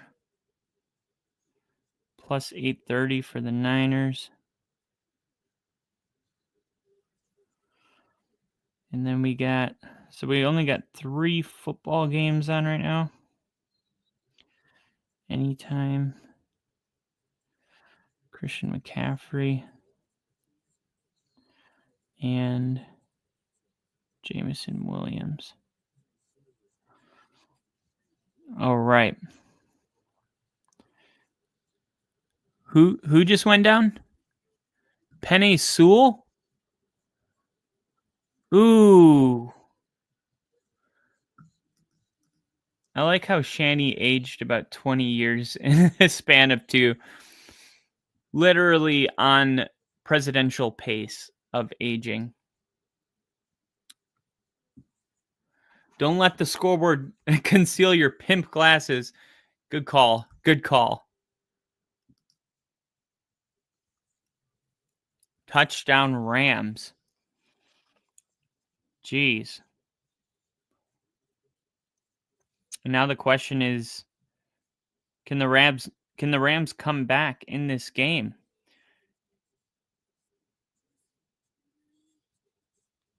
Man, it's like defensively, the 49ers, man,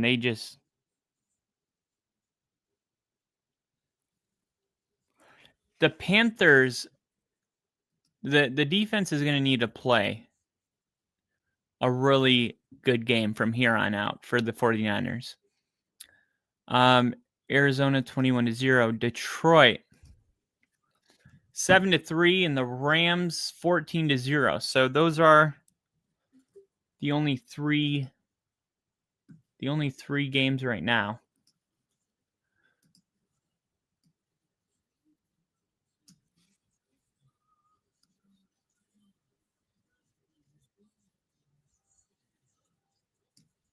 Here we go.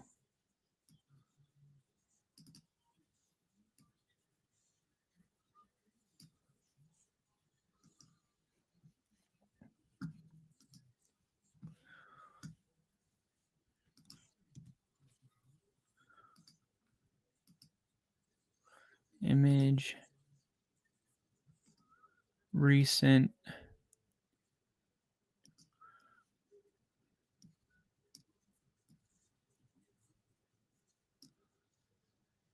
There we go. Penei Sewell on his feet, walking off the field within his own strength. Huge news for the Lions. Here we go. Come on, get it to Jameson Williams. There's Laporta. And Laporta is about to take a crap all over that Commanders defense.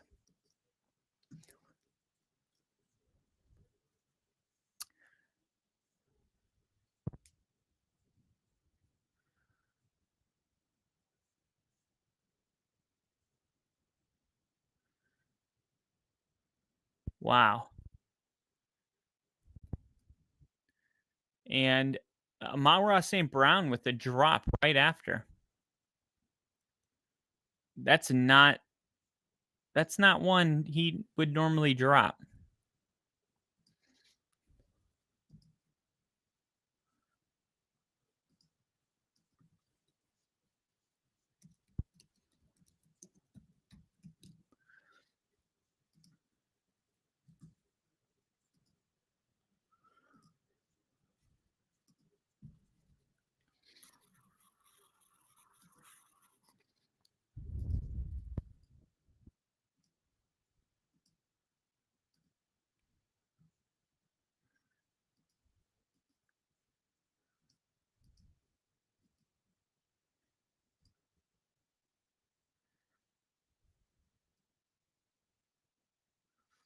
All right. Currently have a power rankings. They got me in first place in my league in the power rankings.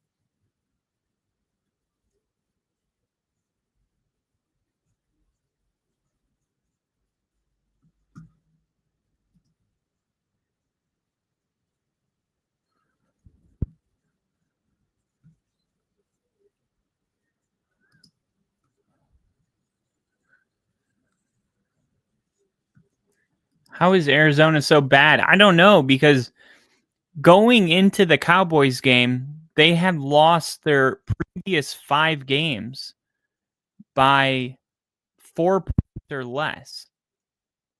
And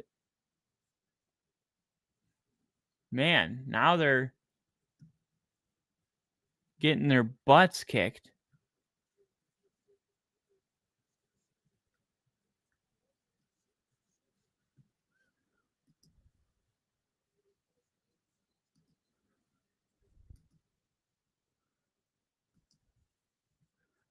I want to see Jameson Williams get a target here. He's got 60 or more yards and a touchdown in 2 of his last 3 games. Detroit went into their bye week, and the offensive coordinator said, "That's on me," when asked about Jameson Williams' lack of involvement.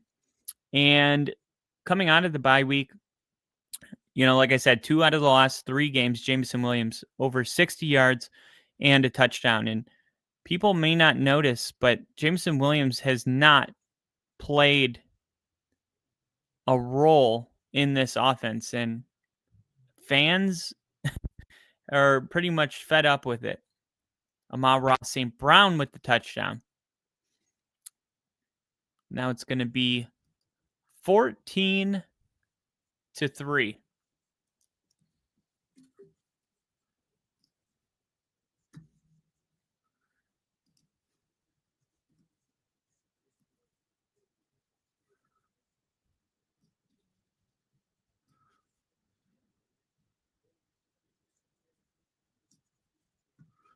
Here we go.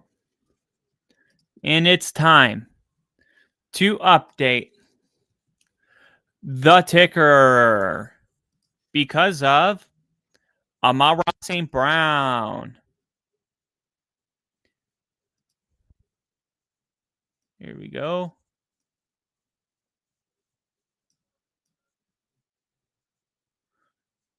Ticker is updated.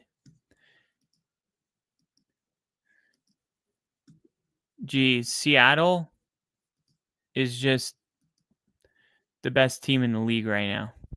Oh my gosh. In a turnover for the Niners. The Rams get the turnover. I'm just going to go to YouTube TV for these games because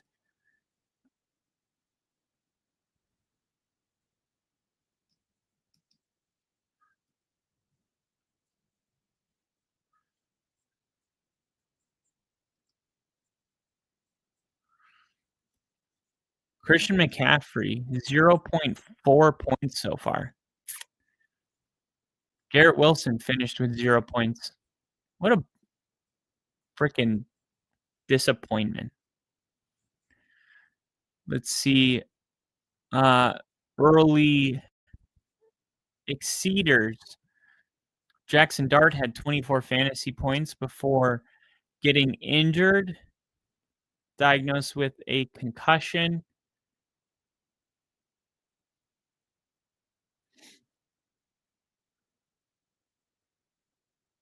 He was 19 for 29 passing. He had 6 carries for 66 yards and 2 touchdowns.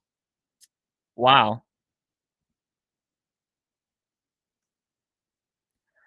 So Jackson Dart only played 3 quarters, but had 31 fantasy points. 31 fantasy points.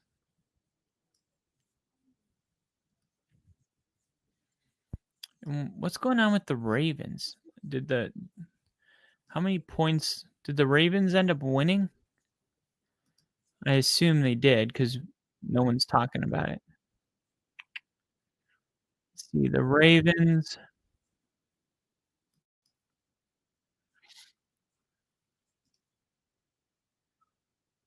$22 fantasy points. Only 176 passing yards. The 2-point conversion. 29 passing attempts. Where he had 9 rushing attempts for 36 yards. So 203 yards of total offense and 1 passing touchdown. And a 2-point conversion. I guess salvages the day, but not the accustomed 38 points that he gets you. I mean, look, Lamar Jackson had 36, almost 37 points, 36.86 against Buffalo, 39 against Cleveland, 38 against Detroit. Then he, got knocked out of the game in the second quarter against Kansas City, had 15 points, on pace for 30. Didn't play Houston, the Rams, the bye, or Chicago. Comes back and plays Miami. Has 38 points, which is his usual 38, 38, 39, 37. And then today's the first time he's played the whole game and scored less than 37 points. And that's why it's a little surprising. Minnesota did a good job defensively. by completion by Kittle gets Niners to midfield. I think Seattle's that good. Fumble by Jennings. Jennings spent too much time dyeing his hair instead of practicing his ball protection. What a big play, a big day for Pats. They beat a fellow division leader on the road, and the Bills lose. I know, it was like the perfect world for the Pats. Ravens had a slow start, but then seemed back in form by the end of the game. Kyle just cut one. Cut one? What do you mean? Cut a player? I meant big completions. Oh, big completion by Kittle. Gotcha.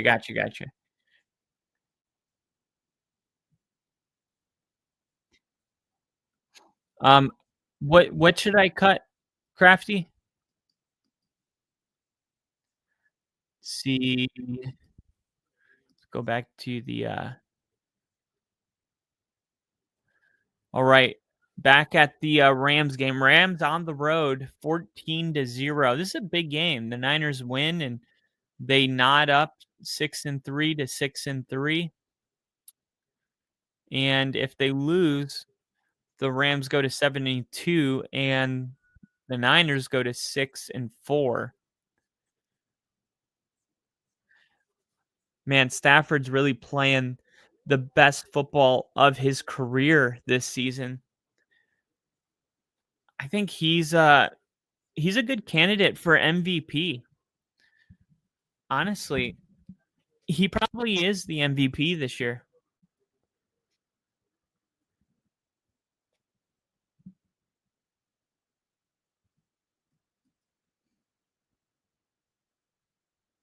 I heard it. Don't try to play it off. What does that mean? Heard? Did I say a cuss word?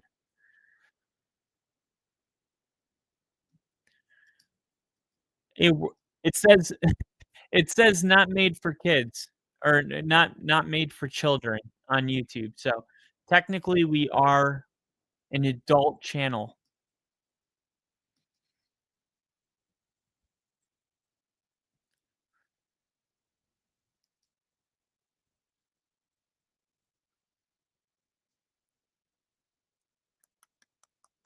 All right.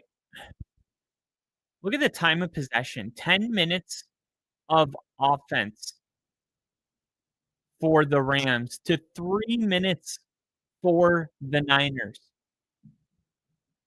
A Rams win comes close to making the NFC West a two-team race. Yeah. Absolutely. And the Niners, man, they need Ricky Pearsall back. They really do. Ricky Pearsall is just a big part of this offense. He really is.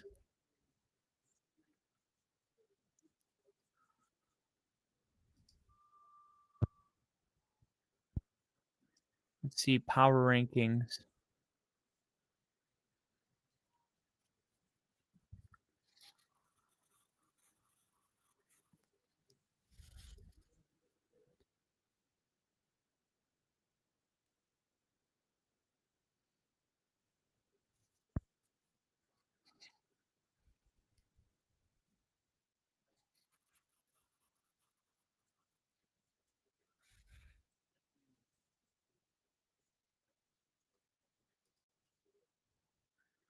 Wow.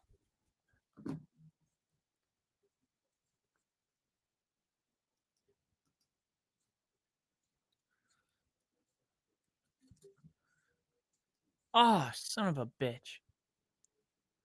What game is this? What am I watching? Niners. Rams, Niners. Rams, Niners, Rams, Niners, Rams, Niners. There it is. Go.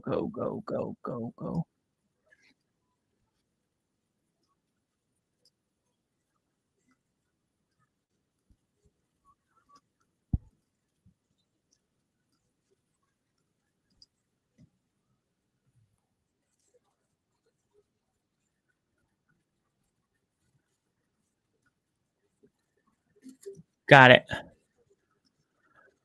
Got it.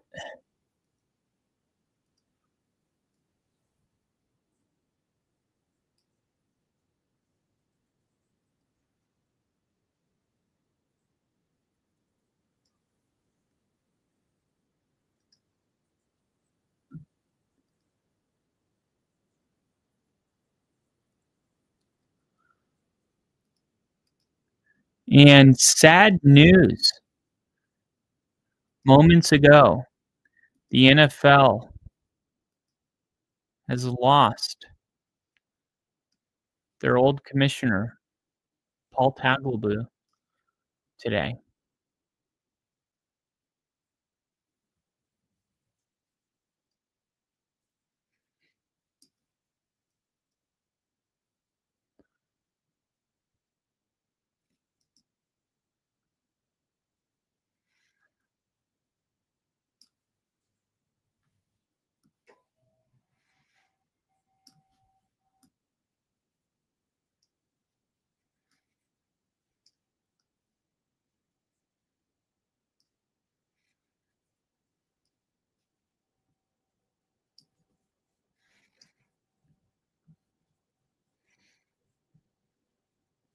There we go.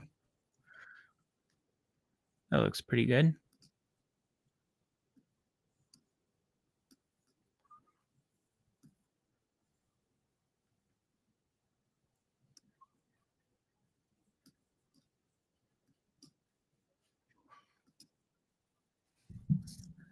All right.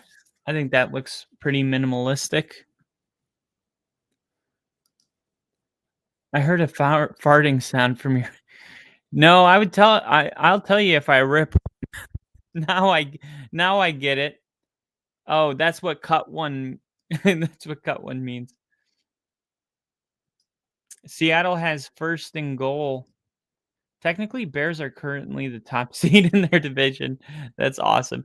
Even Dylan Gabriel had a better day than Josh Allen. Yeah, and I'm really glad I didn't post the video that I'm gonna make because now I can add this into it. Because one of the points I'm trying to make in this video is that it's a week to week league. You know, you can't just expect these type of things not to happen.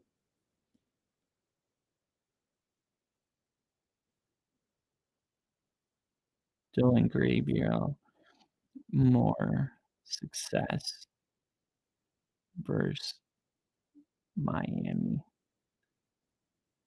than Josh Allen.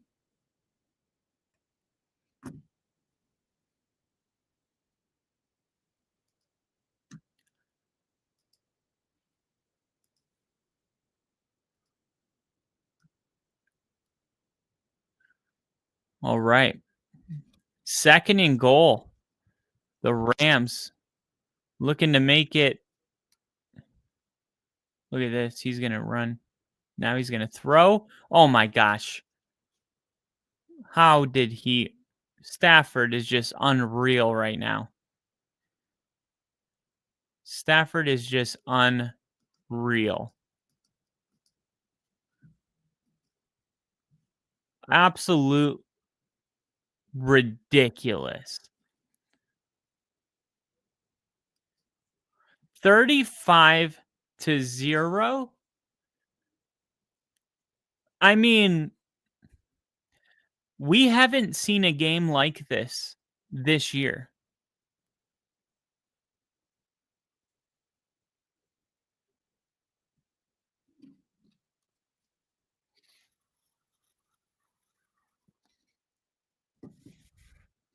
Trayvon Henderson asks sideline if he can score on 69-yard touchdown.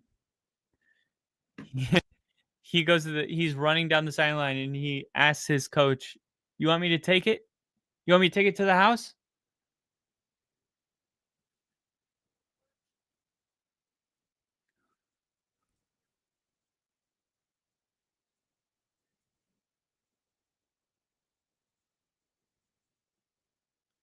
That's hilarious.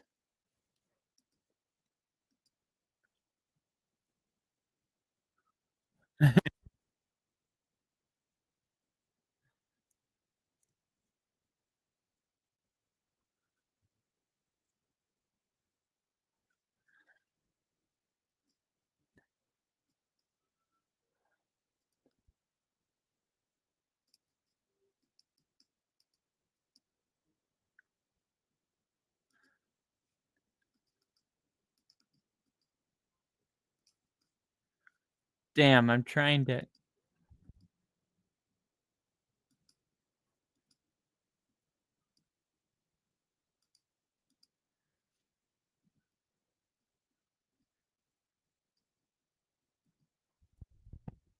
I'm trying to get it.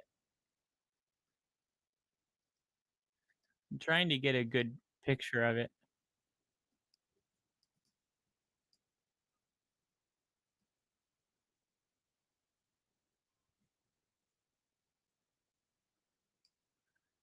Oh, it happens so fast. It's hard to pause it, right? Oh, I had it.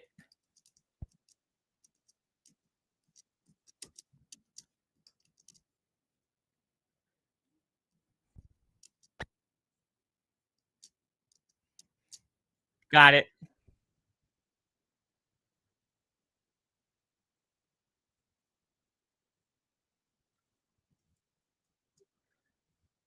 Got it. A picture's worth 1,000 words. You want to know how well coached this Mike Vrabel team is? All you got to do is look at this photo.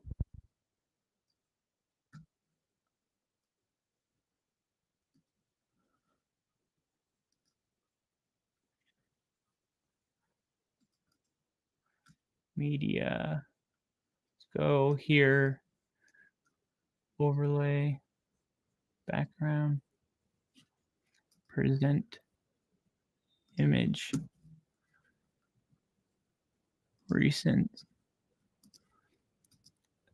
You want to see how well coached this team is? Look no further. Look no further.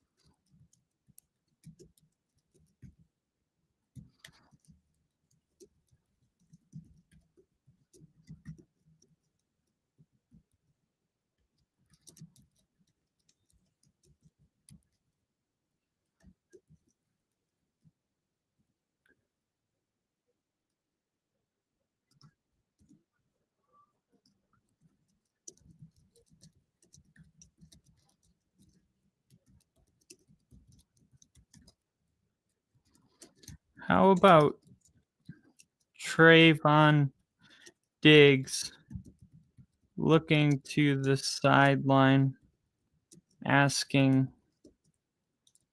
Mike Vrabel if he can score? This is hilarious. 69 yards. You can't make this up.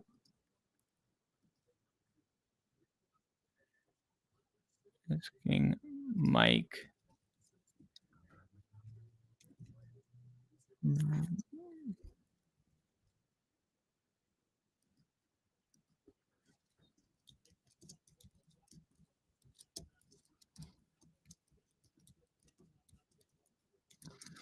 Late in the fourth.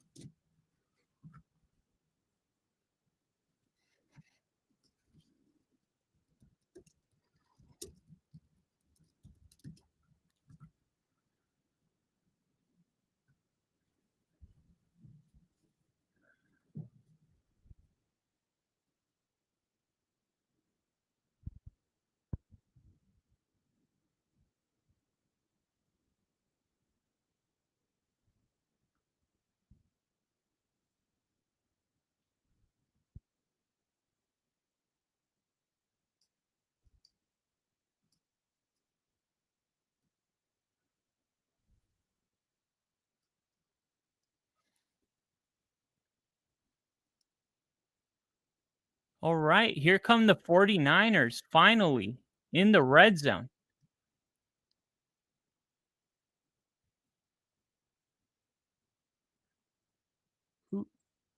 Nothing for Robinson, but keeps his legs moving, doesn't give up on the play, picks up 3.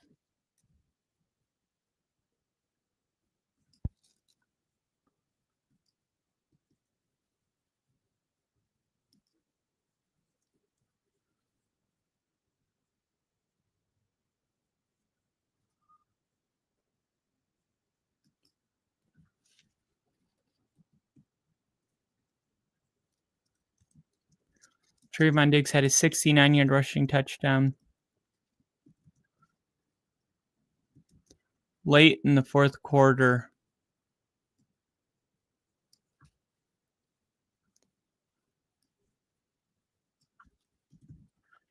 Or it'd be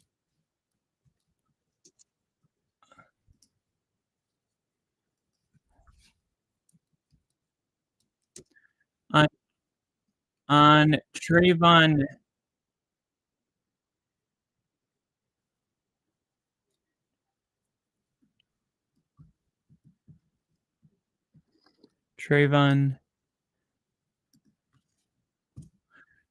Trayvon Diggs.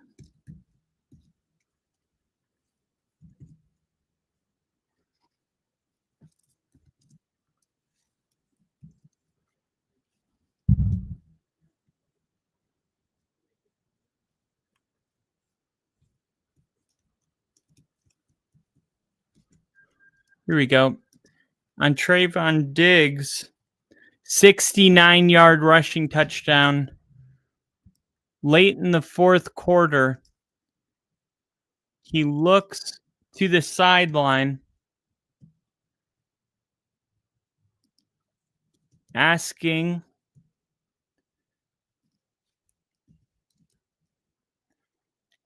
Mike Vrabel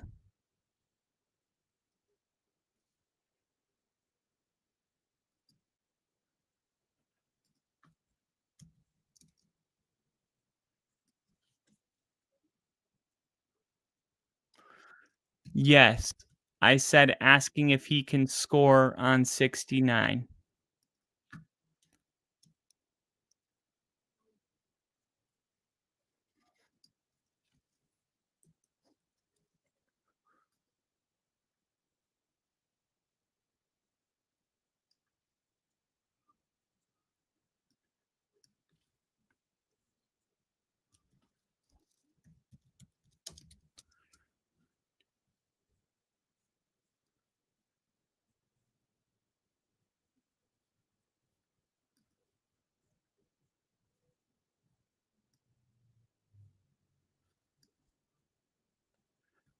Trayvon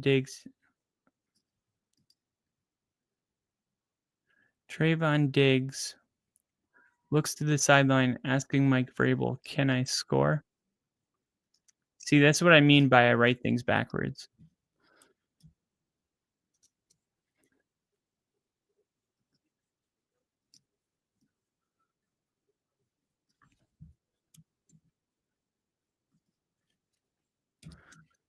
Trayvon Diggs looks to the sideline, asking Mike Vrabel, "Can I score?"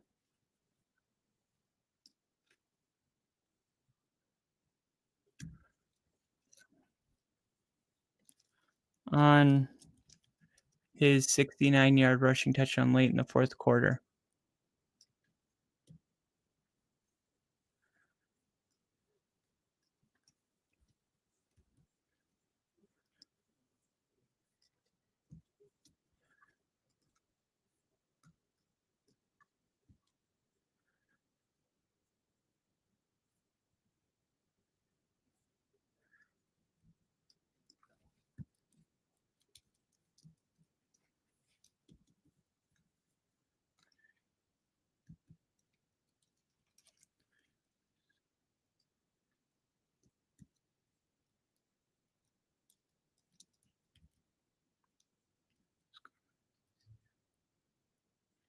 Okay.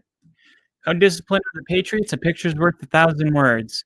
Trayvon Diggs looks to the sideline, asking Mike Vrabel, "Can I score?" on his 69-yard rushing touchdown late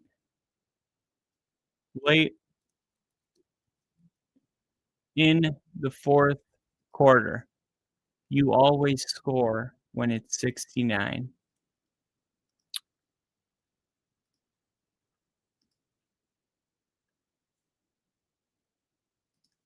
Boom. Stuffed McCaffrey on 4th and 1. And that oh my gosh. Come on.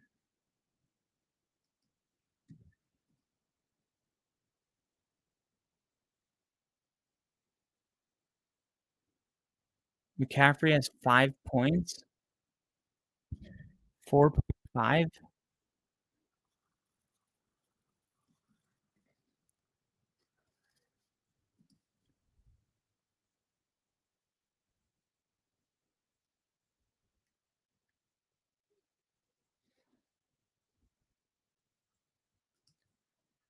Let's see.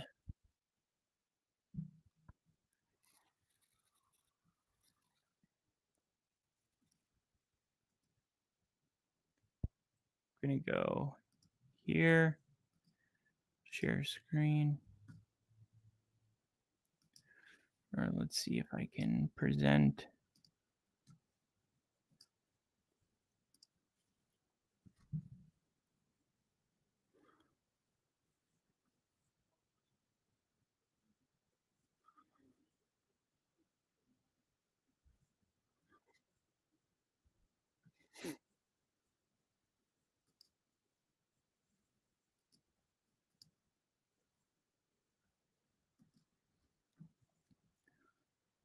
All right. So here's a real-time update on fantasy scoring. So every single time a player scrambles for 9 yards or runs for 1 yard, a catch, anything, it's going to show up automatically and be updated here. Let me see if I can.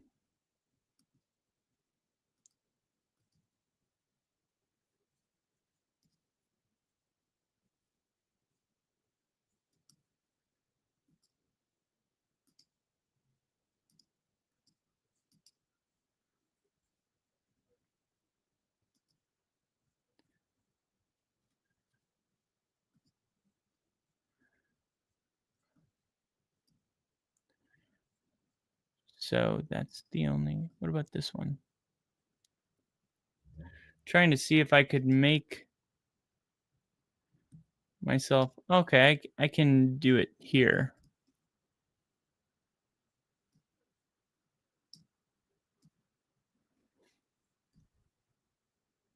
There we go.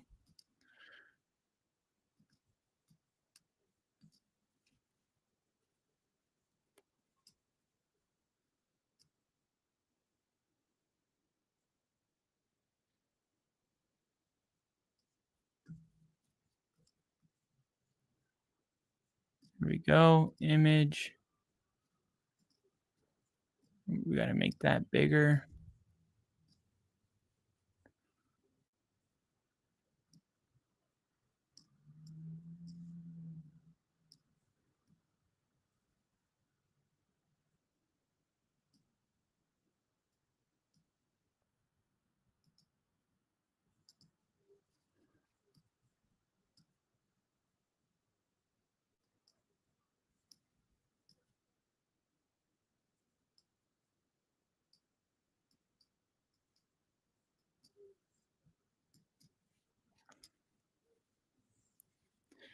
And we got to update the ticker.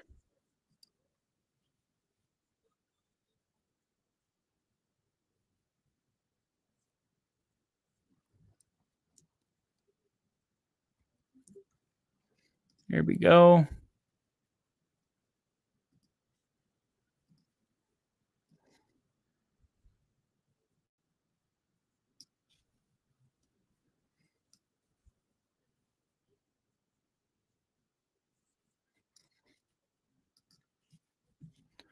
And it's time to update the ticker. New layout.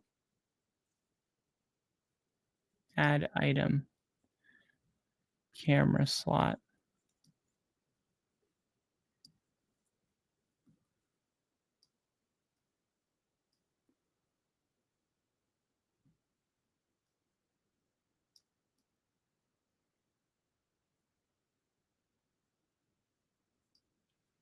There we go. Add item. Media slot.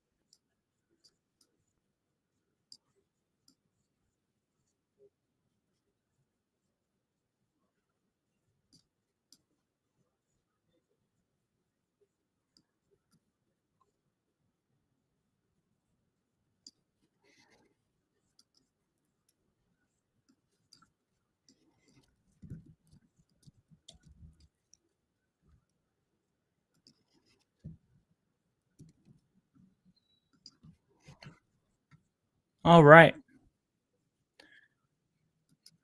It's pretty good. Custom layout. Let me see.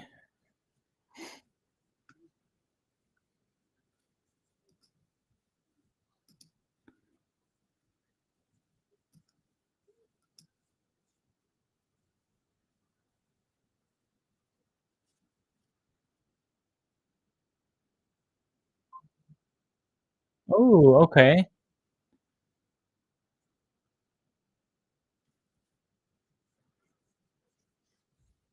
What about this? Picture in? What's picture in?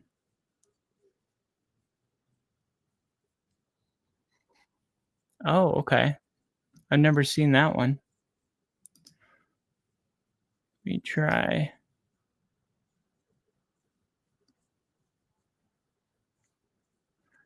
Grid camera slot that adapts clinically to.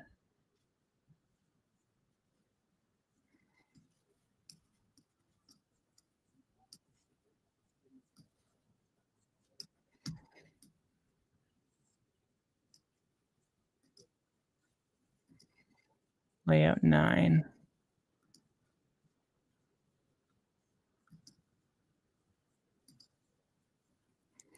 There. There we go. What's this one called? Fantasy? This is exactly what I wanted. But it's time to update the ticker. Here we go. Nope.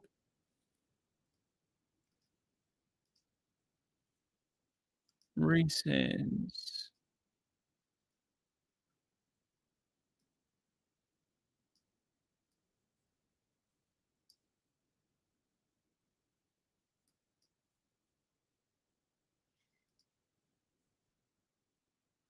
And then here.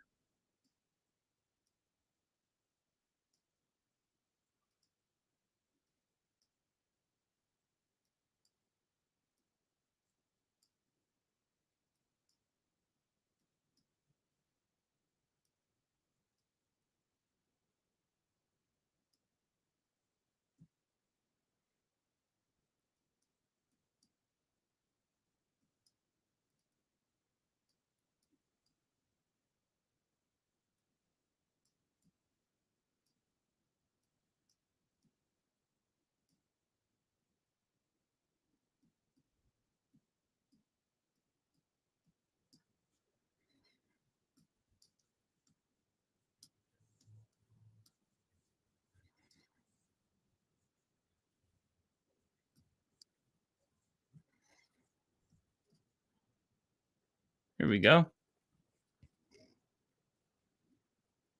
I think that looks good.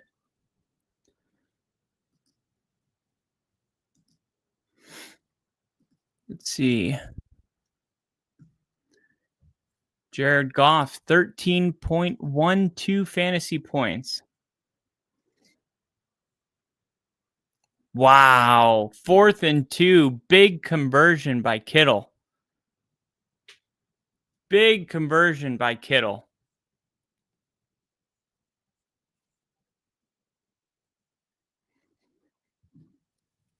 And there was pass interference.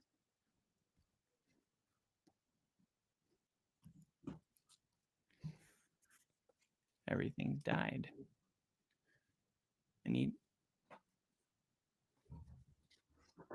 Let's see. Do I have a charger up here?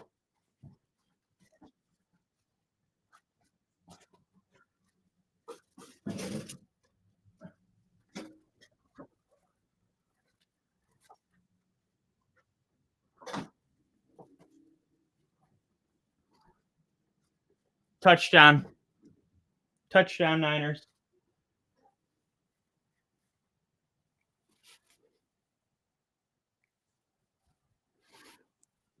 Touchdown, Niners.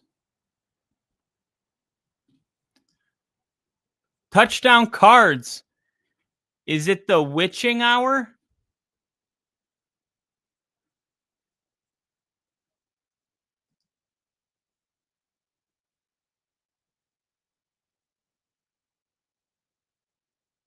Man, did they need that.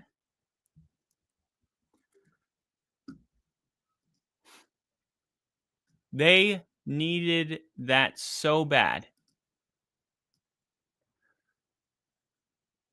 What do you guys think of the fantasy updates live on screen with the ticker? Like me making a box for the ticker. Do you guys like it? I don't know if you guys are like play fantasy football, but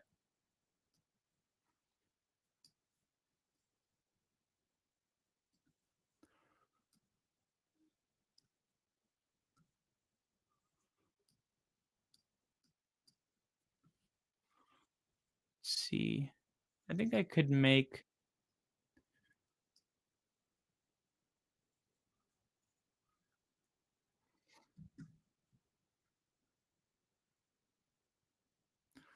I could probably move this down to the bottom left.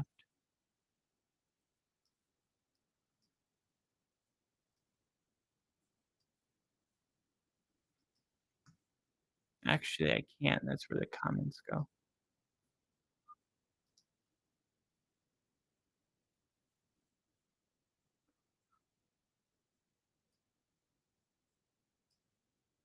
But we don't need a C first and goal.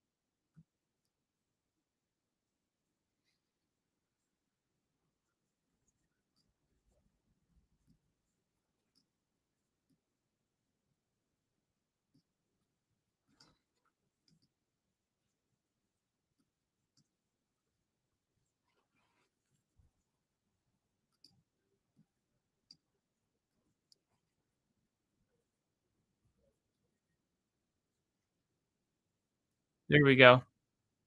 This is the way. This is the way.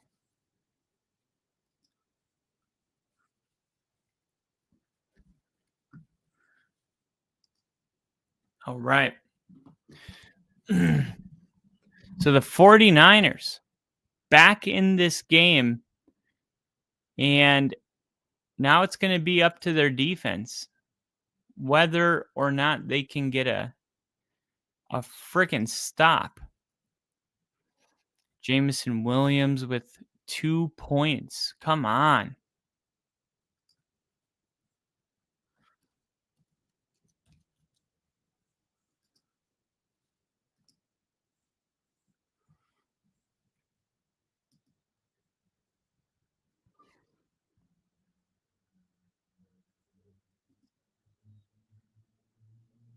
Ooh. I have a 95% chance of winning. McCaffrey only has 6 points. Kincaid got knocked out of the game. Lamar Jackson had his lowest amount of points of any game.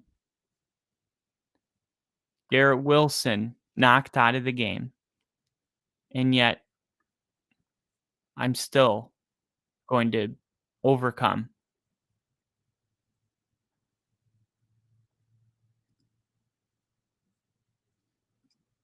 Stafford sack lunch. Num num num num num.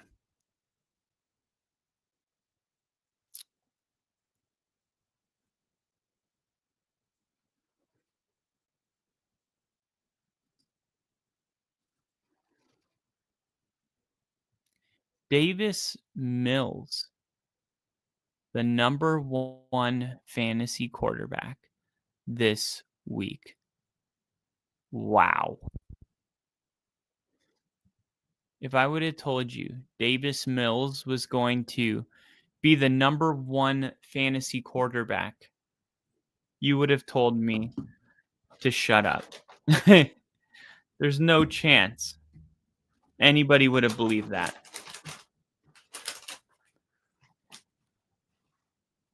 No shot.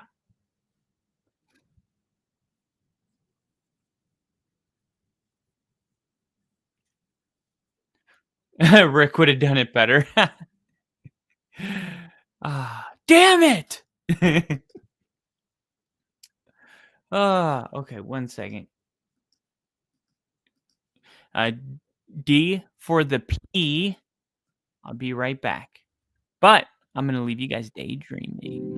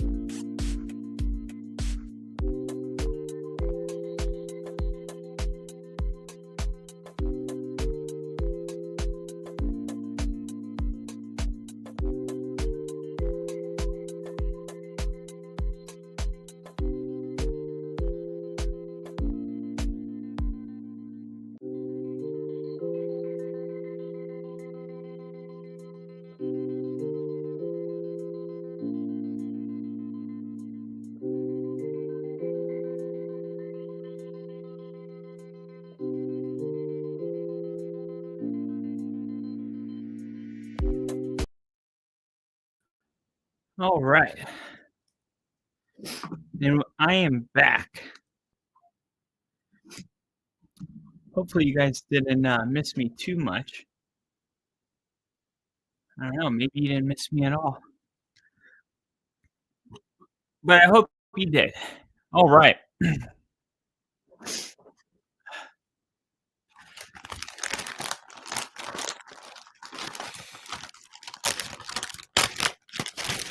Whew.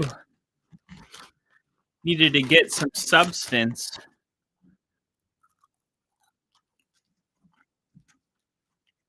We're at the Verizon halftime show. Jahmyr Gibbs.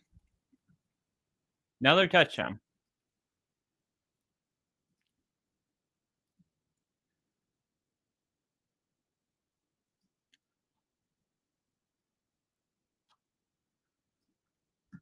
$10 to $25.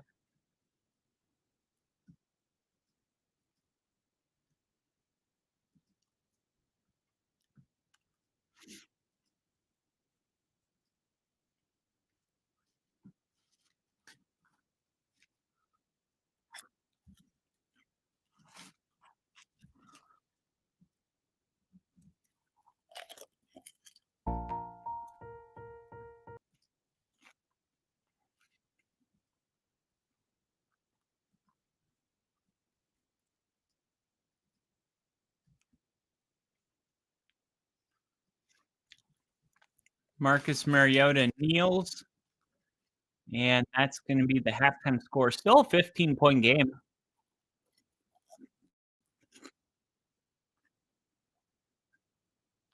Why is it so damn cold?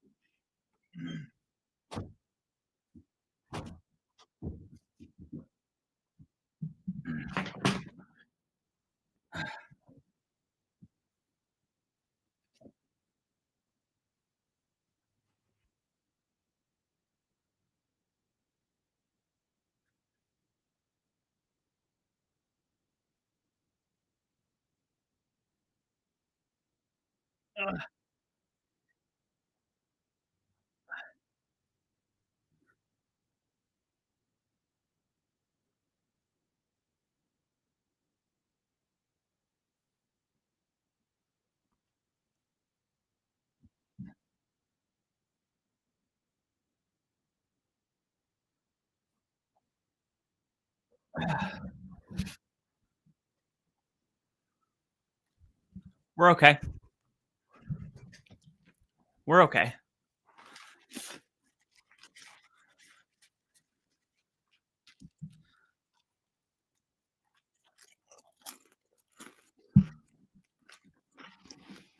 $25 points from Gibbs in the first half.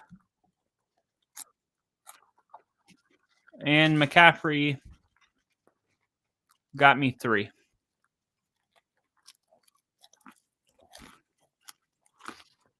Let's see what he actually got me.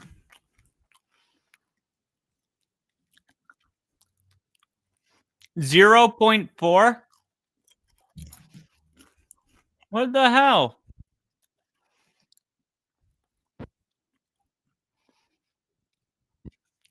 No, it says 5.6.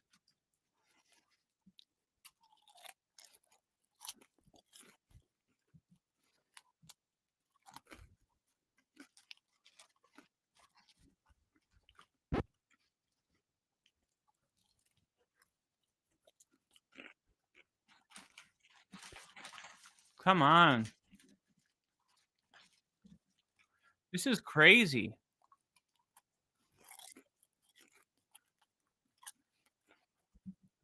Dude, I was projected 170 points, and I'm down to 137.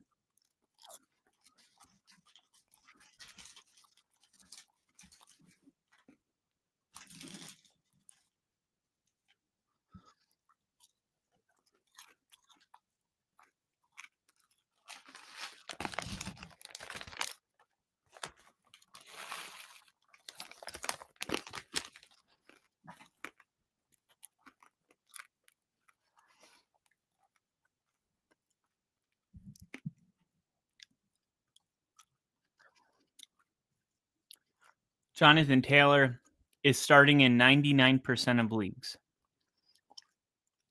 I feel, well, actually I don't, because that's dumb. But imagine the 1% that didn't start him.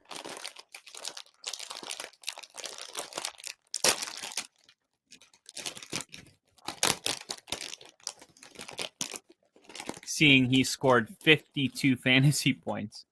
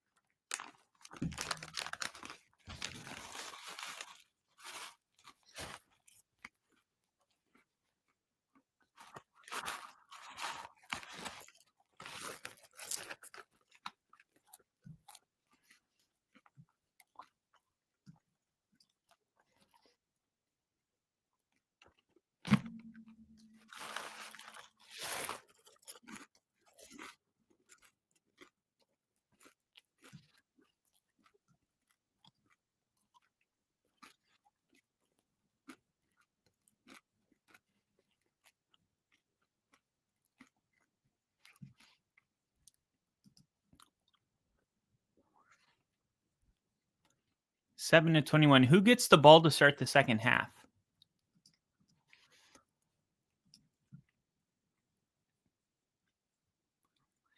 Two Cleveland Guardian players indicted for ringing.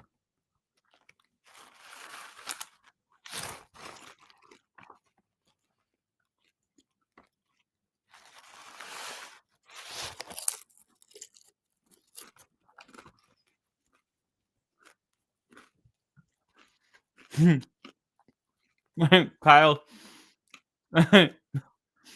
doing some substances. Who are you again? Oh, come on. I wasn't gone that long. 38 to 7.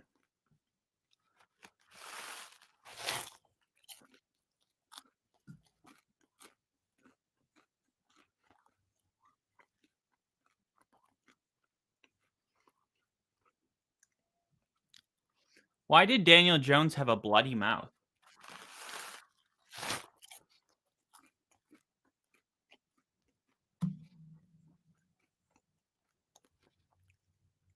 He didn't even get hit.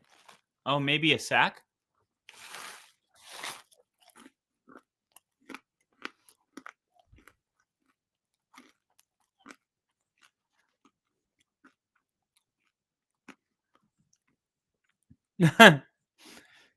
People here in Tennessee would appreciate that.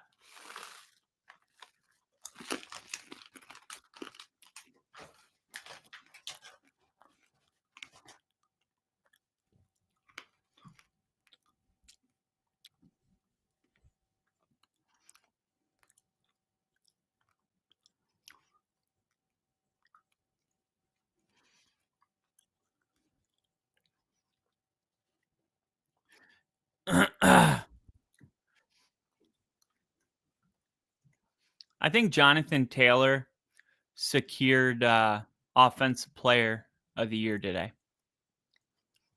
I think it's a wrap.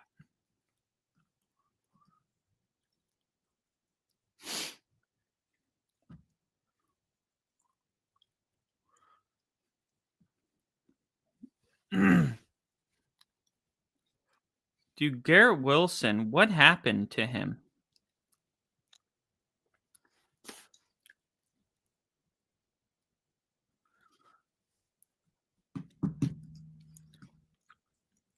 He had the knee injury that kept him out the last 2 weeks.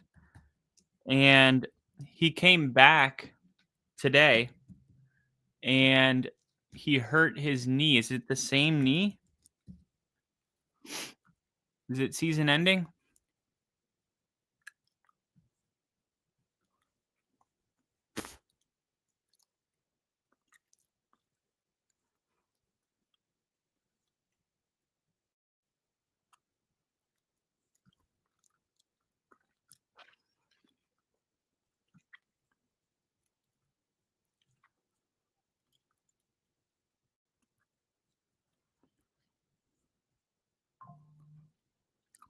Yep. It's the same knee. As per Coach Glenn, Garrett Wilson hurt the same knee that caused him to miss the last 2 games.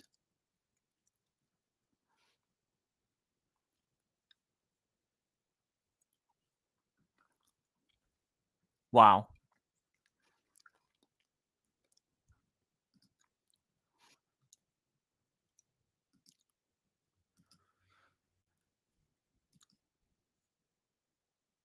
That's not good.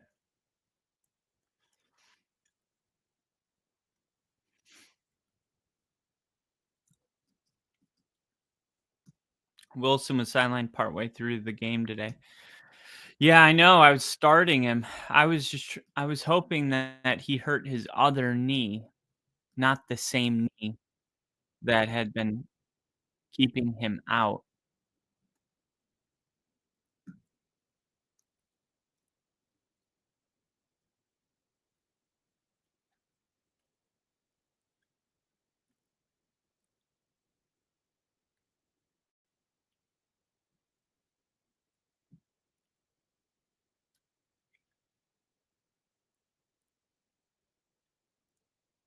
It's so funny how Buffalo, Nick Wright just said the Broncos were an absolute joke and Buffalo is the best team in the NFL, which of course he had to say that because Buffalo just beat the Chiefs. And in order for the Chiefs to be really good, the Buffalo Bills have to be great. But just 1 week later, I mean, Josh Allen, 115 passing yards, 0 touchdowns, 1 interception. I swear to God, if Bo Nix went out against the Dolphins and did that, it would be, we need to draft another quarterback. The Broncos are frauds. But when the Panthers lose to the Panthers, when Buffalo loses to the Dolphins, all is forgiven. Let me get these actual numbers from Josh Allen. Stats, Josh Allen.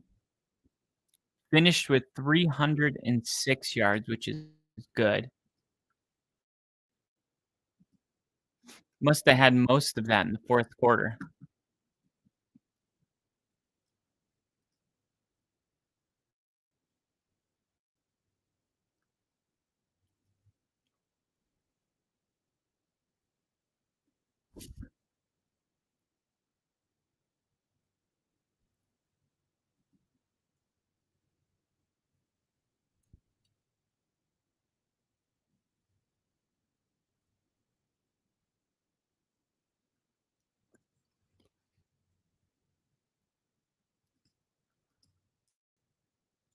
Yes, finally.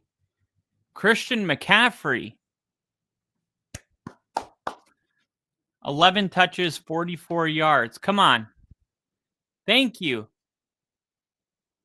CMC. That's what I'm talking about.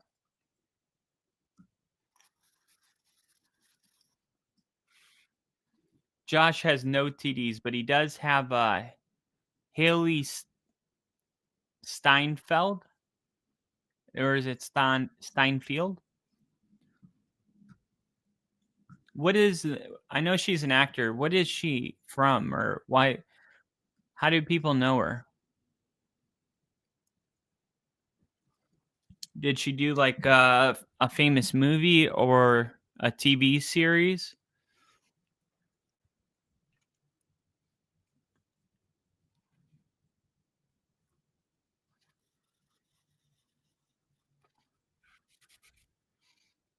You down with CMC? Yeah, you know me. Yeah, I get that one. I got to wear the hat super high. Otherwise, my sunglasses pinch my head.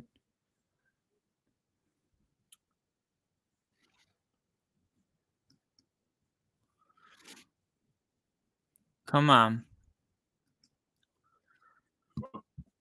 Come on. Keep feeding McCaffrey.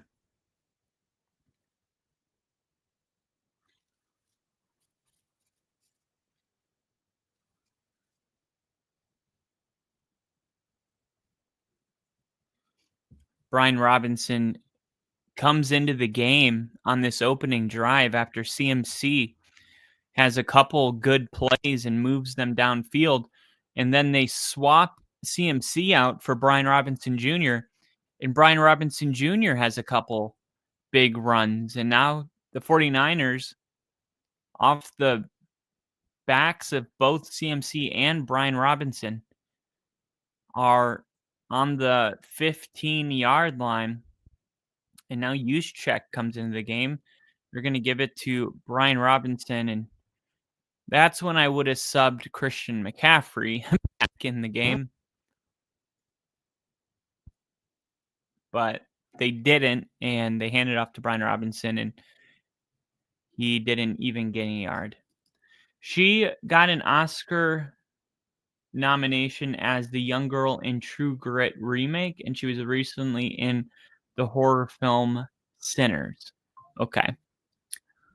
That would be why I don't know her, because I haven't seen True Grit. And I haven't. Yes, McCaffrey.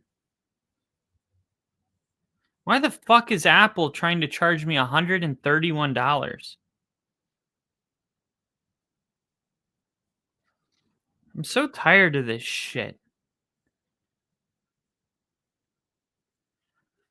Jeez, seems like every fucking month there's some bullshit charge.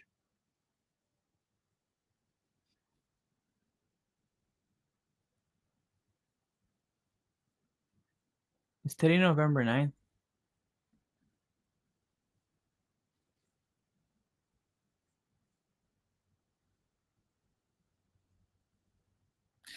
Oh, that's on me. Wait, no, that's something different. Starting November 9th. Today's November 9th.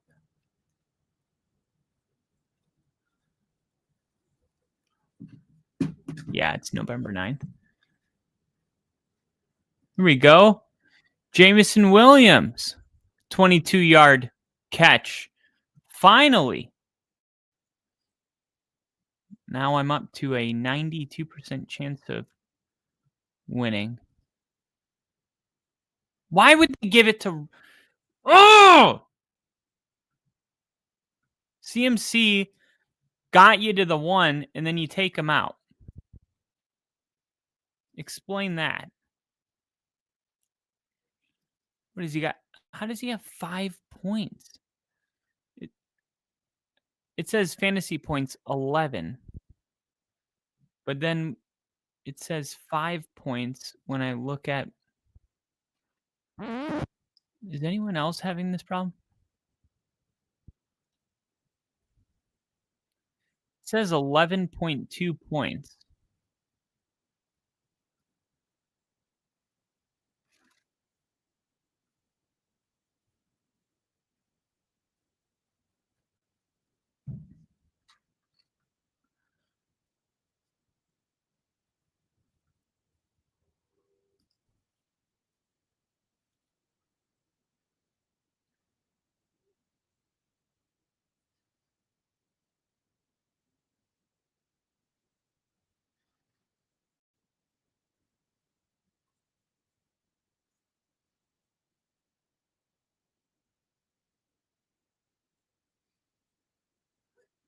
There we go.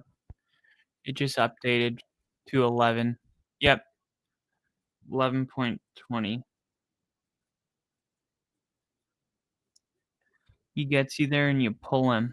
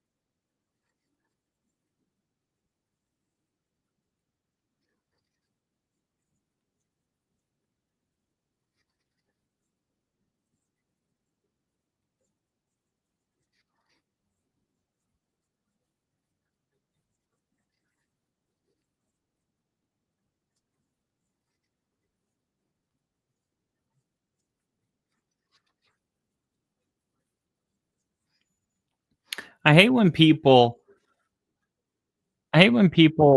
every time something doesn't go their way, they make it seem like it's Vegas.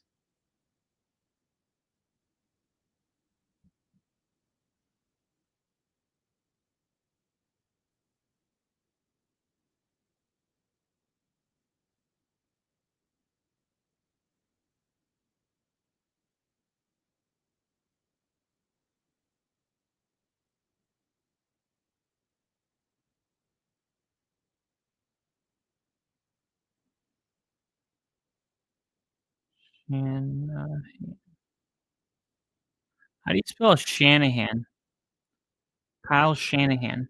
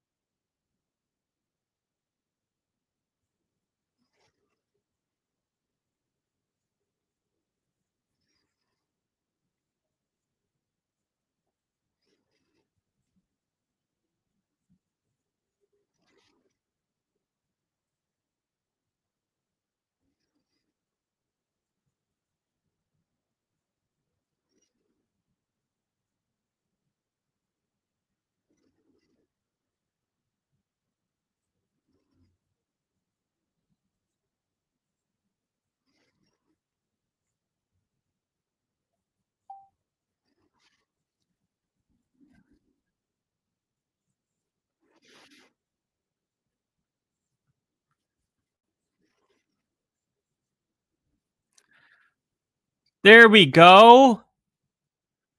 There we go. Jameson Williams.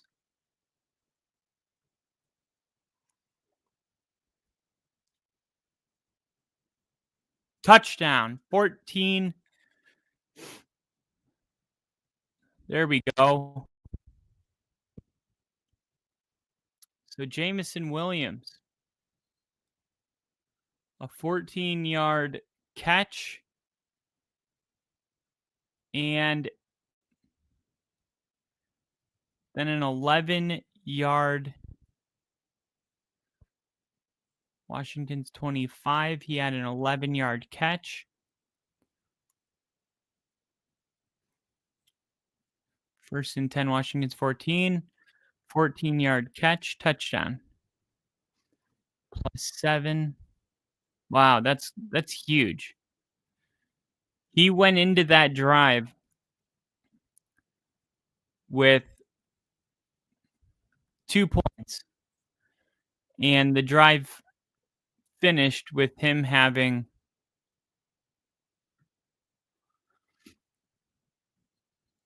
14. All right, so that just like boosted my chances of winning to 99.4. Come on, get a stop. Get a stop. First and 10, a pitch. And it's going to be incomplete. Stafford trying to pitch it to Parkinson.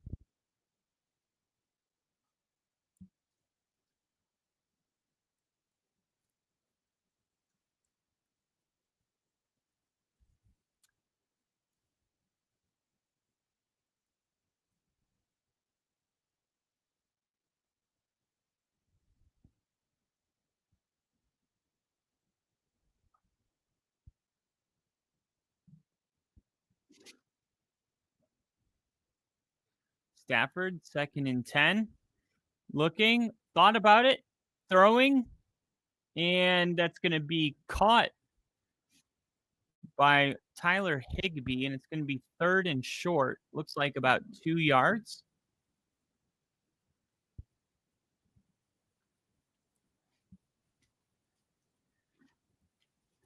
Come on. Got to get a stop here, San Francisco. And thank you, Lily.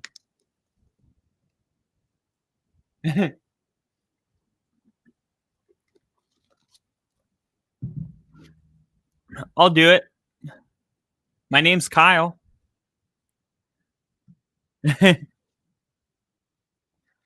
Here's pressure. Incomplete. Huge stop. Huge stop.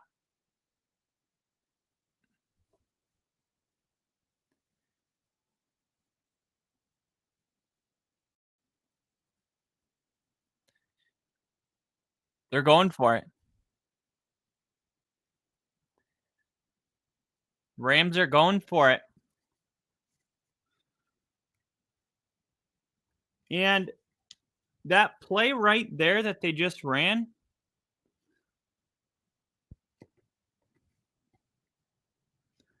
honestly, it should have worked. Oh, wow. Nakua.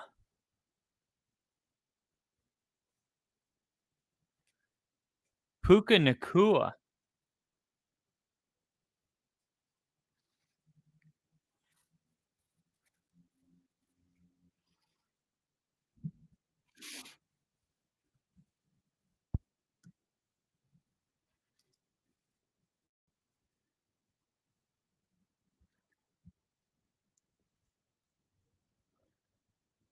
I guess Blake Corum gets the ball here.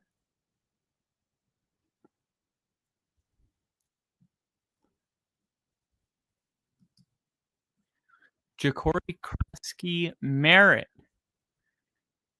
4 yards tackled at Detroit 7.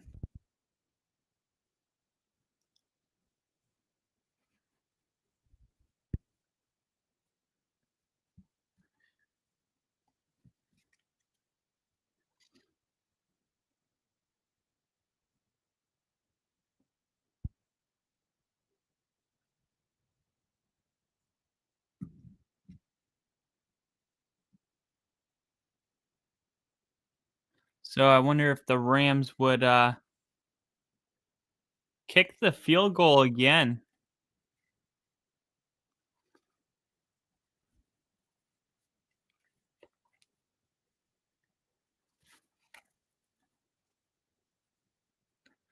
Would they?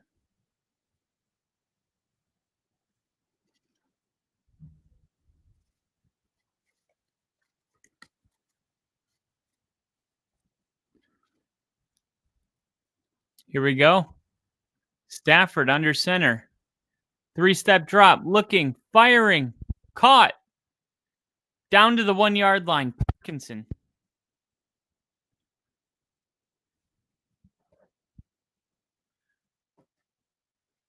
And Stafford, man, playing at such a high level.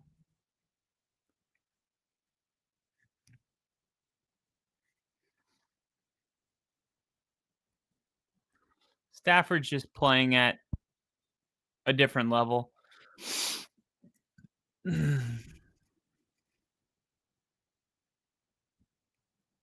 Remember my Super Bowl prediction, the Broncos and the Rams. That was my preseason prediction.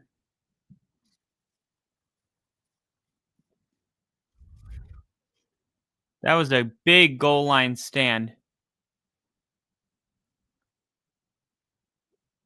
The Rams gave it to Blake Corum and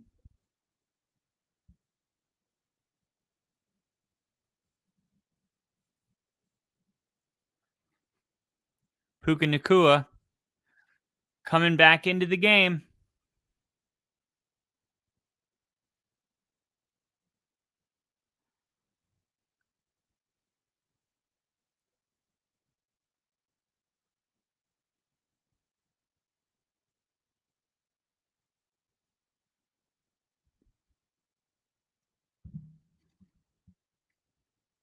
Going Adams, touchdown.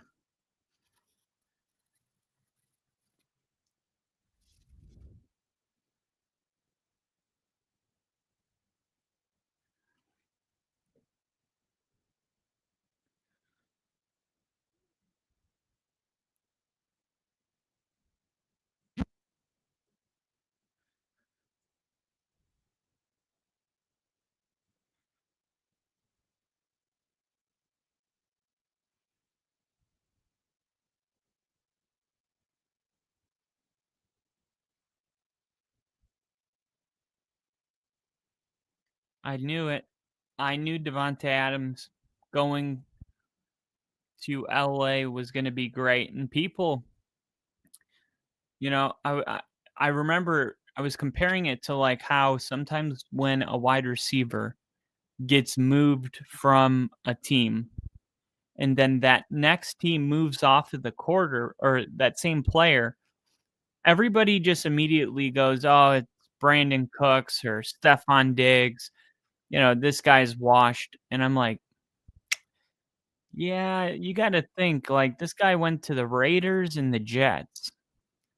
Like those teams didn't have a lot of success. Now he's going to the Rams and he's still one of the best receivers in the league and somebody that you could draft in a lot of cases, in the 5th round, 6th round,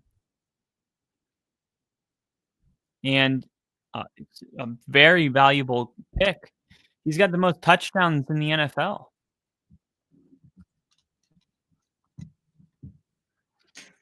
Out of any receiver.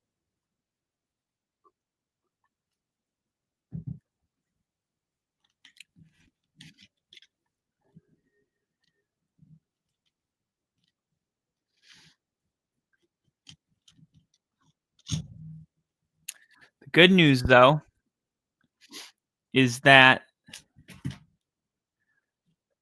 the 49ers are going to have to stay aggressive here. Let's see.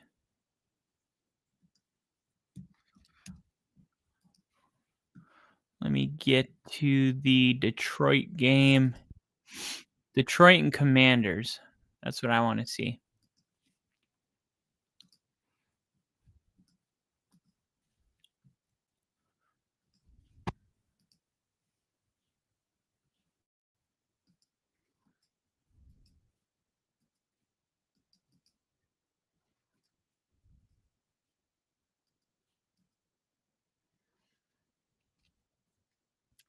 Two-point attempt, no good for the Commanders.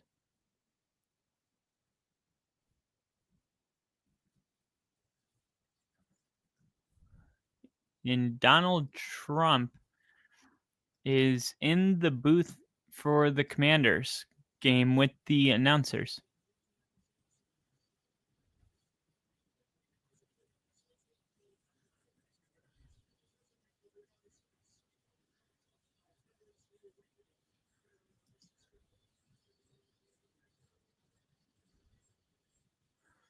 He called the play.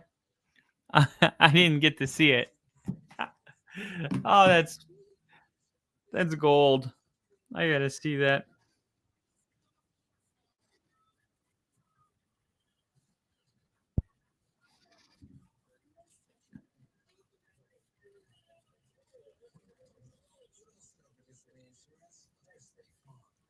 Loved it. I actually love playing football. We had a good time with it. So we were trying to look up your stats, and we wanted to know how many touchdowns did you have back then? Six, Right. 7. I'm not sure I had any. It's a long time ago. At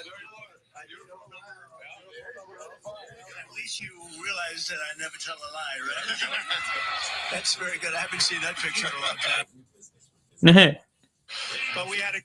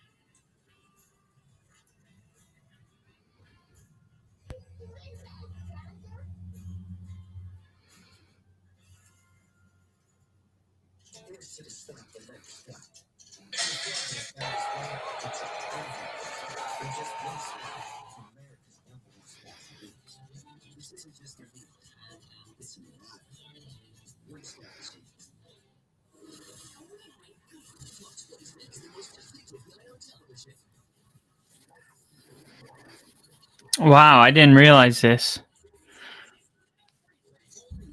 Trump is the first sitting president since 1978 to attend a regular season NFL game.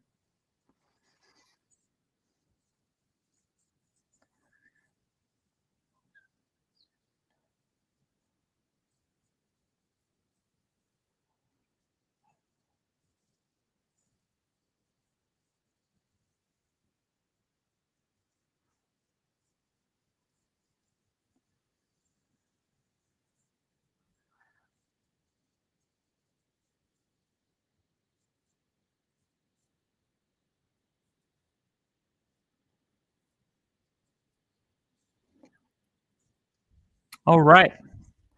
The Lions.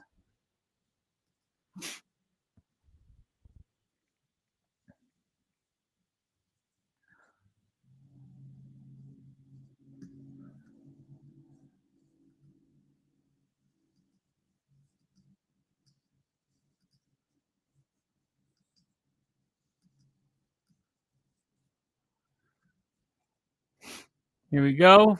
Takes the handoff. Quick throw to Juszczyk. Geez, Juszczyk, such a violent runner.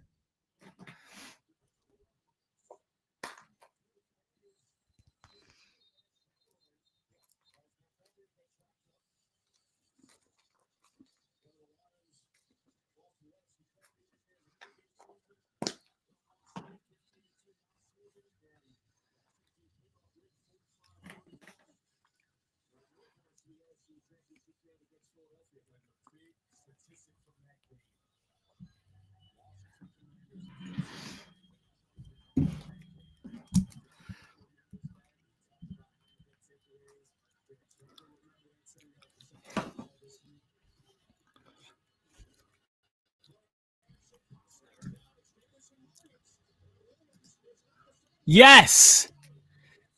There we go. That's what I'm talking about, baby. Jameson Williams from the 20-yard line takes it to the 30, to the 40, to the 50.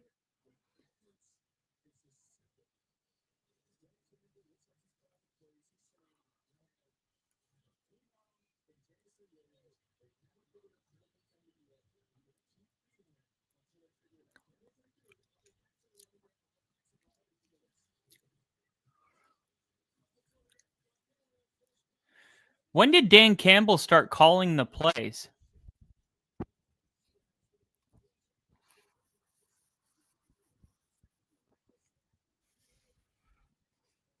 I didn't know that.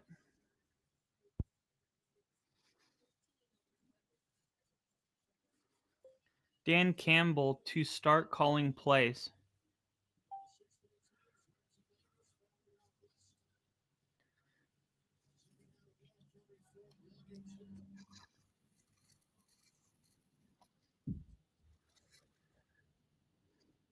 So Ben Johnson didn't call the plays?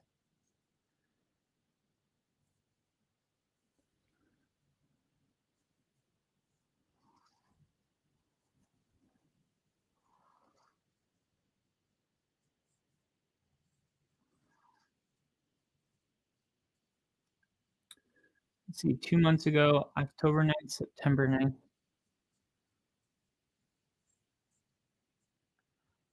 Oh, yeah, because Detroit lost against Green Bay week 1.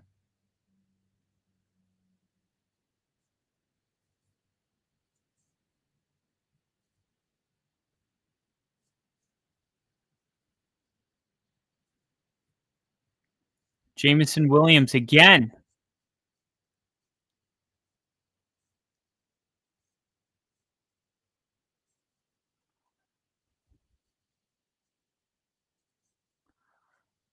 Finally.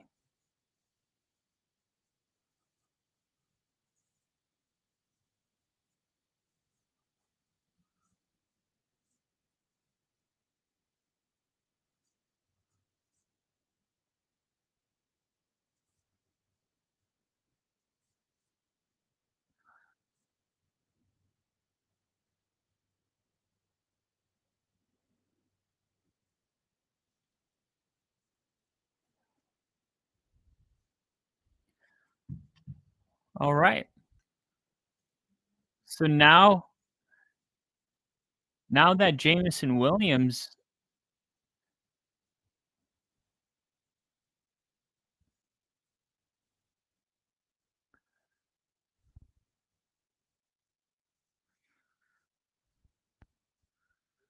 now that Dan Campbell's calling these plays, Jameson Williams has started balling.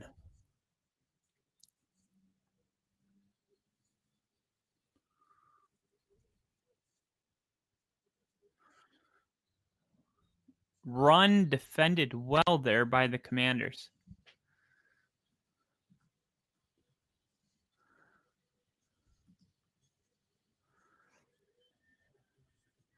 There you go. Christian McCaffrey.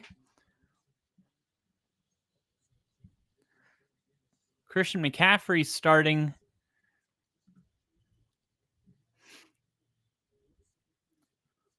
to get going as well.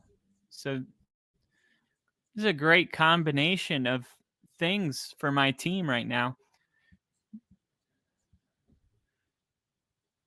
Lions trying to put this one out of reach, and he throws that one away. 4th and 8. It's a 16-point game, so the Lions are gonna take the field goal here. And touchdown, Niners. Still not Christian McCaffrey. But Jameson Williams has 24 points. And Christian McCaffrey has 14 and a half.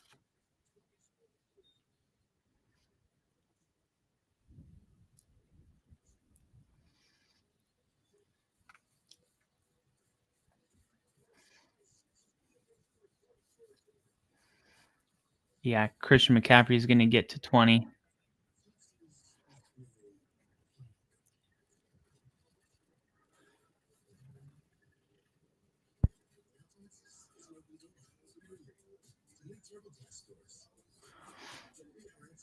How bad did Garrett Wilson?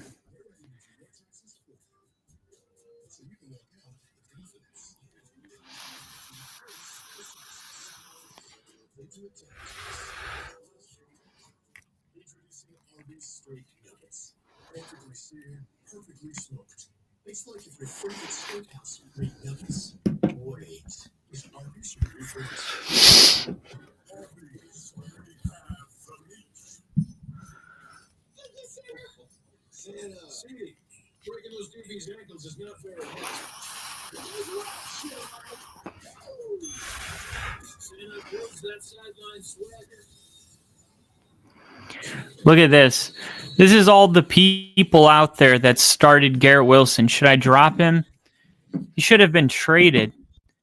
Thanks for the L this week, man. Gonna lose by 4 because of you. Never starting anyone coming off injury ever again.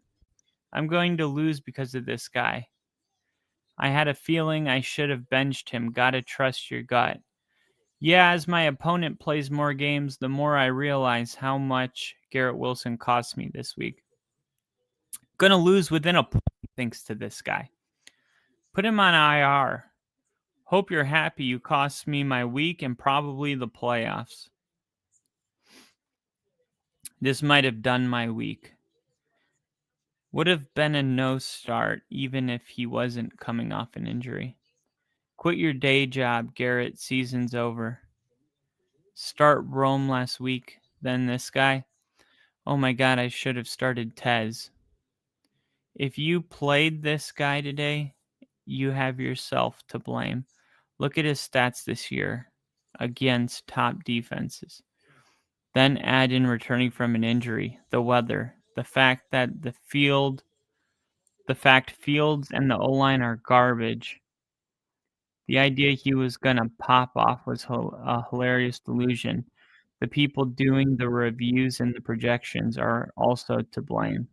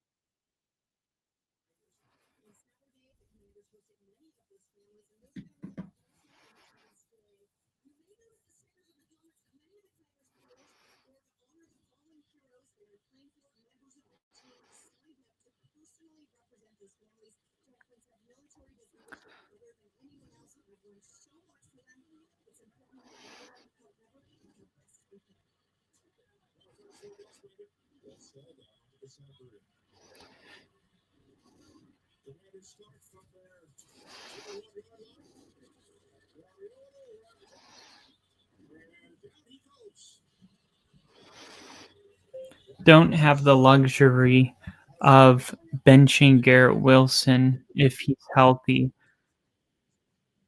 regardless of how improbable a big game may be. Period.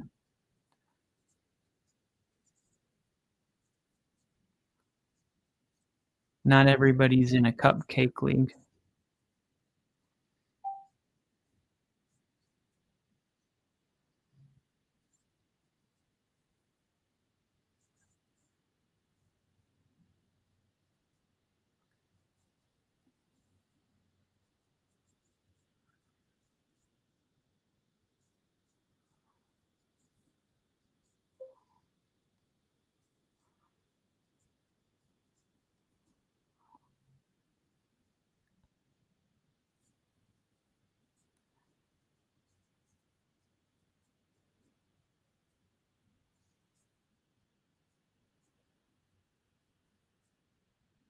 The kind of people that act like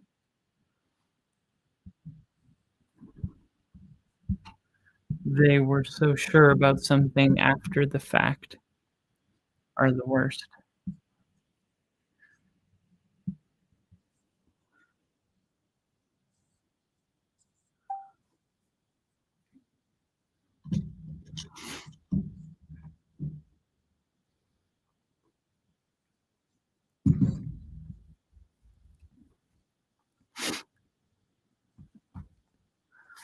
Whew. Poncho did its job. Oh.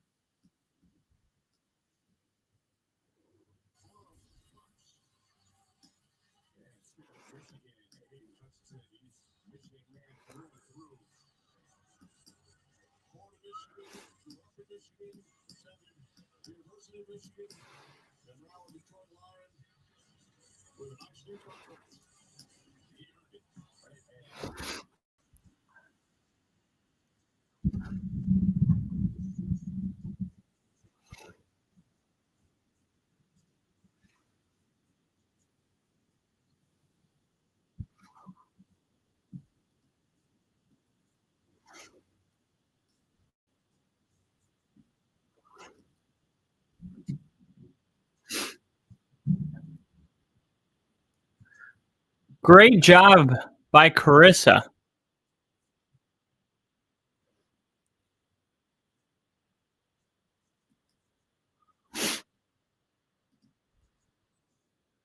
Wow. Touchdown. Rams. Kyron Williams. And the 49ers just don't have an answer for the Rams. But there's still plenty of time, but they're going to need one stop to tie this game. And they're going to have to score in their next two possessions.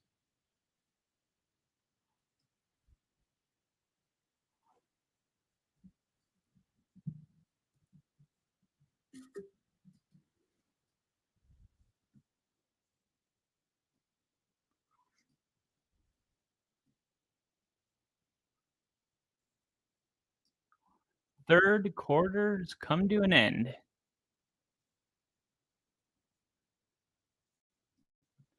This is a revenge game for the Lions. Remember, the Commanders sent their asses packing in the playoffs, and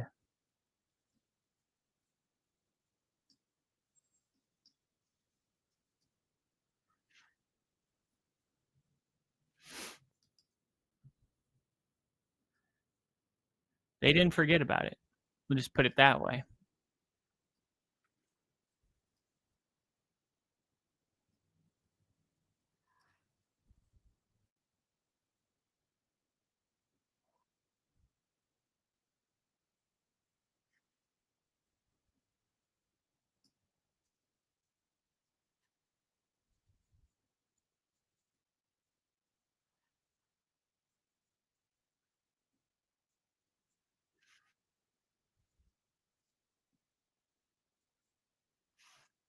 Let me do this. Camera. Zoom in.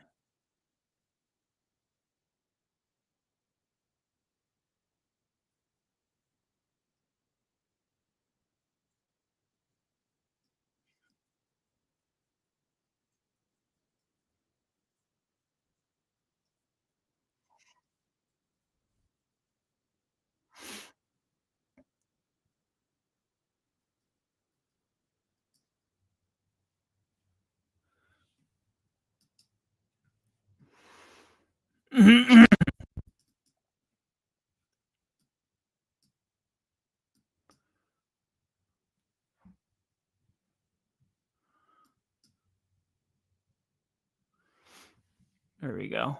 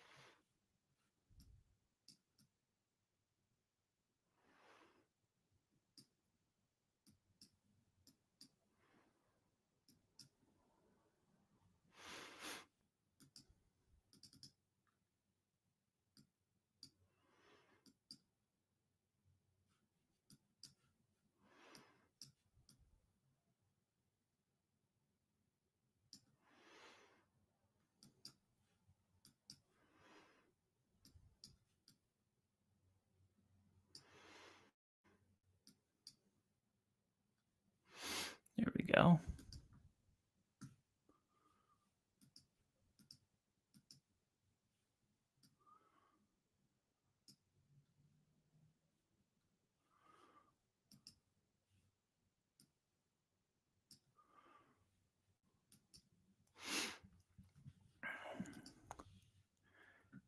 All right. 2 possession games, so the 49ers are going to need to score, go for 2, get a stop on defense, and score again. Not impossible, but they're going to need their defense to get at least 1 stop. Here's McCaffrey.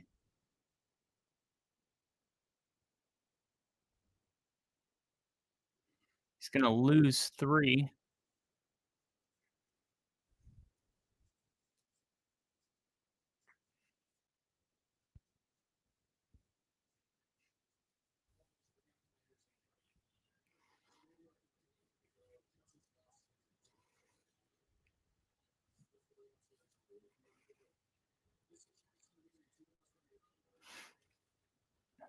Here we go. McCaffrey lined up as a receiver here. Jones does a good job of rolling out. Jeez. Mac Jones had to throw it up. They got to go for it.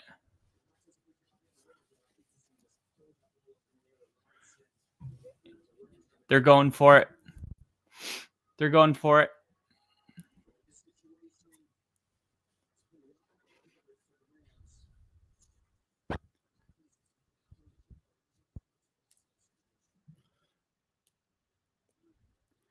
Time to get McCaffrey the ball. Come on. 4th and 4. Penalties down.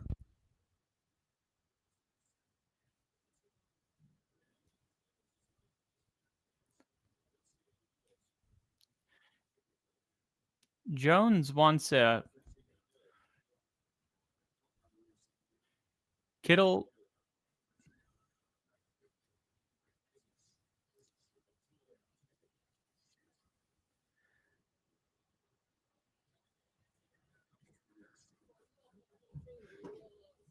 Oh, no. A illegal shift on Kittle. No.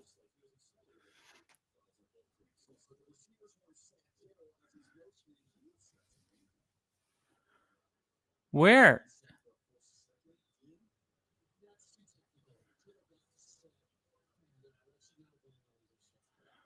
That could have cost him the game. He was set.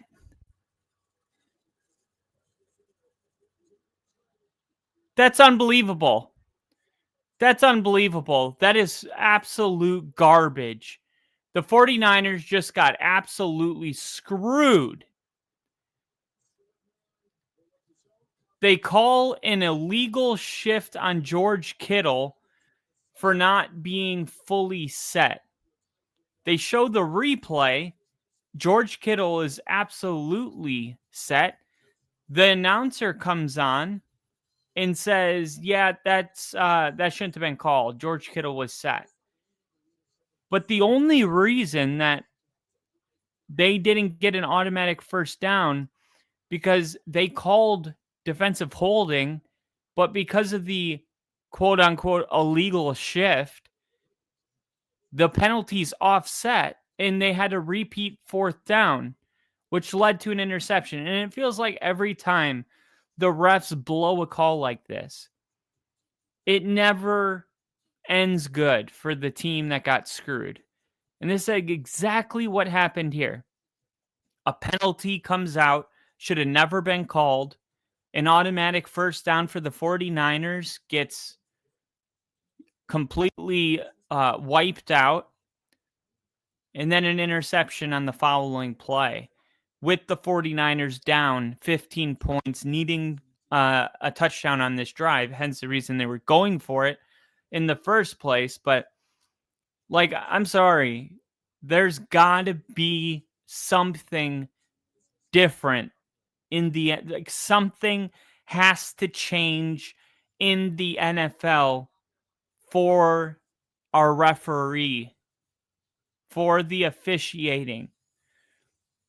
We cannot continue in 2025 with all the technology and all of the analytics and cameras and everything and AI and robots, whatever. Like, why are we still living like this where a referee comes out, makes a bad call, it's not accurate, we all see it, and nobody can step in and intervene with the referee and say, pick that flag up.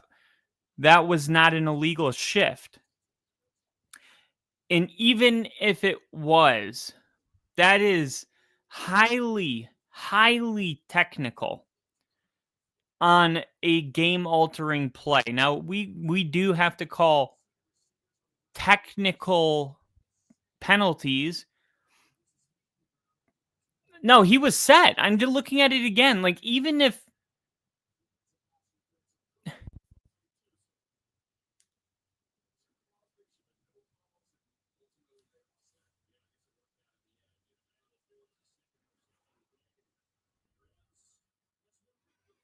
that's unbelievable. I'm going to record a YouTube short right now.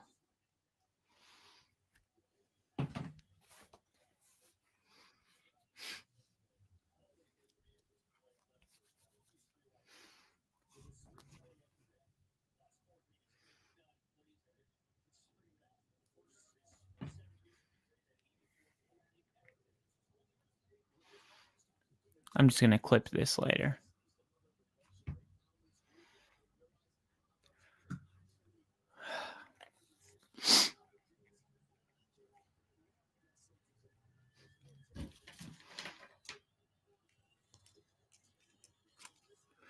Man, what a bull crap call.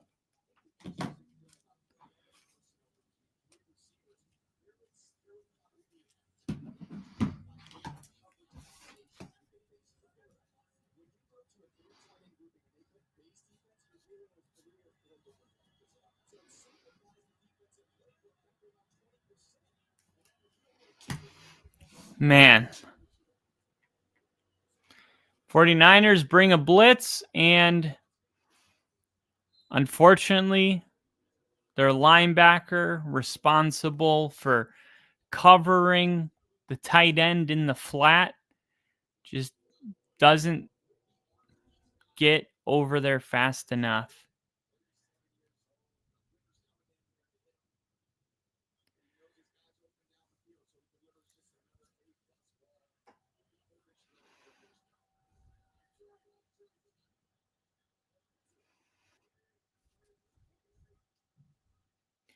Stafford under center, handoff,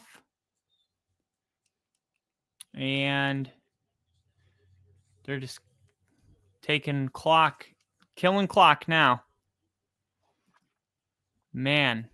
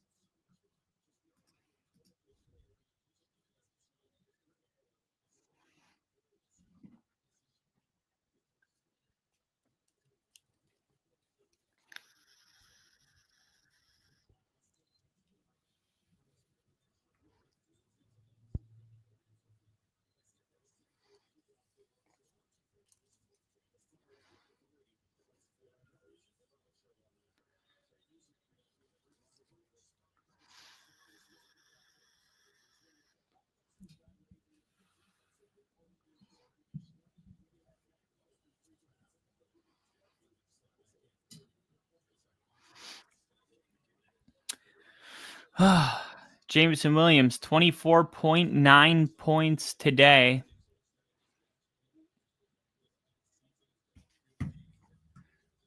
Parkinson touchdown. 42 points being dropped on the Niners' heads. My top 5 hasn't changed. My first top 5. Let me see this. Let me see this top 5.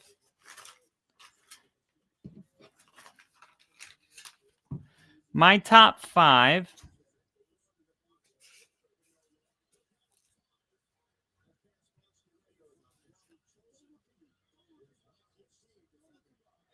My top 5 was Broncos 5, Seahawks 4, Rams 3, Colts 2, Lions 1. Like my top 5 hasn't changed all year. The order's shifted because I will be swapping the Rams and the Colts, but I feel like it's pretty obvious. It's pretty obvious. All year it has been obvious. And the Seahawks, man, I'm going to have to even move the Colts back and put the Seahawks above. Well, the Seahawks are beating the Cardinals. That's a tough one. I think the Seahawks are the best team. Seahawks and Rams are both really tough teams. I think I would put the Rams above the Seahawks just because I think Matthew Stafford is as good as Sam Darnold's playing.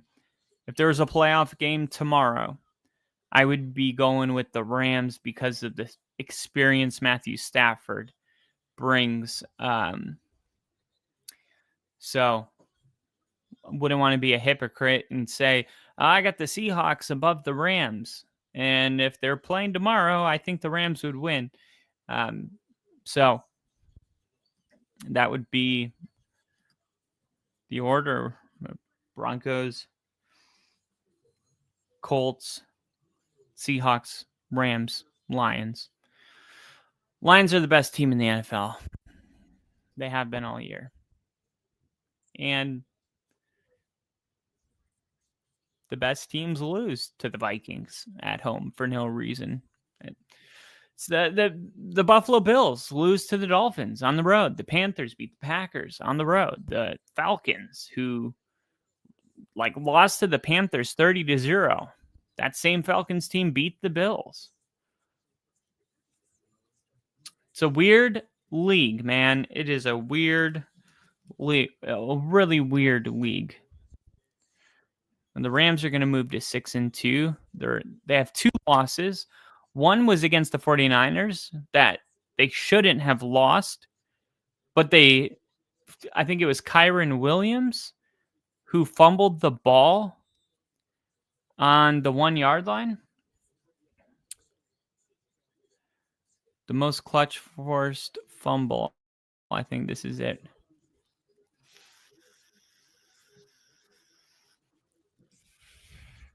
Yep. 1st and goal with a minute left in the game. And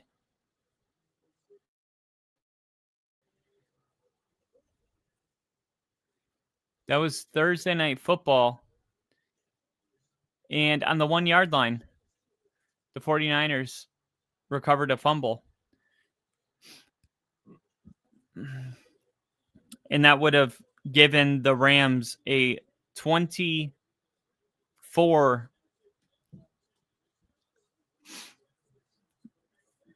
what is that, 24-20 lead?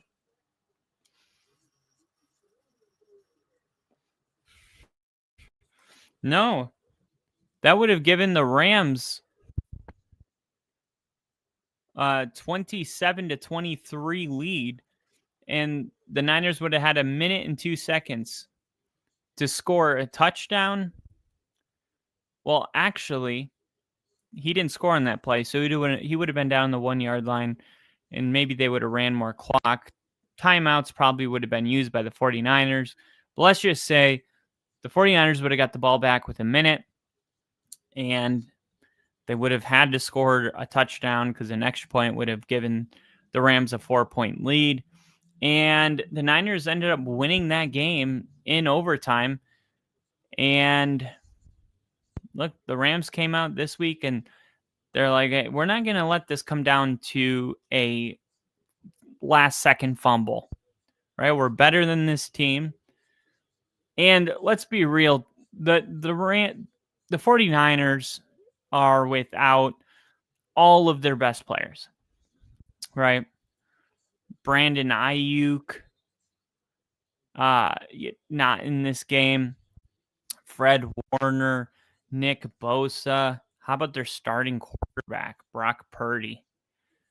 These are important pieces of this team, and there's so many injuries with the 49ers, and they were able to continue to win. Like, they got a 6-3 record, which is incredible when you consider the injuries that this team has sustained, and yet it finally got to the point.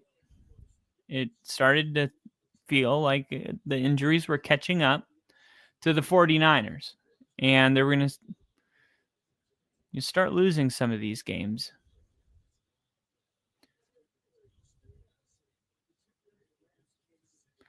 An illegal formation on the 49ers.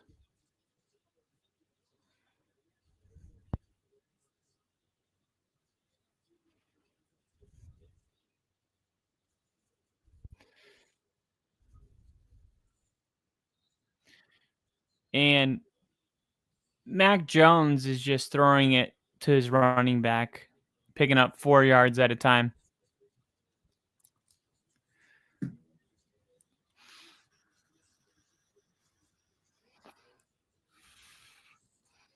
Good news is McCaffrey is up to 17 points.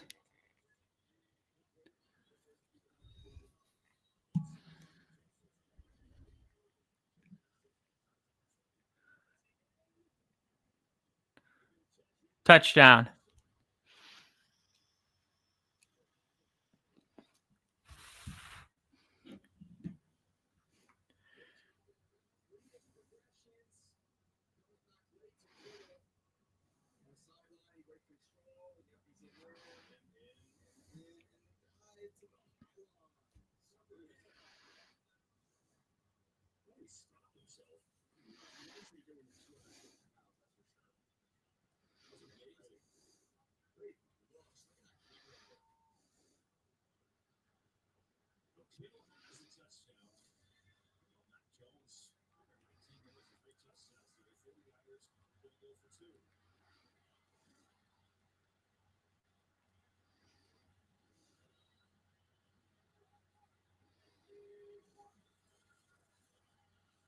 Going for 2.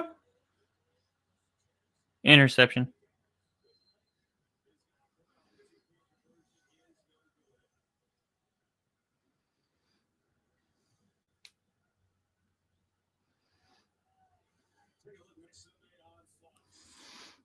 I was going to start the Rams defense this week, and I decided to start the Ravens defense. And let's see. The Rams defense has 6 points. I got 8. Let's see. Whose defense had the most points? Actually, oddly enough, the Saints. I'm so freaking sick and tired of the Panthers, man. The Panthers are the most confusing team in the NFL. I didn't think it was sustainable what they were doing. Do you know you have to go all the way back to week 1 to find a game? I'm sorry, week 2 to find a game where Bryce Young has thrown the football for more than 200 yards? It's pretty wild.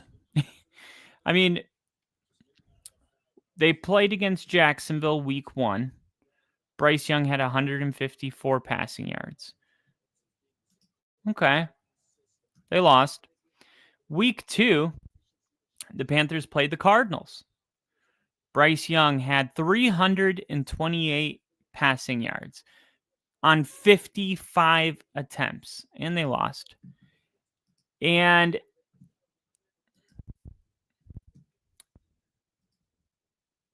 that's it. Right? Jacksonville, Cardinals, and that was it. So Bryce Young had one game. One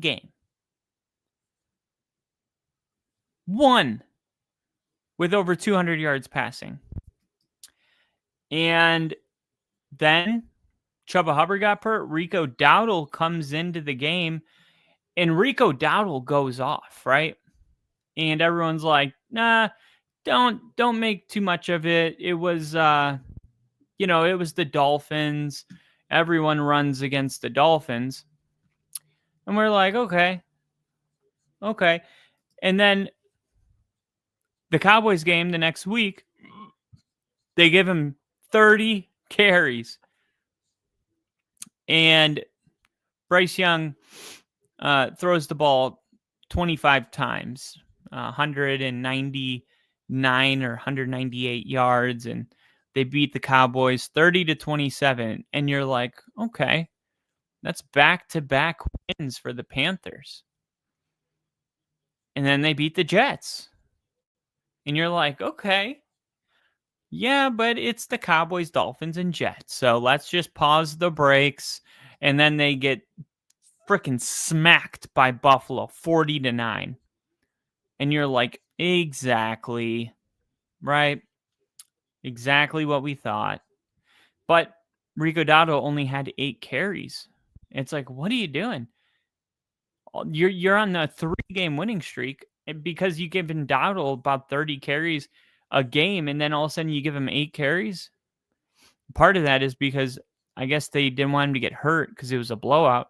But then against the Packers, they go, hey, maybe we should go back to what was working.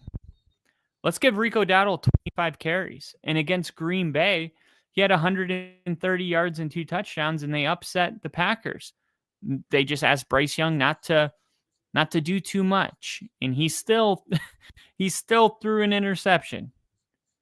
11 completions, 102 yards. I mean, that game was just, hey, Rico Dowdle, we're going to give you the ball 25 times, and hopefully you can get us a win. So then again, it's like they won a game, but you're like, I mean, 101 passing yards. This is the NFL.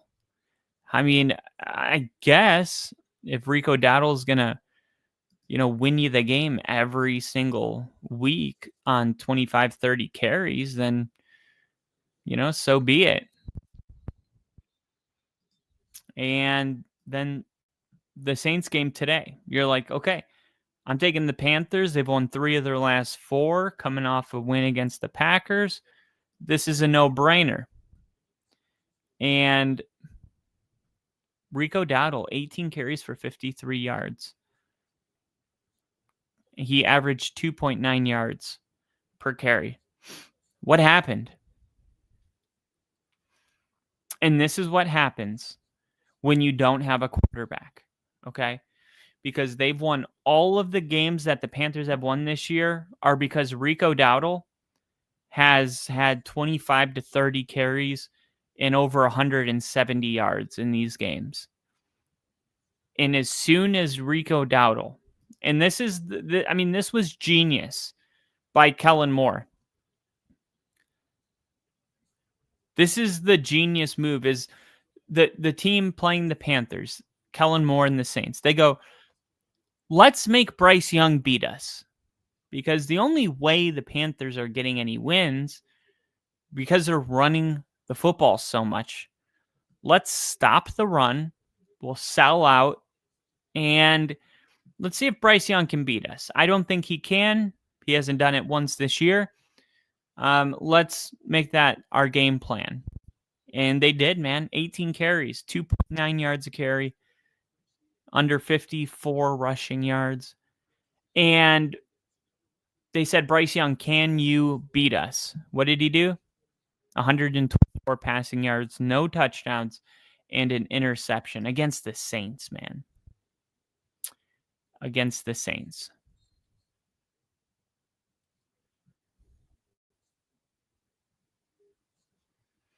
So, yeah.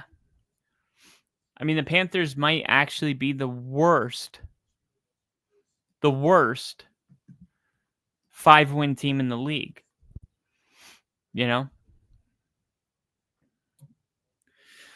Their best win is by far the Packers game, but the other opponents that are worth their salt, I guess the Patriots, right? They lost 42-13. The Bills, they lost 40-9. So, yeah, they got 5 wins against the Jets, Dolphins, Cowboys, Falcons.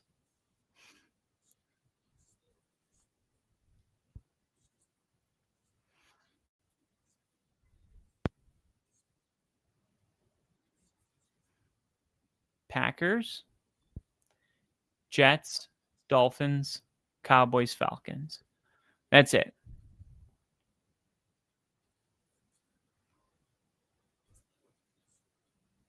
But that's still, going into this game, that was 5 of their last 7. Like, going into this game, The Panthers have won 5 of their last 7. Now it's 5 of their last 8. But still, like,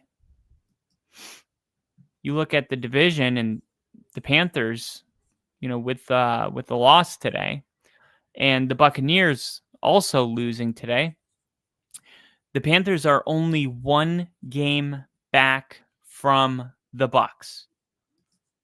And if they would have won today, the Panthers would have been tied for first place in the division.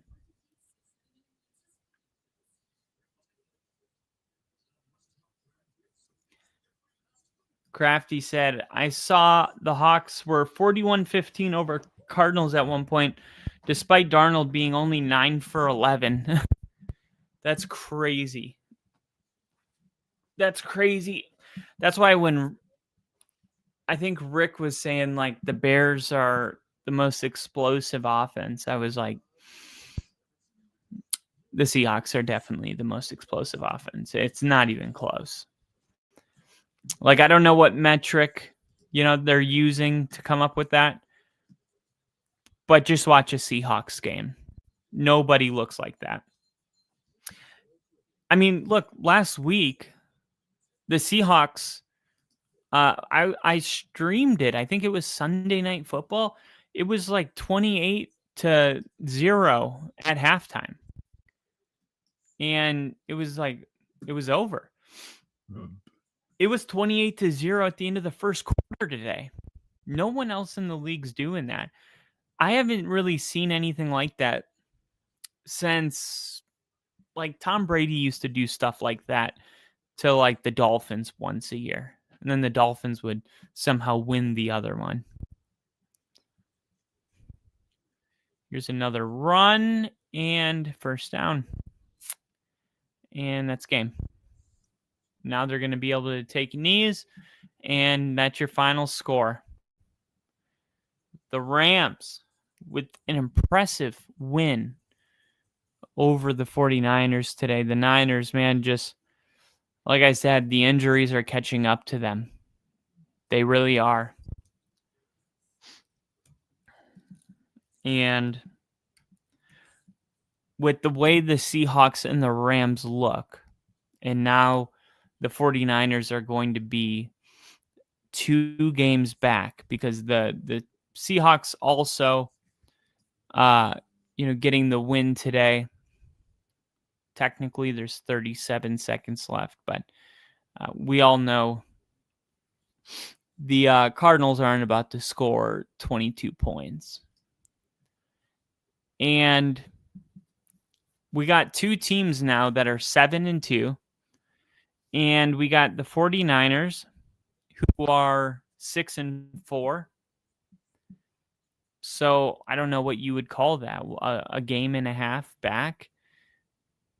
It could be more, but the Seahawks and Rams have only played 8 games. This is their 9th. The 49ers have played 10 games. So it's hard to say, like, one team's 6-4 and then the other 2 are 7-2. I don't want to say they're only 1 game back because there's there's another game the Seahawks and Rams are going to play.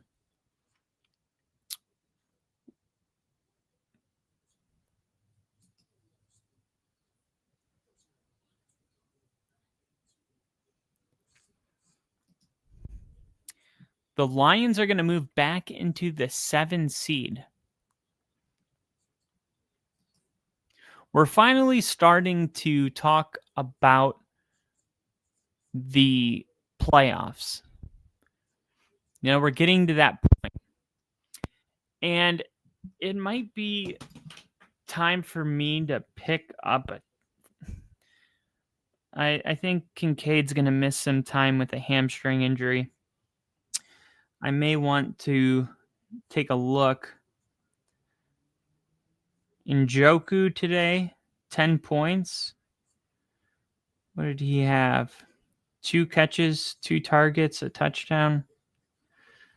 What about Theo Johnson? He's somebody that he had 14 points today. I've seen enough. 75 yards. Green Bay, Detroit. I think it's time.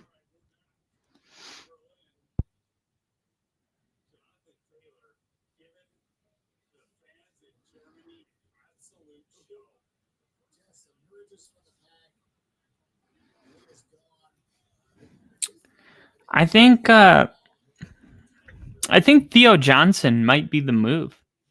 Looking forward to the Colts and the Hawks colliding December 14th. Hopefully NFL fixes that game into prime or flexes that game into prime time. December 14th. Yeah, that would be a good one. You know, it depends what other games are happening. What is that? Week NFL week. What would that be, like 15? December 11th? Yeah, December 14th. Yep. Oh, I nailed it. First try. Ooh. All right. Well, Bills, Patriots, possible flex. Chargers, Chiefs, possible flex. Packers, Broncos, possible flex. Seahawks, Colts, possible flex. Lions, Rams. I mean, Lions, Rams, I feel like that needs to be flexed ASAP. Vikings, Cowboys, no, absolutely not. You are not giving. Do not do that. Do not do that. I just said all of those games: Bills, Patriots, Chargers, Chiefs, Lions, Rams, Broncos, Colts, or Broncos, Packers, Colts, and Seahawks. That's 5 football games that are better than Vikings, Cowboys, and then Monday night you get the Dolphins and Steelers.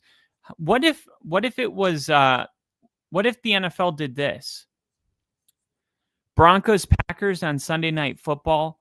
Monday Night Football flex to Colts and Seahawks doubleheader with the Lions and Rams with the time staggered so you see both games. They don't overlap.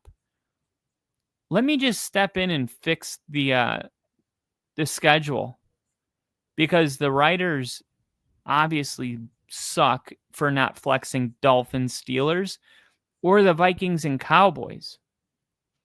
Not interested, especially in the Dolphins Steelers. That game's going to be so boring. Even if it's a close game, it's going to be boring. You know, it's like the Broncos Raiders game. It was a close game, but it was a boring game, right?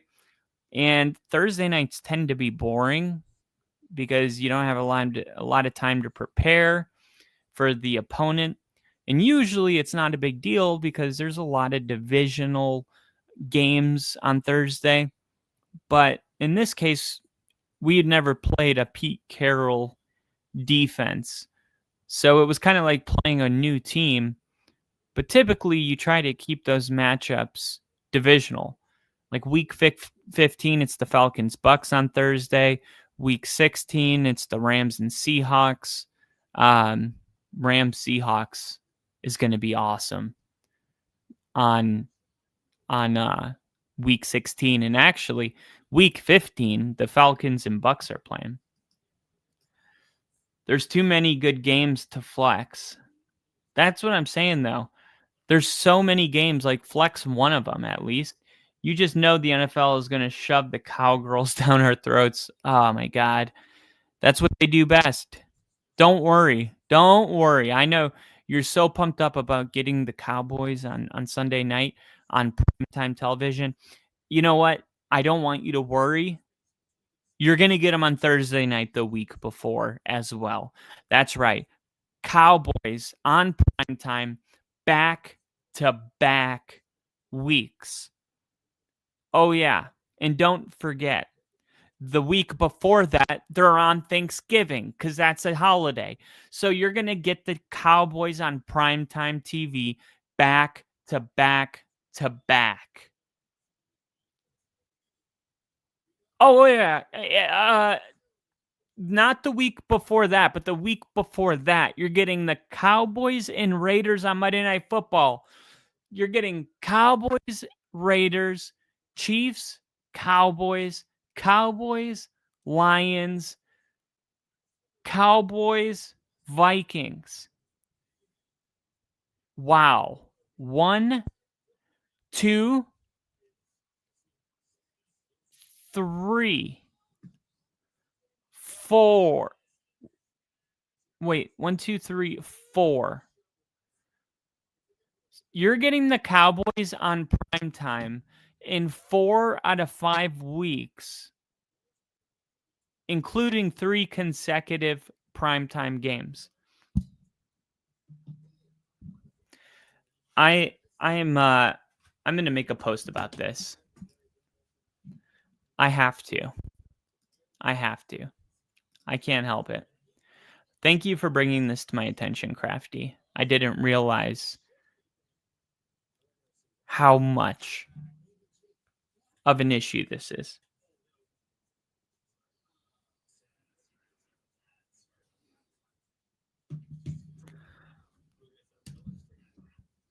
At NFL, please flex Sunday Night Football Week 15. I'm giving you plenty of time to make arrangements. I know you guys love shoving the Cowboys down America's throat, but I think having the Cowboys on prime time in 4 out of 5 weeks, parentheses, with 3 consecutive weeks. I'll just say 3 of them being consecutive.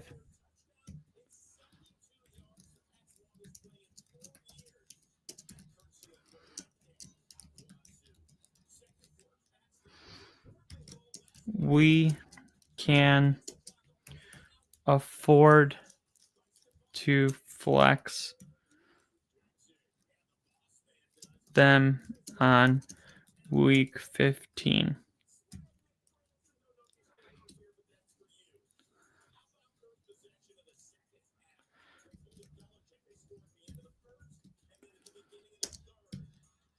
Tell me what.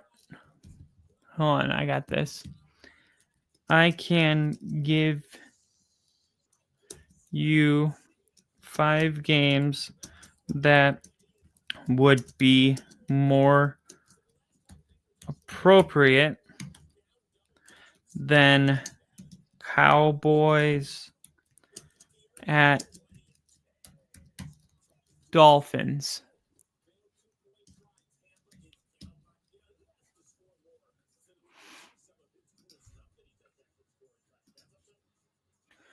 What if they respond to me?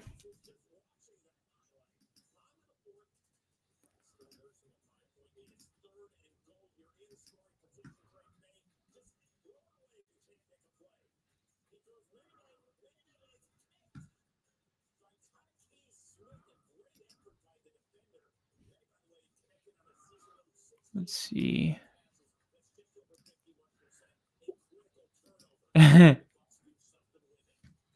With a lawsuit.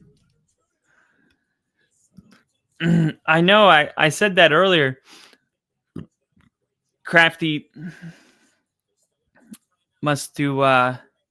You must have missed that part. But yeah, he was the first American president to attend a regular season football game since 1977.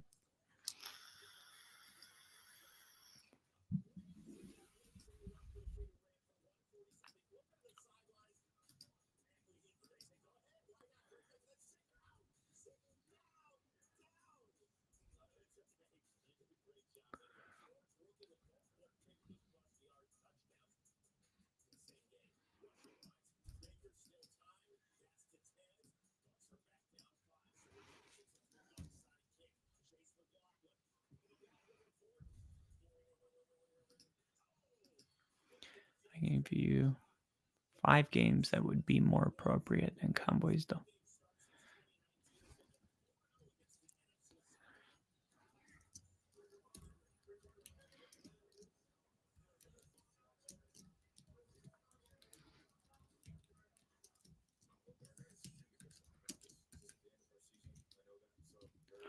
I can give you 5 games that would be more appropriate than Cowboys / Dolphins.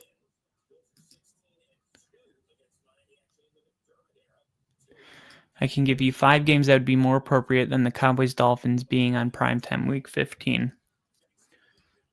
We're going to go Lions at Rams. Packers at Broncos. Colts at Seahawks. What else did we have week 15? Week 11, week 14, week 15.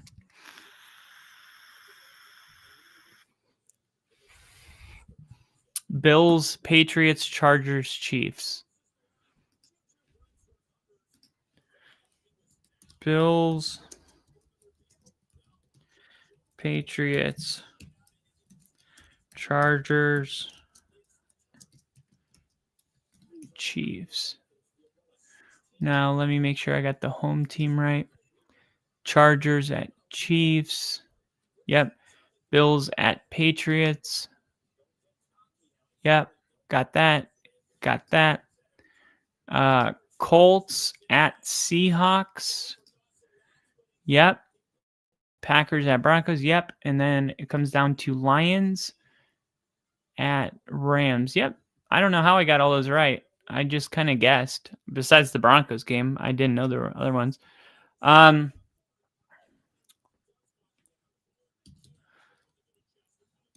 Which one of these games would you not watch if the Cowboys and Dolphins were playing on another channel?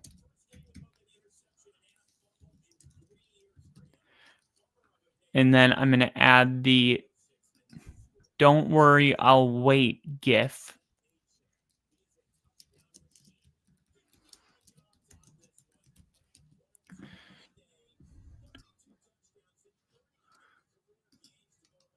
Don't worry, I'll wait.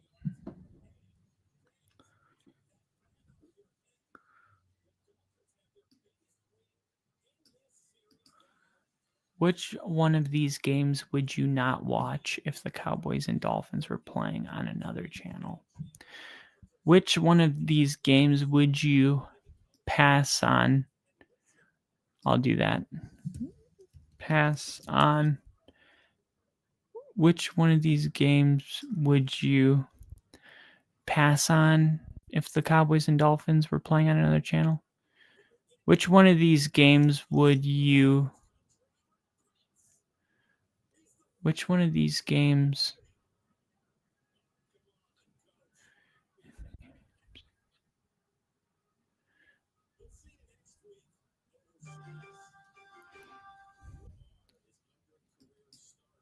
I guess not watch. I guess I thought it was kind of a quirky sentence. 1977, was that Ford or Carter? Bro, I dropped out of high school. But I have a computer. Jimmy Carter. Gerald Ford. Says both. I wasn't there. I don't even know which game it was. But like I said, I got a computer. 1977 president at NFL game, regular season. No U.S. president. Oh my God. I'm so sick of AI with the bull crap.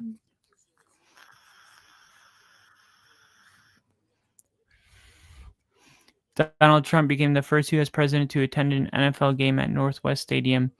He will stay in the owner's box with Josh Harris.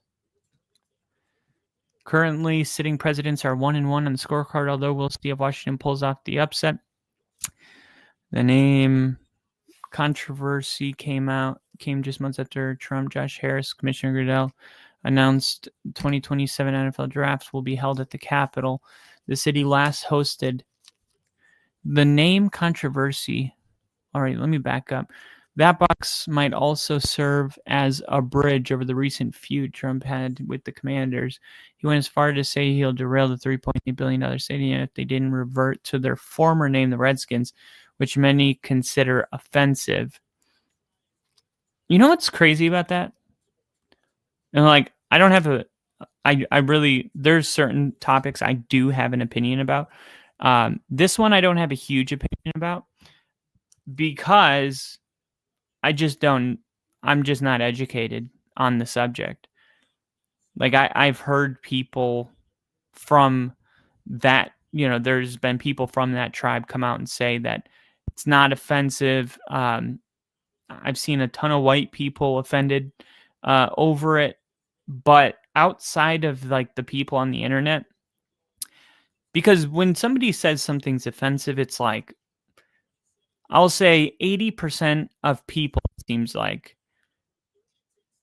just because if you're a good person, right, you're like, oh, we're not doing that anymore. Okay. Right. Like saying the R word, right? That was a word I grew up saying, along with other words that we're not allowed to say. Never had any hate in my heart when I said it, but when somebody told me that those words, are offensive because I'm not a selfish prick, I just stopped saying them. I'm like, okay, well, I can just not say that word if it's, offending people.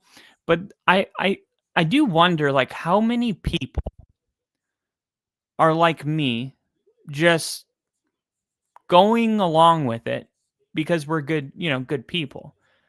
Like I haven't really seen anybody that's in real life offended about the name, but I've just met a lot of people that are like, oh, okay, that's offensive, and we won't say it. So it's like we're going along with the with the memo, just kind of assuming that the memo is based on truth.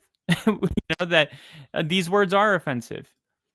It's like my sister's gay. I stood up in her wedding next to her. I have nothing against gay people, but my whole childhood, like, if somebody showed you a song or something and you didn't like it, like, it was gay. It's like, now, now that's like, my sister says gay, like, the same way. Like, she's like, that's so gay.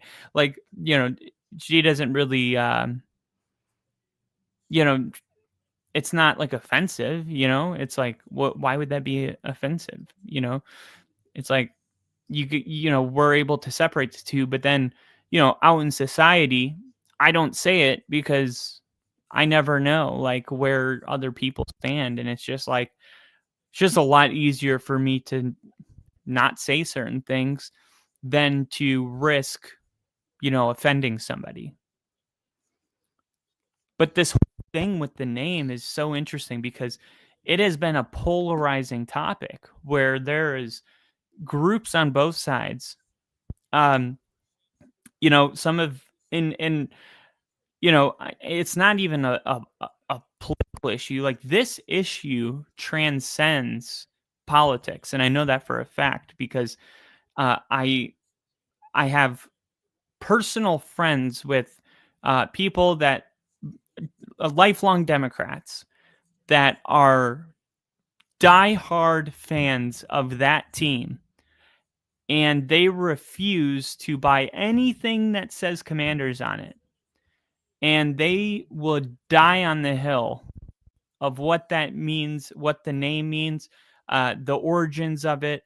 This guy that I'm talking about, Joe Theismann, came to his elementary school when he was a kid. And it was funny. There's even a story where his mom yelled at Joe Theismann because he was like on his phone. And she was like, "Can you give the kids your attention for like 10 minutes?" But like, that type of a fan of the team where it's like his whole life has been about this team.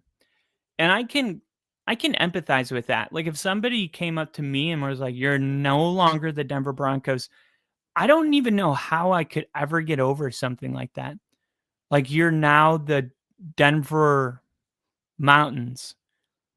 It's like, I just don't, I can't even fathom that. It's like the same thing as trying to imagine my team getting, moved to London and no longer being in Denver. It's like the worst thing that could happen to me outside of like a family member passing away, because that's my biggest passion in life. And it's like, it's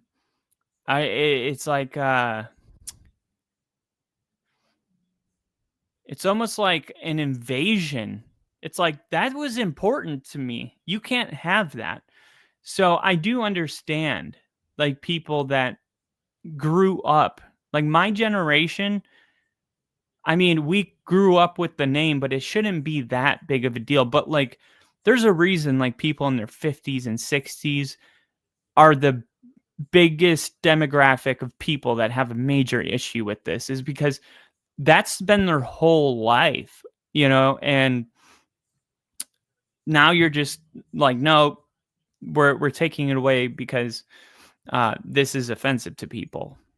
And there still hasn't been that, like, I don't feel like there's been that many people like that have actually come out. I could be, like I said, I could be wrong about it. That's why I don't have a strong opinion, but I haven't seen many people that care about this, like, from the actual, Native American community. I'm sure there's, a group out there that exists that don't like it, but I could also find a group out there that doesn't have a problem with it. So it's a really kind of interesting topic. Ford was a big football fan and had a working man's image, like a union guy, like a working's man, a man's man. My opinion, Washington should have changed their names to one that pays tribute to Native Americans, like the Warriors. It was cowardly of them to simply erase the entire Native American element from their identity. That's a great point too. Like, that's why when I said, imagine they changed the name of the Broncos, like, the first thing I'm thinking is like Stallions, the I don't know, like, it would have to be something that felt like a Bronco. And I guess that's probably where they came with the Commanders, was like, okay, we're talking about people that are in charge of tribes. Oh, commanders, chiefs, which is another thing. Was like, chiefs. I think the thing about it is like that that word is like a descriptive word you know what I mean, about an identity, but it's about like the physical identity. Like the Warriors is like a spirit. Like you can't necessarily like see a person without knowing them and say, "Oh yeah, he looks like a warrior." I mean, if somebody's strong, you could, I'm not talking about that. I'm talking about how somebody looks at me and goes, "He's white." You can't do that with like personality traits. Like I can't just look at somebody on the street and go, "He's funny." I need to know his personality. So like to be a warrior, is a little bit different than looking at somebody that's Native American and them being called, a red skin because of their appearance. So like I get the idea behind why that sounds offensive, just, simply when people explain it, it's like, yeah, I mean, it makes sense. But then, you hear the other side of the argument and they're like, no, it was an endearing term to be that. And it's like, are they just saying that, you know what I mean, to like, try to keep the name alive, or is it true? And why are so many people like so sure about this? Like I said, for a while, I thought it was just a political thing. Like if you're against, this culture of changing names of bands and music and teams, uh, and not very progressive.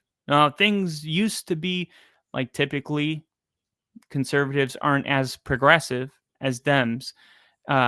Democrats are liberals.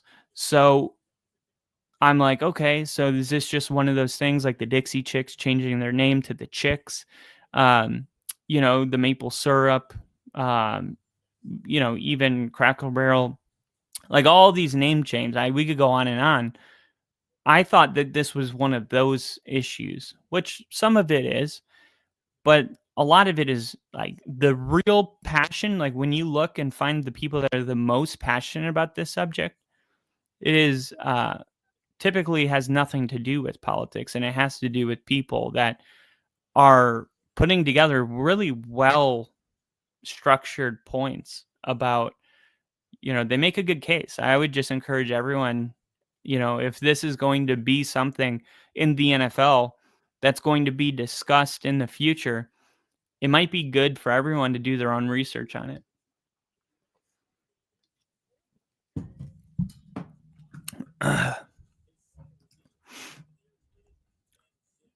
Because if you're like me, you're just like, oh, I didn't know that was rude. Okay, I won't do that anymore. But when you're changing like the identity of a team and like something somebody's known their whole life, you got to be sure about it, And if we all just go along with it, what if the first person that said this was lying? Like what if I just said, the Chiefs, the Kansas City Chiefs, like that's offensive now.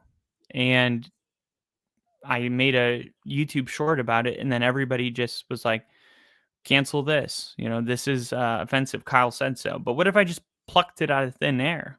What if it didn't have any real basis to it? That's why it's important to be like, okay, some things you don't have to do research, like the R word. We all get it, right? It's pretty self-explanatory. Saying, gay or whatever, it's like, okay, I could see why that's offensive because you're using it in a bad connotation. You're saying like that is a bad thing. So like, but things like this, even like the maple syrup and all that, like, I'm like, oh, okay, I guess I'll educate myself on it. But it's funny because there's also like an interesting element to it. It's like, okay, something might have meant something, but we do know like the way that we perceive things changes. Like the NFL said that players can't celebrate with the nose thing, and I'm like, what's wrong with that? And It's a gang affiliated symbol for the Bloods. But it's like, look, I didn't even know that until the NFL canceled it. You know what I mean? So some of it is like, nobody actually knows that that's what that means. You know what I mean? But it's like, should that be a reason not to, change things? Maybe not. You know what I mean? But it is interesting that it's like some of the things that are like the Dixie Chicks changed their names to the Chicks. It's like, look, I never even once thought it had anything to do with anything bad. I just thought that was the name of their band, like Dixieland. I don't even know what Dixie is. Like to this day, I'm just like, that's just a word that I know that, bands use, or Dixieland. But I didn't, but, they obviously found out that there was something wrong with it and they changed their name. But it's like, anybody that is like willing to change their band name that they've had their whole life obviously doesn't have any ill intent. And that's why, I never thought anything of it, is because it's not like, that's what their music was about or anything like that. It was just a name. But yeah, things are going to get weird, I think, with the Commanders. I do think things are going to get weird here pretty soon. And I don't know how many times you can change your name. It's kind of weird to be one thing and then the Washington football team and then the Commanders. And now they're trying to make it, back to the Redskins. And obviously they're, pushing for this because they feel like, there's a window of time to do this. And I think, I don't think that the president actually gives two craps about the fans of this team. I think he just wants the attention that comes along with, like, look what I did. I changed the name back. Anything he can do to be immortal. That's why he wants the awards and the stadium named after him and the, name change, anything that, what I mean, brings the focus and attention back to him. Like, yeah, I did that. I think that's all this is about. Like, I don't think he actually has, like, oh, I deeply care about this. If he did, today wouldn't be his first football game ever attending. You know what I mean? So I keep you up to date. As much as I know, you'll know. But every day it seems like some new information is coming out about the name and whether or not they're going to be able to go back to the name. And Adam Schefter actually tweeted yesterday about the name of the stadium. I didn't just make that up. Adam Schefter is a very credible guy, and he said he wants the Commanders to name their $3.7 billion stadium after him. And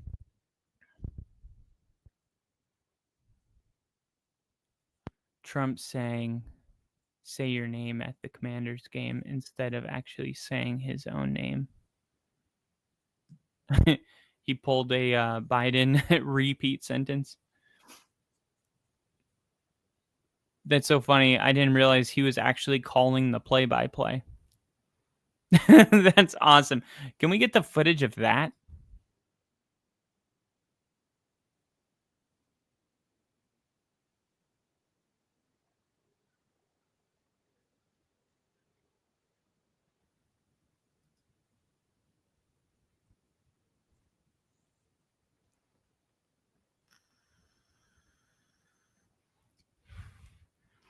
He got booed at the game. I was going to say,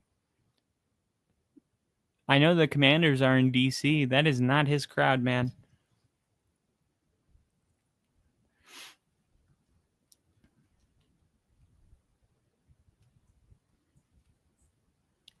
Hey, admin, read the room. They're getting their asses kicked. Change the name. Like that's gonna change it. You know, it's funny though. I was watching highlights of a game. I think it was RG3 game where he hurt his knee or something. And I saw the uniform and I didn't realize. I was like, I kind of missed that look. Oh, no. It was the Broncos game where they did or no, it wasn't a Broncos game. It was Sean Taylor passed away and they lined up with only 10 men on the field to pay tribute. And I saw the uniforms and it was like the first time I actually liked them. I was like, wow, I kind of miss them. You know, I just miss seeing them. I hadn't seen it in so long and you just kind of forget. But I do wonder, would it be allowed to use them as a throwback? Because maybe that's a way both sides could win. It's like, no, we're not going back. Okay. But we will honor, the past people that played for, not the Commanders. They were a Redskin, like Sean Taylor and Joe Theismann and these, great guys that to this day, when they talk about their team, that's the word they use. And if you're going to honor the old, pay, homage to what they were, maybe that's a way both sides can win is like, hey, we got these throwback uniforms. Look, everybody in Denver wanted to go back to the throwback uniforms as our primaries, and they didn't do it, but at least they gave it to us 3 times a year. I think I just solved everyone's problem. Make it a throwback. You know what I mean? It's like, then the people that are, still saying that's wrong. It's like, look, you know what else is wrong? Pretending it never happened. You know what I mean? That's wrong no matter how bad it is, whatever it is. We learned from what it was. Then, if a kid's like, well, what is that? It's like, oh, that used to be their name. Now you're having a meaningful conversation that inspires empathy and teaches history, to your kids, So I'm not okay with just pretending this never happened. No throwback uniforms, just bury it. Something about that feels wrong, even if the name is wrong. I think it should be a throwback uniform. Boom, I just solved all your problems, America. That's what I would do if I was the owner of the Commanders. I would give it to as a throwback. But they wouldn't be satisfied. There would still be people like, not good enough. Oh, so we can have it as a throwback, but now that was a coward move. So yeah, I mean, no one's going to be happy no matter what you do. But I think that's a way both sides could win. And Crafty had a really good input on the subject. Fantasy was a pretty good day for me. I had 155 points scored. The guy I'm playing probably would have gotten more points if Davante Adams didn't get hurt. Because he had 77 yards, 8 targets, 6 catches, a receiving touchdown, and he ended up getting injured in this game, which is pretty crazy. I don't think this scores. I don't think this app knows that because it says I got 48 points, but I didn't get 48 points. I got more than that. Jonathan Taylor got me 52 points. He got me 52 points. And what's even weirder is like Jonathan Taylor being projected